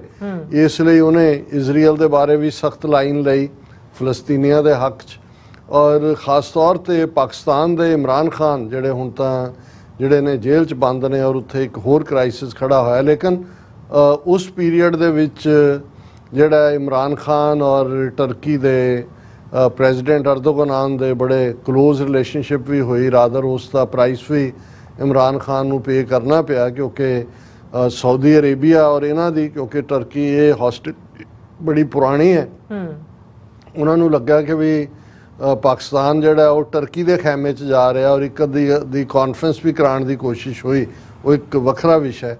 ਸੋ ਇਸ ਸਾਰੇ ਦੇ ਚੱਲਦੇ ਇਹਦੇ 'ਚ ਕੋਈ ਸ਼ੱਕ ਨਹੀਂ ਹੈ ਕਿ ਕਸ਼ਮੀਰ ਦਾ ਮੁੱਦਾ, ਜੇ 5 ਅਗਸਤ 2019 ਨੂੰ ਕਸ਼ਮੀਰ ਦਾ ਆਰਟੀਕਲ 370-35A ਖ਼ਤਮ ਕੀਤਾ ਹੈ ਤੇ ਯੂਨਾਈਟਿਡ ਨੇਸ਼ਨਸ ਜਨਰਲ ਅਸੈਂਬਲੀ 'ਚ ਜੇ ਆਵਾਜ਼ ਇਮਰਾਨ ਖਾਨ ਨੇ ਚੁੱਕੀ ਤੇ ਉਸ ਤੋਂ ਬਾਅਦ ਜਿਹਨੇ ਫੁੱਲ ਸਕੇਲ ਸਪੋਰਟ ਦਿੱਤੀ ਕਸ਼ਮੀਰ ਮੁੱਦੇ ਤੇ ਕਿ ਰਾਈਟ ਆਫ ਸੈਲਫ ਡਿਟਰਮੀਨੇਸ਼ਨ ਹੱਕ ਹੈ, ਉਹ ਤੁਰਕੀ ਨੇ ਦਿੱਤੀ।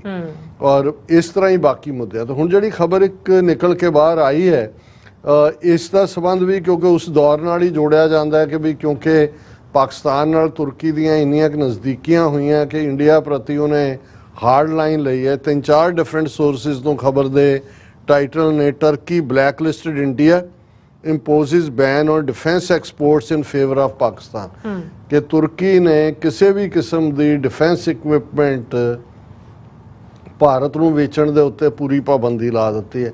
ਫਿਰ turkey imposes a total export ban on India for arms defense goods to favor Pakistan, ਇੱਕ ਟਾਈਟਲ ਇਹ ਲੱਗਾ ਹੋਇਆ ਹੈ। ਫਿਰ turkey imposes a comprehensive ban on arms sales to India, ਕਿ ਵੀ ਤੁਰਕੀ ਨੇ ਪੱਕੀ ਪਾਬੰਦੀ ਲਾਈ ਹੈ। ਔਰ ਇਸ ਖਬਰ ਦਾ ਲੋਬੇ ਲਬਾਬ ਤਾਂ ਇਹੀ ਹੈ ਕਿ ਬਈ ਉਹਨਾਂ ਨੇ ਜਿਹੜੇ ਮਿਨਟਸ ਨੇ ਫੋਰਨ ਅਫੇਅਰਸ ਕਮੇਟੀ ਦੇ 10 ਜੁਲਾਈ 2024 ਦੇ, ਉਸ ਤੇ ਬੇਸਡ ਮੁਸਤਫਾ ਮੁਰਾਲ ਸੈਕਰ ਜਿਹੜੇ ਡਿਪਟੀ ਚੇਅਰਮੈਨ ਨੇ ਡਿਫੈਂਸ ਇੰਡਸਟਰੀ ਏਜੰਸੀ ਦੇ, ਉਹਨਾਂ ਨੇ ਕਿਹਾ ਕਿ ਬਈ ਅਸੀਂ ਪੱਕੇ ਤੌਰ ਦੇ ਉੱਤੇ ਭਾਰਤ ਨੂੰ ਕੋਈ ਵੀ ਹਥਿਆਰ ਵੇਚਣ ਦੇ ਉੱਤੇ ਪਾਬੰਦੀ ਲਾਈ ਹੈ। ਔਰ ਉਹਨਾਂ ਨੇ ਕਿਹਾ ਕਿ ਬਈ ਇਹ ਜਿਹੜੀ ਹੈ ਕੋਈ no single item constituted as military in nature has been approved by the government if the customer is based in India.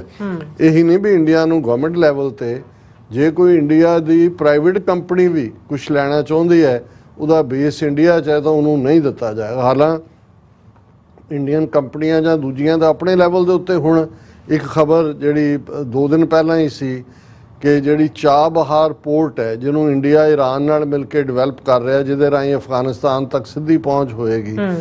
ਹੁਣ ਕਿਉਂਕਿ ਅਮਰੀਕਾ ਦੀਆਂ ਸੈਂਕਸ਼ਨਸ ਨੇ ਜਿਹੜੀਆਂ ਈਰਾਨ ਦੇ ਉੱਤੇ ਔਰ ਉਹ ਜਿਹੜਾ ਐਗਰੀਮੈਂਟ ਕਰੰਟ ਕੀਤਾ ਹੈ ਈਰਾਨ ਦੇ ਜਿਹੜਾ ਮਿਨਿਸਟਰ ਜਿਹਨੇ ਕੀਤਾ ਹੈ ਉਹਨੇ ਕਿਹਾ ਜੀ ਉਹਦੀਆਂ ਕੁਝ ਜਿਹੜੀਆਂ ਮਦਾਂ ਨੇ ਉਹ ਤਾਂ ਅਸੀਂ ਪਬਲਿਕ ਕਰ ਰਹੇ ਹਾਂ ਪਰ ਕੁਝ ਜਿਹੜੀਆਂ ਨੇ ਉਹ ਬਿਲਕੁਲ ਕੌਨਫੀਡੈਂਸ਼ੀਅਲ ਨੇ ਤਾਂ ਕਿ ਇੰਡੀਅਨ ਕੰਪਨੀਆਂ ਦੇ ਉੱਤੇ ਅਮਰੀਕਾ ਦੀਆਂ ਆਰਥਿਕ ਪਾਬੰਦੀਆਂ ਭਾਰੂ ਨਾ ਹੋਣ। ਹੁਣ ਇਹ ਵੀ ਅਮਰੀਕਾ ਨੂੰ ਦੇਖਣਾ ਹੋਏਗਾ ਵੀ ਇੱਕ ਪਾਸੇ ਤਾਂ ਪੁਤਿਨ ਦੇ ਮਾਮਲੇ 'ਚੋਂ ਕਹਿ ਰਹੇ ਨੇ ਨਹੀਂ ਬੇਅਰ ਹਾਗੋ ਉਹਦਾ ਸਟਾਈਲ ਹੈ, ਇਹ ਕਹਿ ਰਹੇ ਨੇ ਜੀ ਉਹਨੇ ਕਿਹੜਾ ਕੋਈ ਡੀਪਨਿੰਗ ਰਿਲੇਸ਼ਨਸ਼ਿਪ ਕਰ ਲਈ, ਪਰ ਜੇ ਤੁਹਾਡਾ ਮੂੰਹ ਚੜਾਉਣ ਲਈ ਇੰਡੀਆ ਆਪਣੀਆਂ ਉਹਨਾਂ ਕੰਪਨੀਆਂ ਰਾਹੀਂ ਈਰਾਨ ਦੇ ਨਾਲ ਡੀਲ ਕਰ ਰਿਹਾ ਹੈ ਔਰ ਇਹ ਕਹਿ ਰਿਹਾ ਜੀ ਜਿਹੜੀ ਗੱਲ ਸੈਂਕਸ਼ਨ ਲਾ ਸਕਦੀ ਹੈ ਉਹ ਮਦਾਂ ਅਸੀਂ ਗੁਪਤ ਰੱਖ ਰਹੇ ਹਾਂ, ਤੁਹਾਨੂੰ ਨਹੀਂ ਨਜ਼ਰ ਆ ਰਿਹਾ ਕਿ ਵੀ ਉਹ ਕੀ ਕਰ ਰਿਹਾ। ਔਰ ਲੇਕਿਨ ਤੁਰਕੀ ਨੇ ਇਸ ਗੱਲ ਨੂੰ ਬਹੁਤ ਚੰਗੀ ਤਰ੍ਹਾਂ ਸਮਝਿਆ। While describing the matter as sensitive, Shekhar told the committee that no single item construed as military in nature has been approved by the government if the customer is based in India. So ਇਸ ਦੇ ਦੁਆਲੇ ਇਹ ਸਾਰੀ ਖਬਰ ਘੁੰਮਦੀ ਹੈ।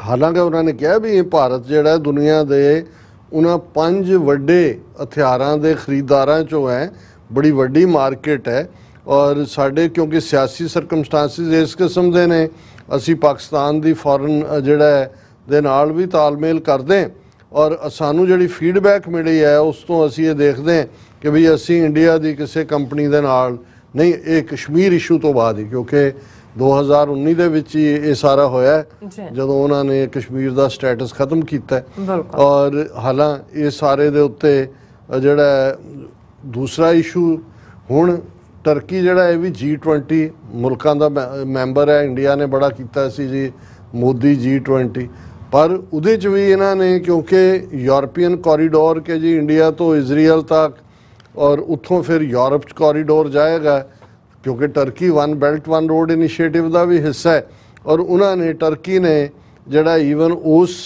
ਜਿਹੜਾ ਉਹਨਾਂ ਦਾ economical corridor ਹੈ ਉਹਦਾ ਵੀ ਵਿਰੋਧ ਕੀਤਾ ਸੀ। ਉਹਨਾਂ ਨੇ ਕਿਹਾ ਕਿ ਵੀ ਅਸੀਂ Turkey has openly expressed its opposition to initiative which undermines its role as a trade hub and favors Greece and other regional competitors. For this reason, Turkey backs China's development plans as part of the Belt and Road Initiative, the New Silk Road. ਕਿ ਵੀ India ਨੇ ਤਾਂ ਉਹ corridor ਬਣਾਉਣ ਦੀ ਗੱਲ ਅੱਗੇ ਤੋਰੀ ਤੇ ਉਹਦੇ ਥੱਲੇ ਟਰਕੀ ਮਾਈਨਸ ਹੋ ਜਾਂਦਾ, ਉਹ ਵਾਇਆ ਗ੍ਰੀਸ ਨੂੰ ਟੱਚ ਕਰਕੇ ਹਾਲਾਂ ਉਹ ਕਿਹਨੇ ਬਣਾਉਣਾ ਹੈ ਤੇ ਕਿੱਥੇ ਸਾਰਾ ਉਹ ਤਾਂ ਮਿਡਲ ਈਸਟ ਜੋ ਚੱਲ ਰਿਹਾ ਉਹ ਆਪਣੇ ਆਪ 'ਚ ਹੀ ਦੱਸ ਰਿਹਾ ਕਿ ਭਾਈ ਇੱਥੇ ਕੀ ਇਨਵੈਸਟਮੈਂਟ ਹੋਏਗੀ। ਪਰ ਇਹ ਇੱਕ ਵੱਡੀ ਡਿਵੈਲਪਮੈਂਟ ਹੈ ਕਿ ਤੁਰਕੀ ਦਾ ਇਸ ਲੈਵਲ ਤੇ ਇੰਡੀਆ ਦੇ ਨਾਲ ਟੋਟਲ ਇੰਡੀਆ ਦੇ ਉੱਤੇ ਪਾਬੰਦੀ ਲਾਣਾ ਇਹ ਆਪਣੇ ਆਪ 'ਚ ਸਾਡੇ ਖਿੱਤੇ ਦੀ ਇੱਕ ਅਹਿਮ ਡਿਵੈਲਪਮੈਂਟ ਹੈ। ਜੀ ਰਾਜ ਸਾਹਿਬ ਤੁਹਾਡਾ ਬਹੁਤ ਸ਼ੁਕਰੀਆ। ਸੋਤਲਨ ਬ੍ਰੇਕ ਵਿਊਅਰਸ ਤੁਸੀਂ ਕਿਤੇ ਨਹੀਂ ਜਾਣਾ, ਮਿਲਦੇ ਹਾਂ after this short break.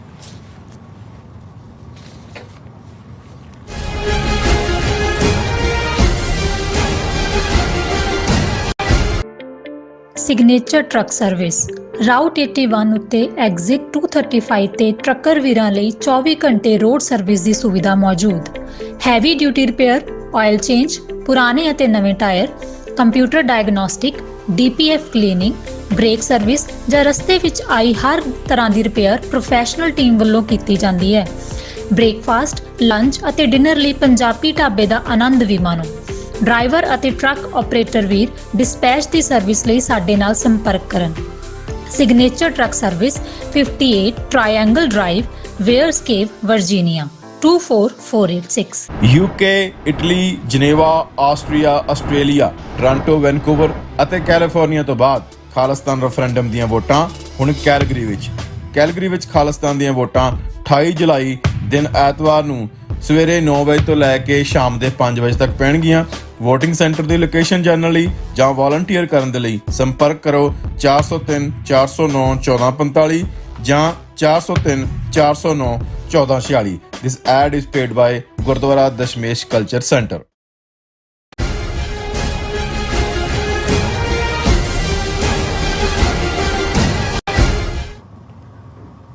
Viewers welcome back to programme. So viewers ਗੱਲਬਾਤ ਕਰਨ ਜਾ ਰਹੇ ਹਾਂ ਐਂਡ ਵਾਲੇ ਸੈਕਸ਼ਨ ਦੇ ਵਿੱਚ ਕਿ ਅਮਰੀਕਾ ਦੇ ਪ੍ਰੈਜ਼ੀਡੈਂਟ ਬਾਈਡਨ ਨਵੰਬਰ ਮਹੀਨੇ ਵਿੱਚ ਹੋ ਰਹੀ ਪ੍ਰਧਾਨਗੀ ਚੋਣ ਵਿੱਚੋਂ ਬਾਹਰ ਹੋ ਗਏ ਨੇ। ਇਸ ਦਾ ਐਲਾਨ ਉਹਨਾਂ ਨੇ ਵੀਕਐਂਡ ਤੇ ਕੀਤਾ ਹੈ। ਹੁਣ ਵਾਈਸ ਪ੍ਰੈਜ਼ੀਡੈਂਟ ਜਿਹੜੀ ਕਮਲਾ ਹੈਰਿਸ ਤੇ ਪ੍ਰਧਾਨਗੀ ਉਮੀਦਵਾਰ ਬਣਨ ਦੀਆਂ ਕਾਫੀ ਸੰਭਾਵਨਾਵਾਂ ਨੇ।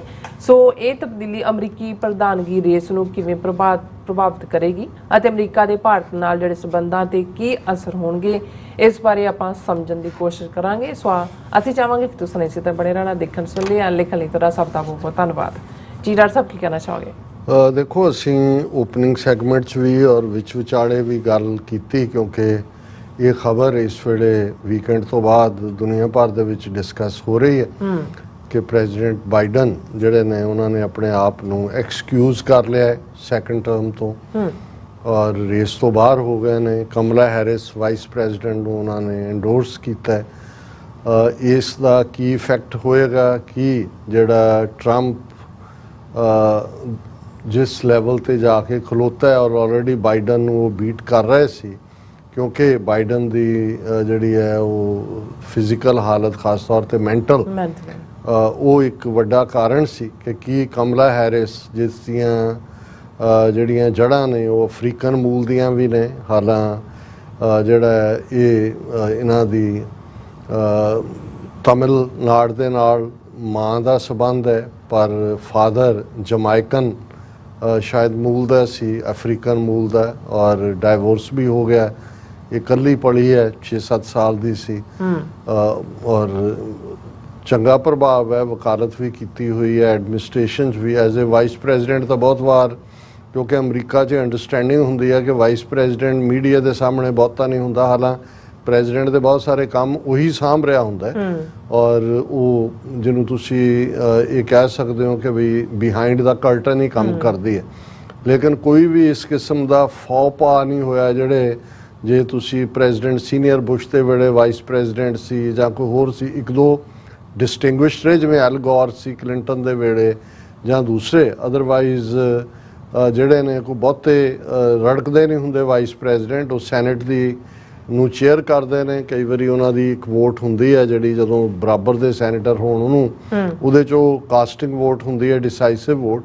ਲੇਕਿਨ ਕਮਲਾ ਹੈਰਿਸ ਦਾ ਓਵਰਆਲ ਅਟਾਰਨੀ ਜਨਰਲ ਵੀ ਸ਼ਾਇਦ ਰਹੀ ਹੈ ਕੈਲੀਫੋਰਨੀਆ ਦੀ, ਔਰ ਉਹ ਸਾਰੇ ਦੇ ਥੱਲੇ ਕੁਛ ਇਸ ਕਿਸਮ ਦਾ ਨੈਗੇਟਿਵ ਸਕੈਂਡਲ ਨਹੀਂ ਹੈ।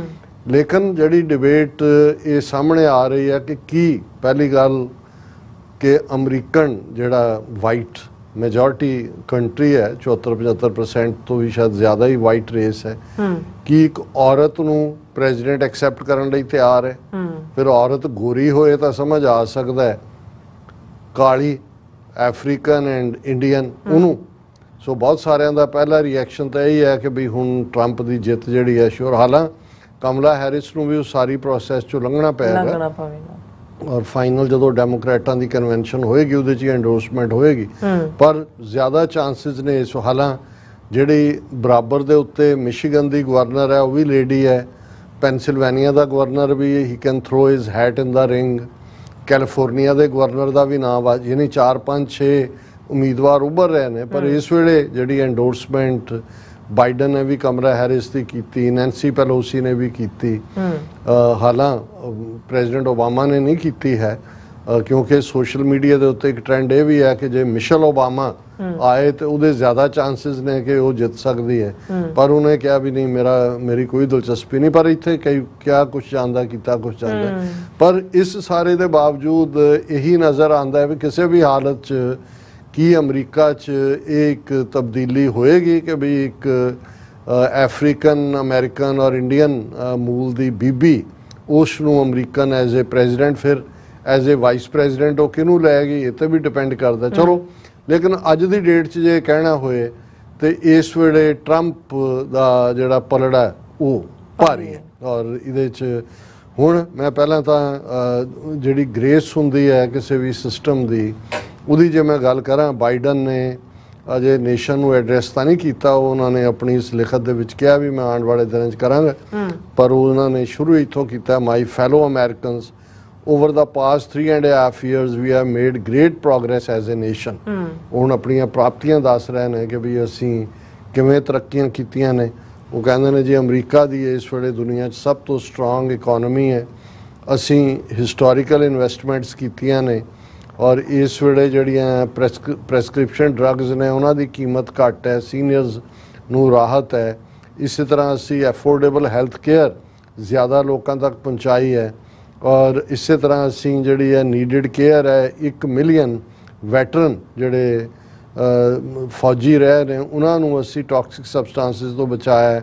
ਇਸੇ ਤਰ੍ਹਾਂ ਪਹਿਲਾ ਅਸੀਂ ਗਨ ਸੇਫਟੀ ਲਾਅ 30 ਸਾਲਾਂ 'ਚ ਪਾਸ ਕੀਤਾ ਹੈ, ਪਹਿਲੀ ਅਫਰੀਕਨ ਅਮਰੀਕਨ ਵੂਮਨ ਨੂੰ ਸੁਪਰੀਮ ਕੋਰਟ ਦਾ ਜੱਜ ਲਾਇਆ ਹੈ, ਔਰ ਇਸੇ ਤਰ੍ਹਾਂ ਕਲਾਈਮੇਟ ਨਾਲ ਸੰਬੰਧਿਤ ਲੈਜਿਸਲੇਸ਼ਨ ਪਾਸ ਕੀਤਾ ਇਨ ਦਾ ਹਿਸਟਰੀ ਆਫ ਦਾ ਵਰਲਡ। ਔਰ ਅੱਜ ਜਿੱਥੇ ਅਮਰੀਕਾ ਖੜਾ ਹੈ ਉੱਥੇ ਪਹਿਲਾਂ ਕਦੇ ਨਹੀਂ ਸੀ। ਸੋ ਇਹ ਉਹਨਾਂ ਨੇ ਆਪਣੇ 3.5 ਸਾਲ ਦੀਆਂ ਅਚੀਵਮੈਂਟਸ ਦਿੱਤੀਆਂ, ਔਰ ਉਹਨਾਂ ਨੇ ਕਿਹਾ ਕਿ ਵੀ ਇਹ ਤੁਹਾਡੇ ਬਿਨਾਂ ਸੰਭਵ ਨਹੀਂ ਸੀ ਅਮਰੀਕਨ ਪੀਪਲ। ਅੱਜ ਅਸੀਂ ਜਿਹੜਾ ਹੈ ਇਹ ਸਾਰੇ 'ਚੋਂ ਅਸੀਂ ਉਹ ਸੈਂਚਰੀ ਜਿਹੜੀ ਪੈਂਡੇਮਿਕ ਦੀ ਸੀ, ਵਰਸਟ ਇਕਨੋਮਿਕ ਕ੍ਰਾਈਸਿਸ ਸੀ, ਗ੍ਰੇਟ ਡਿਪਰੈਸ਼ਨ ਦਾ, ਉਹ ਸਾਰੇ 'ਚੋਂ ਗੁਜ਼ਰੇ। ਅਸੀਂ ਡੈਮੋਕ੍ਰੇਸੀ ਨੂੰ, ਜਮਹੂਰੀਅਤ ਨੂੰ ਪ੍ਰੋਟੈਕਟ ਕੀਤਾ ਹੈ। ਅਸੀਂ ਮਜ਼ਬੂਤ ਹੋ ਕੇ ਦੁਨੀਆ ਦੇ ਵਿੱਚ ਨਵੇਂ ਅਲਾਇੰਸ ਵੀ ਬਣਾਏ ਨੇ, ਔਰ ਮੇਰੇ ਲਈ ਇਹ ਬੜਾ ਵੱਡਾ ਇੱਕ ਮਾਣ ਸੀ ਕਿ ਮੈਂ ਤੁਹਾਡਾ ਪ੍ਰੈਜ਼ੀਡੈਂਟ ਹਾਂ। ਐਂਡ ਇਹ ਮੇਰਾ ਭਾਵੇਂ ਮੇਰੀ ਇੰਟੈਂਸ਼ਨ ਸੀ ਦੁਬਾਰਾ ਰੀ-ਇਲੈਕਸ਼ਨ ਦੀ, ਪਰ ਇਹ ਮੇਰੇ ਵੀ ਮੇਰੀ ਪਾਰਟੀ ਦੇ ਵੀ ਬੈਸਟ ਇੰਟਰਸਟ ਹੈ ਕਿ ਮੈਂ ਸਟੈਂਡ ਡਾਊਨ ਕਰਾਂ, ਔਰ ਮੈਂ ਜਿਹੜਾ ਮੇਰਾ ਜਿੰਨਾ ਕੁ ਵਕਤ ਰਹਿ ਗਿਆ ਐਜ਼ ਏ ਪ੍ਰੈਜ਼ੀਡੈਂਟ ਉਹਨੂੰ ਮੈਂ ਟਾਈਮ ਦਿਆਂ, ਔਰ ਮੈਂ ਆਉਣ ਵਾਲੇ ਹਫਤੇ 'ਚ ਜਿਹੜਾ ਹੈ ਉਹ I will speak to the nation, ਮਤਲਬ ਆਪਣਾ ਮੈਸੇਜ ਵੀ ਦਿਆਂਗਾ। ਔਰ ਹੁਣ ਮੈਂ let me express my deepest gratitude to all those who have worked so hard to see me re-elected, ਕਿ ਸਭ ਨੇ ਜਿਨ੍ਹਾਂ ਨੇ ਮੇਰਾ ਸਾਥ ਦਿੱਤਾ। ਫਿਰ ਉਹਨੇ ਵਾਈਸ ਪ੍ਰੈਜ਼ੀਡੈਂਟ ਕਮਲਾ ਹੈਰਿਸ ਦਾ ਸ਼ੁਕਰੀਆ ਕੀਤਾ ਕਿ ਐਕਸਟਰਾਆਰਡੀਨਰੀ ਪਾਰਟਨਰ, ਔਰ ਮੈਂ ਅਮਰੀਕਨ ਲੋਕਾਂ ਦਾ ਧੰਨਵਾਦ ਕਰਦਾ ਕਿ ਤੁਸੀਂ ਮੇਰੇ 'ਤੇ ਜੋ ਇਤਬਾਰ ਫੇਥ ਕਰਵਾਇਆ। ਔਰ ਮੈਂ ਇਹ ਤੁਹਾਨੂੰ ਦਾਅਵੇ ਨਾਲ ਕਹਿ ਸਕਦਾ, ਮੈਂ ਇਹ ਮਾਣ ਕਰਕੇ ਕਹਿ ਸਕਦਾ ਕਿ ਐਸੀ ਕੋਈ ਚੀਜ਼ ਨਹੀਂ ਜਿਹੜੀ ਅਮਰੀਕਾ ਨਾ ਕਰ ਸਕਦਾ ਹੋਏ when we do it together, ਪਰ ਇਕੱਠੇ ਹੋ ਕੇ ਅਸੀਂ ਕਰ ਸਕਦੇ ਹਾਂ। we just have to remember we are the United States of America। ਇਹ ਟੱਚਿੰਗ ਮੈਸੇਜ ਹੈ। ਔਰ ਇਸ ਸਾਰੇ ਦੇ ਚੱਲਦੇ ਆ ਈਵਨ ਇਹਦੇ 'ਚ ਕੋਈ ਸ਼ੱਕ ਨਹੀਂ ਹੈ ਕਿ ਜੇ ਵਰਲਡ ਲੈਵਲ ਦੇ ਉੱਤੇ ਦੇਖੀਏ ਤਾਂ ਜਿਨ੍ਹਾਂ ਨੇ ਗ੍ਰੈਟੀਟਿਊਡ ਦਾ ਇਜ਼ਹਾਰ ਕੀਤਾ ਹੈ ਉਹਨਾਂ ਦੇ ਵਿੱਚ ਜਿਹੜਾ ਆਲਮੋਸਟ ਵੱਡੀਆਂ ਯੂਰਪੀਅਨ ਜਿਵੇਂ UK ਦੇ ਜਿਹੜੇ ਪ੍ਰਾਈਮ ਮਿਨਿਸਟਰ ਨੇ ਕਾਇਰ ਸਟਾਰਮਰ, ਉਹਨਾਂ ਨੇ ਕਿਹਾ ਜੇ ਅਸੀਂ ਪ੍ਰੈਜ਼ੀਡੈਂਟ ਬਾਈਡਨ ਨੇ ਜੋ ਫੈਸਲਾ ਲਿਆ ਹੈ ਉਸ ਦਾ ਅਸੀਂ ਰਿਸਪੈਕਟ ਕਰਦੇ ਹਾਂ, ਅਸੀਂ ਇਕੱਠੇ ਅਮਰੀਕਾ ਨਾਲ ਰਲ ਕੇ ਕੰਮ ਕਰਾਂਗੇ। ਉਹਨਾਂ ਦਾ ਰਿਮਾਰਕੇਬਲ ਕੈਰੀਅਰ ਸੀ, ਉਹਨਾਂ ਨੇ ਬਹੁਤ ਸਾਰੇ ਫੈਸਲੇ ਕੀਤੇ ਜਿਹੜੇ ਉਹਨਾਂ ਨੇ ਸਮਝਿਆ ਕਿ ਅਮਰੀਕਨ ਲੋਕਾਂ ਦੇ ਹਿੱਤ 'ਚ ਨੇ। ਔਰ ਇਸੇ ਤਰ੍ਹਾਂ ਜਸਟਿਨ ਟਰੂਡੋ, ਉਹਨਾਂ ਨੇ ਕਿਹਾ ਕਿ ਮੈਂ ਪ੍ਰੈਜ਼ੀਡੈਂਟ ਬਾਈਡਨ ਨੂੰ ਕਈ ਸਾਲਾਂ ਤੋਂ ਜਾਣਦਾ, ਉਹ ਬਹੁਤ ਮਹਾਨ ਆਦਮੀ ਨੇ, ਉਹਨਾਂ ਨੇ ਜਿਹੜਾ ਜੋ ਵੀ ਕੀਤਾ ਆਪਣੇ ਮੁਲਕ ਦੇ ਪਿਆਰ ਦੇ ਵਿੱਚ ਕੀਤਾ, ਔਰ ਉਹ ਸਾਡੇ ਕੈਨੇਡੀਅਨਸ ਦੇ ਨਾਲ ਐਜ਼ ਏ ਪਾਰਟਨਰ ਹੈ ਔਰ ਏ ਟਰੂ ਫਰੈਂਡ। ਔਰ ਫਿਰ ਉਹਨਾਂ ਨੇ to President Biden and first lady thank you, ਇਹ ਜਸਟਿਨ ਟਰੂਡੋ ਦਾ ਮੈਸੇਜ ਹੈ। ਔਰ ਸਭ ਤੋਂ ਜ਼ਿਆਦਾ ਜਿਹੜਾ ਸਟਰੋਂਗਰ ਮੈਸੇਜ ਜ਼ਾਹਰ ਹੈ ਕਿਉਂਕਿ ਜਿਵੇਂ ਯੂਕਰੇਨ ਦੇ ਨਾਲ ਬਾਈਡਨ ਖਲੋਤੇ, ਉਹ ਯੂਕਰੇਨੀਅਨ ਪ੍ਰੈਜ਼ੀਡੈਂਟ ਜ਼ੈਲੈਂਸਕੀ ਦਾ ਹੈ। ਉਹਨੇ ਕਿਹਾ ਵੀ ਸਾਡਾ ਮੁਲਕ ਹਮੇਸ਼ਾ ਹੀ ਪ੍ਰੈਜ਼ੀਡੈਂਟ ਬਾਈਡਨ ਨੂੰ ਥੈਂਕਫੁਲ ਰਹੇਗਾ ਕਿਉਂਕਿ ਉਹਨਾਂ ਨੇ ਜਿਵੇਂ ਆਜ਼ਾਦੀ ਦੇ ਲਈ ਸਾਡੀ ਜਿਹੜੀ ਹੈ ਉਹ ਖੁੱਲ੍ਹ ਕੇ ਮਦਦ ਦਿੱਤੀ, ਬਹੁਤ ਸਾਰੇ ਮਜ਼ਬੂਤ ਫੈਸਲੇ ਲਏ, ਔਰ ਅਸੀਂ ਹਮੇਸ਼ਾ ਹੀ ਉਹਨਾਂ ਨੇ ਕਿਹਾ ਕਿ ਵੀ Ukraine will always be thankful to President Biden's leadership. He supported our country during the most dramatic moment in history, assisted us in preventing Putin from occupying our country, and has continued to support us throughout this terrible war. और इस दिन नाल उन्होंने ये भी किया कि भाई असी ईवन ट्रंप एडमिनिस्ट्रेशन भी जे आ जाता है उन्होंने नाल भी काम करने की कोशिश करांगे। इस तरह आयरलैंड के foreign minister, New Zealand, Polish, Venezuelan, South Korean. So कुल मिला के जे असी देखिए भी इहदे बावजूद कि यूक्रेन और गज़ा ਇਹ ਦੋ ਵੱਡੀਆਂ ਫੇਲਿਅਰਸ ਰਹੀਆਂ ਨੇ। ਲੇਕਿਨ ਕੁੱਲ ਮਿਲਾ ਕੇ ਜਿਵੇਂ ਨੈਟੋ ਨੂੰ ਯੂਨਾਈਟ ਕਰਨਾ, ਕਲਾਈਮੇਟ ਦੇ ਉੱਤੇ ਲਾਈਨ ਲੈਣੀ, ਔਰ ਇਸ ਅਸੀਂ ਸਿੱਖ ਇਸ਼ੂਜ਼ ਤੇ ਕਹਿ ਸਕਦੇ ਹਾਂ ਵੀ ਇੰਡੀਆ ਪ੍ਰਤੀ ਇਹ ਜਿਹੜੀ ਨੀਤੀ ਜੂਨੀਅਰ ਬੁਸ਼ ਨੇ ਲਈ ਸੀ, ਕੰਟੀਨਿਊ ਤਾਂ ਉਹੀ ਕੀਤੀ ਬਾਈਡਨ ਨੇ, ਪਰ ਅਸੀਂ ਸਮਝਦੇ ਹਾਂ ਕਿ ਵੀ ਇਹ ਜਦੋਂ ਅਮਰੀਕਨ ਸੋਇਲ ਦੇ ਉੱਤੇ ਖਾਸ ਤੌਰ ਤੇ 2023 ਇੱਕ ਸਾਲ ਪਹਿਲਾਂ ਜਿਹੜੀ ਹੈ ਇਹ ਇੰਡੀਆ ਦੀ ਜਿਹੜੀ ਹੈ ਟਰਾਂਸਨੈਸ਼ਨਲ ਰਿਪਰੈਸ਼ਨ ਕ੍ਰਾਈਮ ਦੀ ਜਾਣਕਾਰੀ ਅਮਰੀਕਾ ਦੇ ਕੋਲ ਸੀ, ਔਰ ਹਰਦੀਪ ਨਿੱਜਰ ਦੇ ਮਾਮਲੇ 'ਚ ਵੀ ਕੈਨੇਡਾ ਨੂੰ ਵਾਰਨ ਕੀਤਾ ਸੀ। ਸੋ ਇਸ ਮਾਮਲੇ 'ਚ ਅਸੀਂ ਹਮੇਸ਼ਾ ਇਹ ਠੀਕ ਹੈ ਕਿ ਵੀ ਅਮਰੀਕਾ ਨੇ ਜਿਹੜਾ ਇੰਡਾਇਕਟਮੈਂਟ ਕੀਤੀ ਨਿਖਿਲ ਗੁਪਤਾ ਦੀ, ਉਹਨੂੰ ਲਿਆਂਦਾ, ਪਰ ਇਹ ਸਾਨੂੰ ਰਿਗਰੈਟ ਵੀ ਰਹੇਗਾ, ਰਾਦਰ ਇਹਨਾਂ ਤੇ ਸ਼ਿਕਾਇਤ ਵੀ ਰਹੇਗੀ ਕਿ ਬਾਈਡਨ ਐਡਮਿਨਿਸਟ੍ਰੇਸ਼ਨ ਨੇ ਜਿਹੜਾ ਇੰਡੀਆ ਪ੍ਰਤੀ ਉਹ ਰਿਸਟ ਔਨ ਦਾ ਟੈਪ ਹੀ ਰੱਖਿਆ, ਕੋਈ ਮਜ਼ਬੂਤ ਡਿਸੀਜਨ ਨਹੀਂ ਲਿਆ। ਹੁਣ ਜਿਹੜਾ ਇਸ ਸਵਾਲ ਦੇ ਨਾਲ ਹੀ ਜੁੜਿਆ ਹੋਇਆ ਸਵਾਲ ਕਿ ਜੇ ਚੇਂਜ ਆਫ ਗਾਰਡ ਹੁੰਦਾ ਹੈ, ਟਰੰਪ ਬਾਰੇ ਵੀ ਅਸੀਂ ਗੱਲ ਕੀਤੀ ਸੀ ਵੀ ਇੰਡੀਆ ਨਾਲ ਰਿਲੇਸ਼ਨਸ਼ਿਪ ਕਿਵੇਂ ਪ੍ਰਭਾਵਿਤ ਹੋਏਗੀ, ਜਾਂ ਈਵਨ ਕਮਲਾ ਹੈਰਿਸ ਦੇ ਹਵਾਲੇ ਨਾਲ ਵੀ ਸਾਨੂੰ ਕਈਆਂ ਨੇ ਪੁੱਛਿਆ ਕਿ ਜੀ ਇਹ ਬੀਬੀ ਤਾਂ ਤਮਿਲਨਾਡੂ ਦੀ ਔਰ ਉਹਦੇ ਨਾਂ ਨਾਲ ਜਿਹੜਾ ਉਹ ਦੂਸਰਾ ਵੀ। ਮੈਂ ਕਿਹਾ ਜੀ ਇਵੇਂ ਨਹੀਂ ਹੈ। ਪਹਿਲੀ ਗੱਲ ਤਾਂ ਅਮਰੀਕਾ ਦੇ ਵਿੱਚ ਜਦੋਂ ਵੀ ਕੋਈ ਇਸ ਕਿਸਮ ਦਾ ਹੁੰਦਾ ਹੈ ਸਾਰੇ ਰਿਸ਼ੀ ਸੂਨਕ ਨਹੀਂ ਹੈਗੇ, ਔਰ ਘੱਟੋ ਘੱਟ ਅਮਰੀਕਨ ਸਿਸਟਮ 'ਚ ਪਹਿਲਾਂ ਤਾਂ ਜਿੱਤ ਤੱਕ ਪਹੁੰਚਣਾ ਸੌਖਾ ਨਹੀਂ ਹੈ, ਔਰ ਦੂਸਰਾ ਜਿਹੜਾ ਵੀ ਇਸ ਪੀਰੀਅਡ ਦੇ ਵਿੱਚ ਜਿਹੜੀ ਲਾਈਨ ਰਹੀ ਹੈ ਹਿਊਮਨ ਰਾਈਟਸ ਦਾ ਦੂਸਰੇ ਤੀਸਰੇ ਮੁੱਦੇ ਦੇ ਉੱਤੇ, ਇਹਦੇ ਕਰੀਅਰ 'ਚ ਕੋਈ ਇਸ ਕਿਸਮ ਦਾ ਨਹੀਂ ਆਇਆ। ਹਾਲਾਂ ਬਹੁਤਿਆਂ ਦਾ ਈਵਨ ਹੁਣ ਟਰੰਪ ਦਾ ਵਾਈਸ ਪ੍ਰੈਜ਼ੀਡੈਂਟ ਮਿਸਟਰ ਵੈਨਸ ਦੀ ਵਾਈਫ ਬੀਬੀ ਊਸ਼ਾ, ਉਹ ਤਾਂ ਪ੍ਰੈਕਟਿਸਿੰਗ ਹਿੰਦੂ ਹੈ, ਔਰ ਕਮਲਾ ਹੈਰਿਸ ਤਾਂ ਪ੍ਰੈਕਟਿਸਿੰਗ ਕ੍ਰਿਸਚਨ ਹੈ, ਔਰ ਉਸ ਦਾ ਬਾਪ ਵੀ ਜਿਹੜਾ ਦੂਸਰੇ ਪਾਸਿਓਂ ਮਾਂ ਦਾ ਉਹਨੇ ਕਿਤੇ ਵੀ ਐਸਾ ਨਹੀਂ ਆਇਆ। ਤੇ ਜੇ ਹੋਏ ਵੀ ਤੇ ਅਮਰੀਕਾ ਜਿਵੇਂ ਨਹੀਂ ਹੁੰਦਾ, ਇਹ ਜਿਹੜਾ ਇਹਨਾਂ ਦੀ ਬਹੁਤ ਸਾਰੀ ਕੰਟਰੋਲਿੰਗ ਲਾਈਨ ਹੁੰਦੀ ਹੈ, ਡਿਫਰੈਂਟ ਥਾਵਾਂ ਤੇ ਹੁੰਦੇ ਨੇ। ਹਾਂ, ਇੰਡੀਆ ਪ੍ਰਤੀ ਹੁਣ ਜਿਹੜਾ ਵੀ ਰਜੀਮ ਆਏਗਾ, ਭਾਵੇਂ ਇਹਨਾਂ ਦਾ ਹੀ ਵਾਪਸ ਆਏ, ਕਮਲਾ ਹੈਰਿਸ ਜਾਂ ਕਿਸੇ ਹੋਰ ਦੇ ਥੱਲੇ ਜਾਂ ਟਰੰਪ ਦੇ, ਜੋ ਇੰਡੀਆ ਨੇ ਕਰਤੂਤ ਇੱਥੇ ਅਮਰੀਕਾ 'ਚ ਕੀਤੀ ਹੈ, ਕੋਈ ਵੀ ਰਿਸਪੈਕਟਫੁਲ ਜਿਹੜਾ ਅਮਰੀਕਨ ਦਾ ਰੋਲ ਅਦਾ ਕਰਨ ਵਾਲਾ ਜਾਂ ਅਮਰੀਕਨਾਂ ਦੇ ਹੱਕ 'ਚ ਕਰਾਉਣ ਵਾਲਾ ਐਡਮਿਨਿਸਟ੍ਰੇਸ਼ਨ ਹੈ, ਉਹ ਇੰਡੀਆ ਨੂੰ ਆਫ ਦਾ ਹੁੱਕ ਨਹੀਂ ਕਰੇਗਾ। ਔਰ ਇਹ ਕਦੇ ਵੀ ਅਮਰੀਕਨ ਕੋਈ ਵੀ, ਟਰੰਪ ਰਾਦਰ ਮੋਰ ਫੋਰਸਫੁਲੀ ਕਿ ਵੀ ਤੁਸੀਂ ਅਮਰੀਕਾ ਦੀ ਸੋਵਰਨਿਟੀ ਵਾਇਲੇਟ ਕਰੋ ਔਰ ਤੁਸੀਂ ਇੱਥੇ ਆ ਕੇ ਕਿਸੇ ਅਮਰੀਕਨ ਸਿਟੀਜ਼ਨ ਨੂੰ ਮਾਰਨ ਦੀ ਕੋਸ਼ਿਸ਼ ਕਰੋ, ਇਹਨੂੰ ਕੋਈ ਟੋਲਰੇਟ ਨਹੀਂ ਕਰੇਗਾ। ਔਰ ਬਾਕੀ ਆਉਣ ਵਾਲੇ ਪੀਰੀਅਡ ਦੇ ਵਿੱਚ ਜਿਉਂ-ਜਿਉਂ ਡਿਵੈਲਪਮੈਂਟਸ ਹੁੰਦੀਆਂ ਨੇ, ਜਾਂ ਕੌਣ ਕਮਲਾ ਹੈਰਿਸ ਜਾਂ ਉਹਦਾ ਪਾਰਟਨਰ ਕੌਣ ਆਉਂਦਾ ਐਜ਼ ਏ ਵਾਈਸ ਪ੍ਰੈਜ਼ੀਡੈਂਟ, ਫਿਰ ਅਸੀਂ ਨਾਲ ਗੱਲ ਕਰਦੇ ਰਹਾਂਗੇ।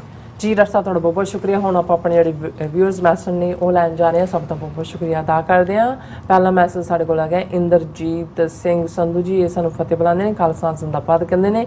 ਔਰ ਸੋਨਮਾਇਲ ਜੀ, ਫਿਰ ਇਸ ਤਰ੍ਹਾਂ ਧਰਮ ਸਿੰਘ ਜੀ, ਲੀਨ ਹਰਦੀਪ ਸਿੰਘ ਜੀ, ਫਿਰ ਇਸੇ ਤਰ੍ਹਾਂ ਅਮਰਜੀਤ ਸੈਣੀ ਜੀ, ਜਸਕੀਰਤ ਸਿੰਘ ਜੀ, ਪੰਦਰ ਜਗਦੀਸ਼ ਜੀ, ਫਿਰ ਇਸ ਤਰ੍ਹਾਂ ਜਤਿੰਦਰ ਸਿੰਘ ਜੀ, ਮਨਜੀਤ ਕੌਰ ਜੀ, ਇਹ ਸਾਨੂੰ ਸਭ ਫਤਿਹ ਬੁਲਾਉਂਦੇ ਨੇ ਔਰ ਖਾਲਸਾ ਜ਼ਿੰਦਾਬਾਦ ਕਹਿੰਦੇ ਨੇ।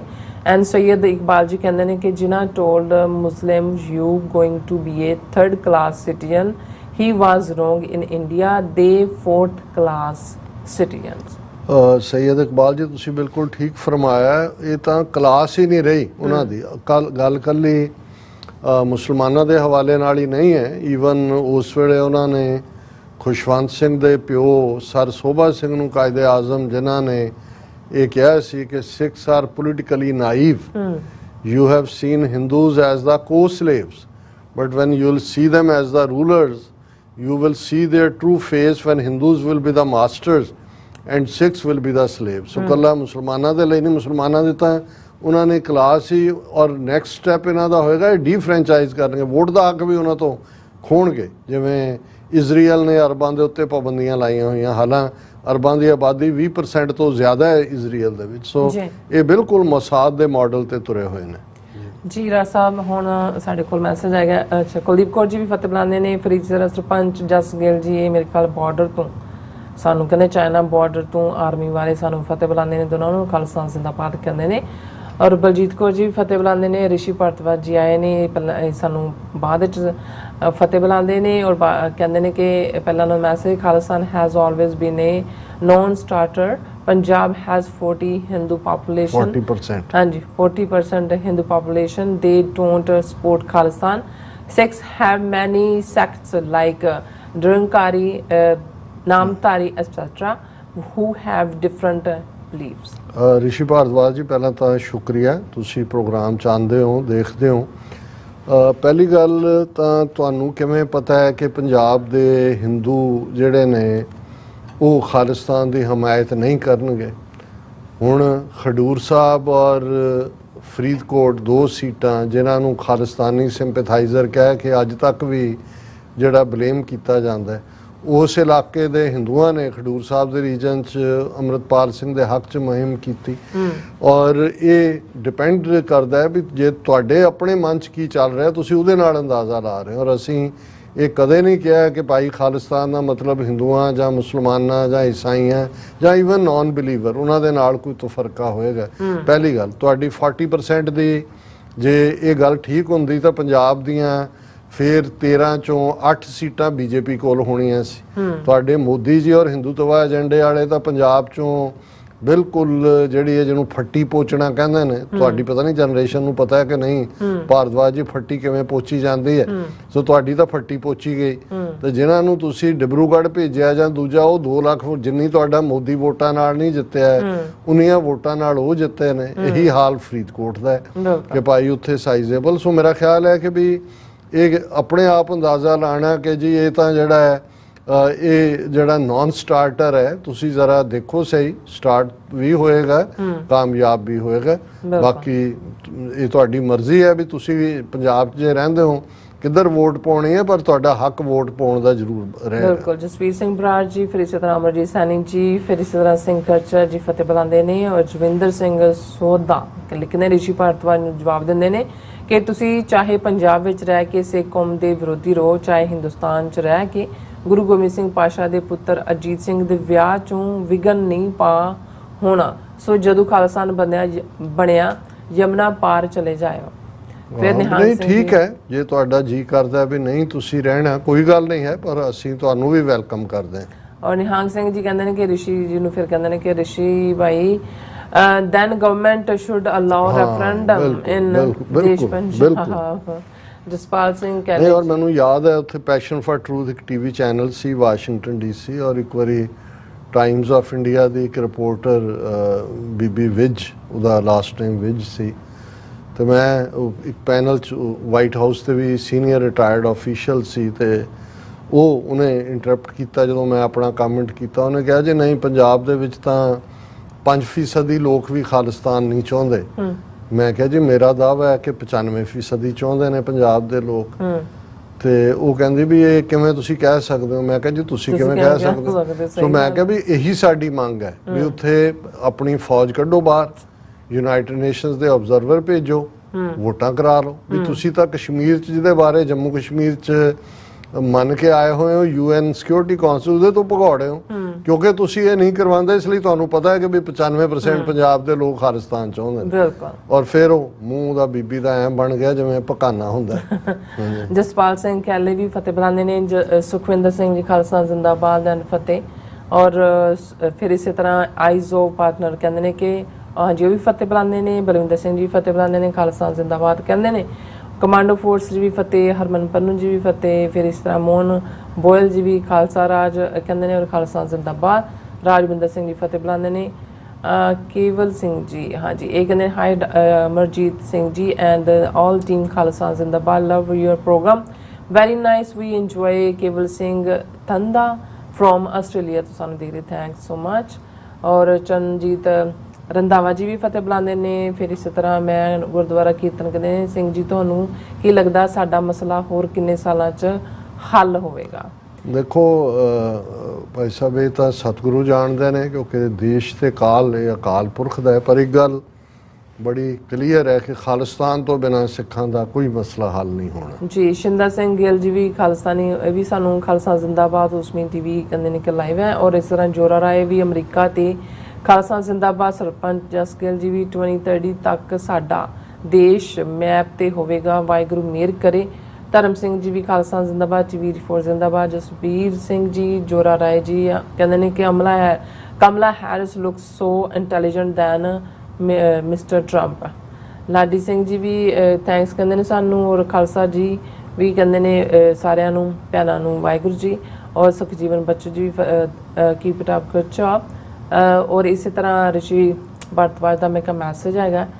ਇੱਕ ਦਿਨ ਹੰਗ ਸਿੰਘ ਜੀ ਦਾ constitution doesn't allow referendum also under the international law ਕਿ ਫਿਰ ਇਹਨਾਂ ਦਾ ਹੈਗਾ unilateral secession is not allowed. Punjab can't secede until parliament agrees and that will never happen. ਰਿਸ਼ੀ ਭਾਰਦਵਾਜ ਜੀ ਪਤਾ ਨਹੀਂ ਤੁਸੀਂ ਪਾਰਲੀਮੈਂਟ ਦੇ ਵੀ ਸਪੋਕਸਮੈਨ ਹੋ, ਇੰਡੀਅਨ ਗਵਰਨਮੈਂਟ ਦੇ ਵੀ ਹੋ, ਪੰਜਾਬ ਦੇ ਹਿੰਦੂਆਂ ਦੇ ਵੀ ਹੋ, ਪਤਾ ਨਹੀਂ ਤੁਸੀਂ ਕਿਹਦੇ ਸਪੋਕਸਮੈਨ ਹੋ, ਪਰ ਅਸੀਂ ਸਾਨੂੰ ਵੀ ਇਸ ਗੱਲ ਦਾ ਪਤਾ ਹੈ ਕਿ ਵੀ ਅਲਟੀਮੇਟਲੀ ਜਦੋਂ ਇਹ ਰੈਫਰੈਂਡਮ ਦਾ ਕੈਂਪੇਨ ਹੈ ਇਹ ਨਾਨ ਬਾਈਂਡਿੰਗ ਹੈ। ਪਹਿਲੀ ਗੱਲ ਅਸੀਂ ਉਹ ਸਿਚੁਏਸ਼ਨ ਕ੍ਰੀਏਟ ਕਰ ਦਿਆਂਗੇ ਕਿ ਤੁਹਾਡੀ ਹਕੂਮਤ ਨੂੰ ਮੰਨਣਾ ਪਏਗਾ ਕਿ ਰੈਫਰੈਂਡਮ ਕਰਵਾਉਣਾ ਹੈ। ਉਸ ਦੇ ਵਿੱਚ ਯੂਨਾਈਟਿਡ ਸਟੇਟਸ, ਯੂਨਾਈਟਿਡ ਨੇਸ਼ਨਸ ਕੀ ਰੋਲ ਅਦਾ ਕਰਨਗੇ ਵਕਤ ਦੱਸੇਗਾ। ਜੇ ਤੁਸੀਂ ਬਹੁਤ ਕੋਈ ਹੋਰ ਖੂਨੀ ਖੇਡ ਤੁਹਾਡੇ ਹਾਕਮਾਂ ਨੇ ਕਰਨ ਦੀ ਕੋਸ਼ਿਸ਼ ਕੀਤੀ ਤਾਂ ਉਹਦਾ ਜਵਾਬ ਵੀ ਫਿਰ ਸਿੱਖਾਂ ਤੋਂ ਬਿਹਤਰ ਹੱਥੋਂ ਹੱਥ ਲੜਾਈ 'ਚ ਕੋਈ ਨਹੀਂ ਜਾਣਦਾ ਹੈ।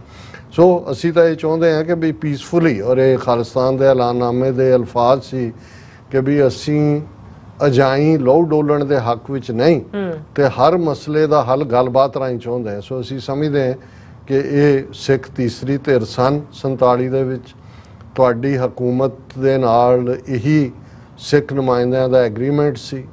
ਜਿਸ ਕਨਸਟੀਟਿਊਸ਼ਨ ਜਾਂ ਪਾਰਲੀਮੈਂਟ ਦੀ ਗੱਲ ਕਰਦੇ ਹੋ ਉਸ ਜਿਹਦੇ ਥੱਲੇ ਪਾਰਲੀਮੈਂਟ ਬਣੀ ਉਸ ਕਨਸਟੀਟਿਊਸ਼ਨ ਦੇ ਡਰਾਫਟ ਦੇ ਉੱਤੇ ਵੀ ਸਿੱਖ ਨੁਮਾਇੰਦਿਆਂ ਨੇ ਦਸਤਖਤ ਨਹੀਂ ਸੀ ਕੀਤਾ ਕਿਉਂਕਿ ਤੁਸੀਂ ਵਾਅਦਾ ਖਿਲਾਫੀ ਕੀਤੀ ਸੀ।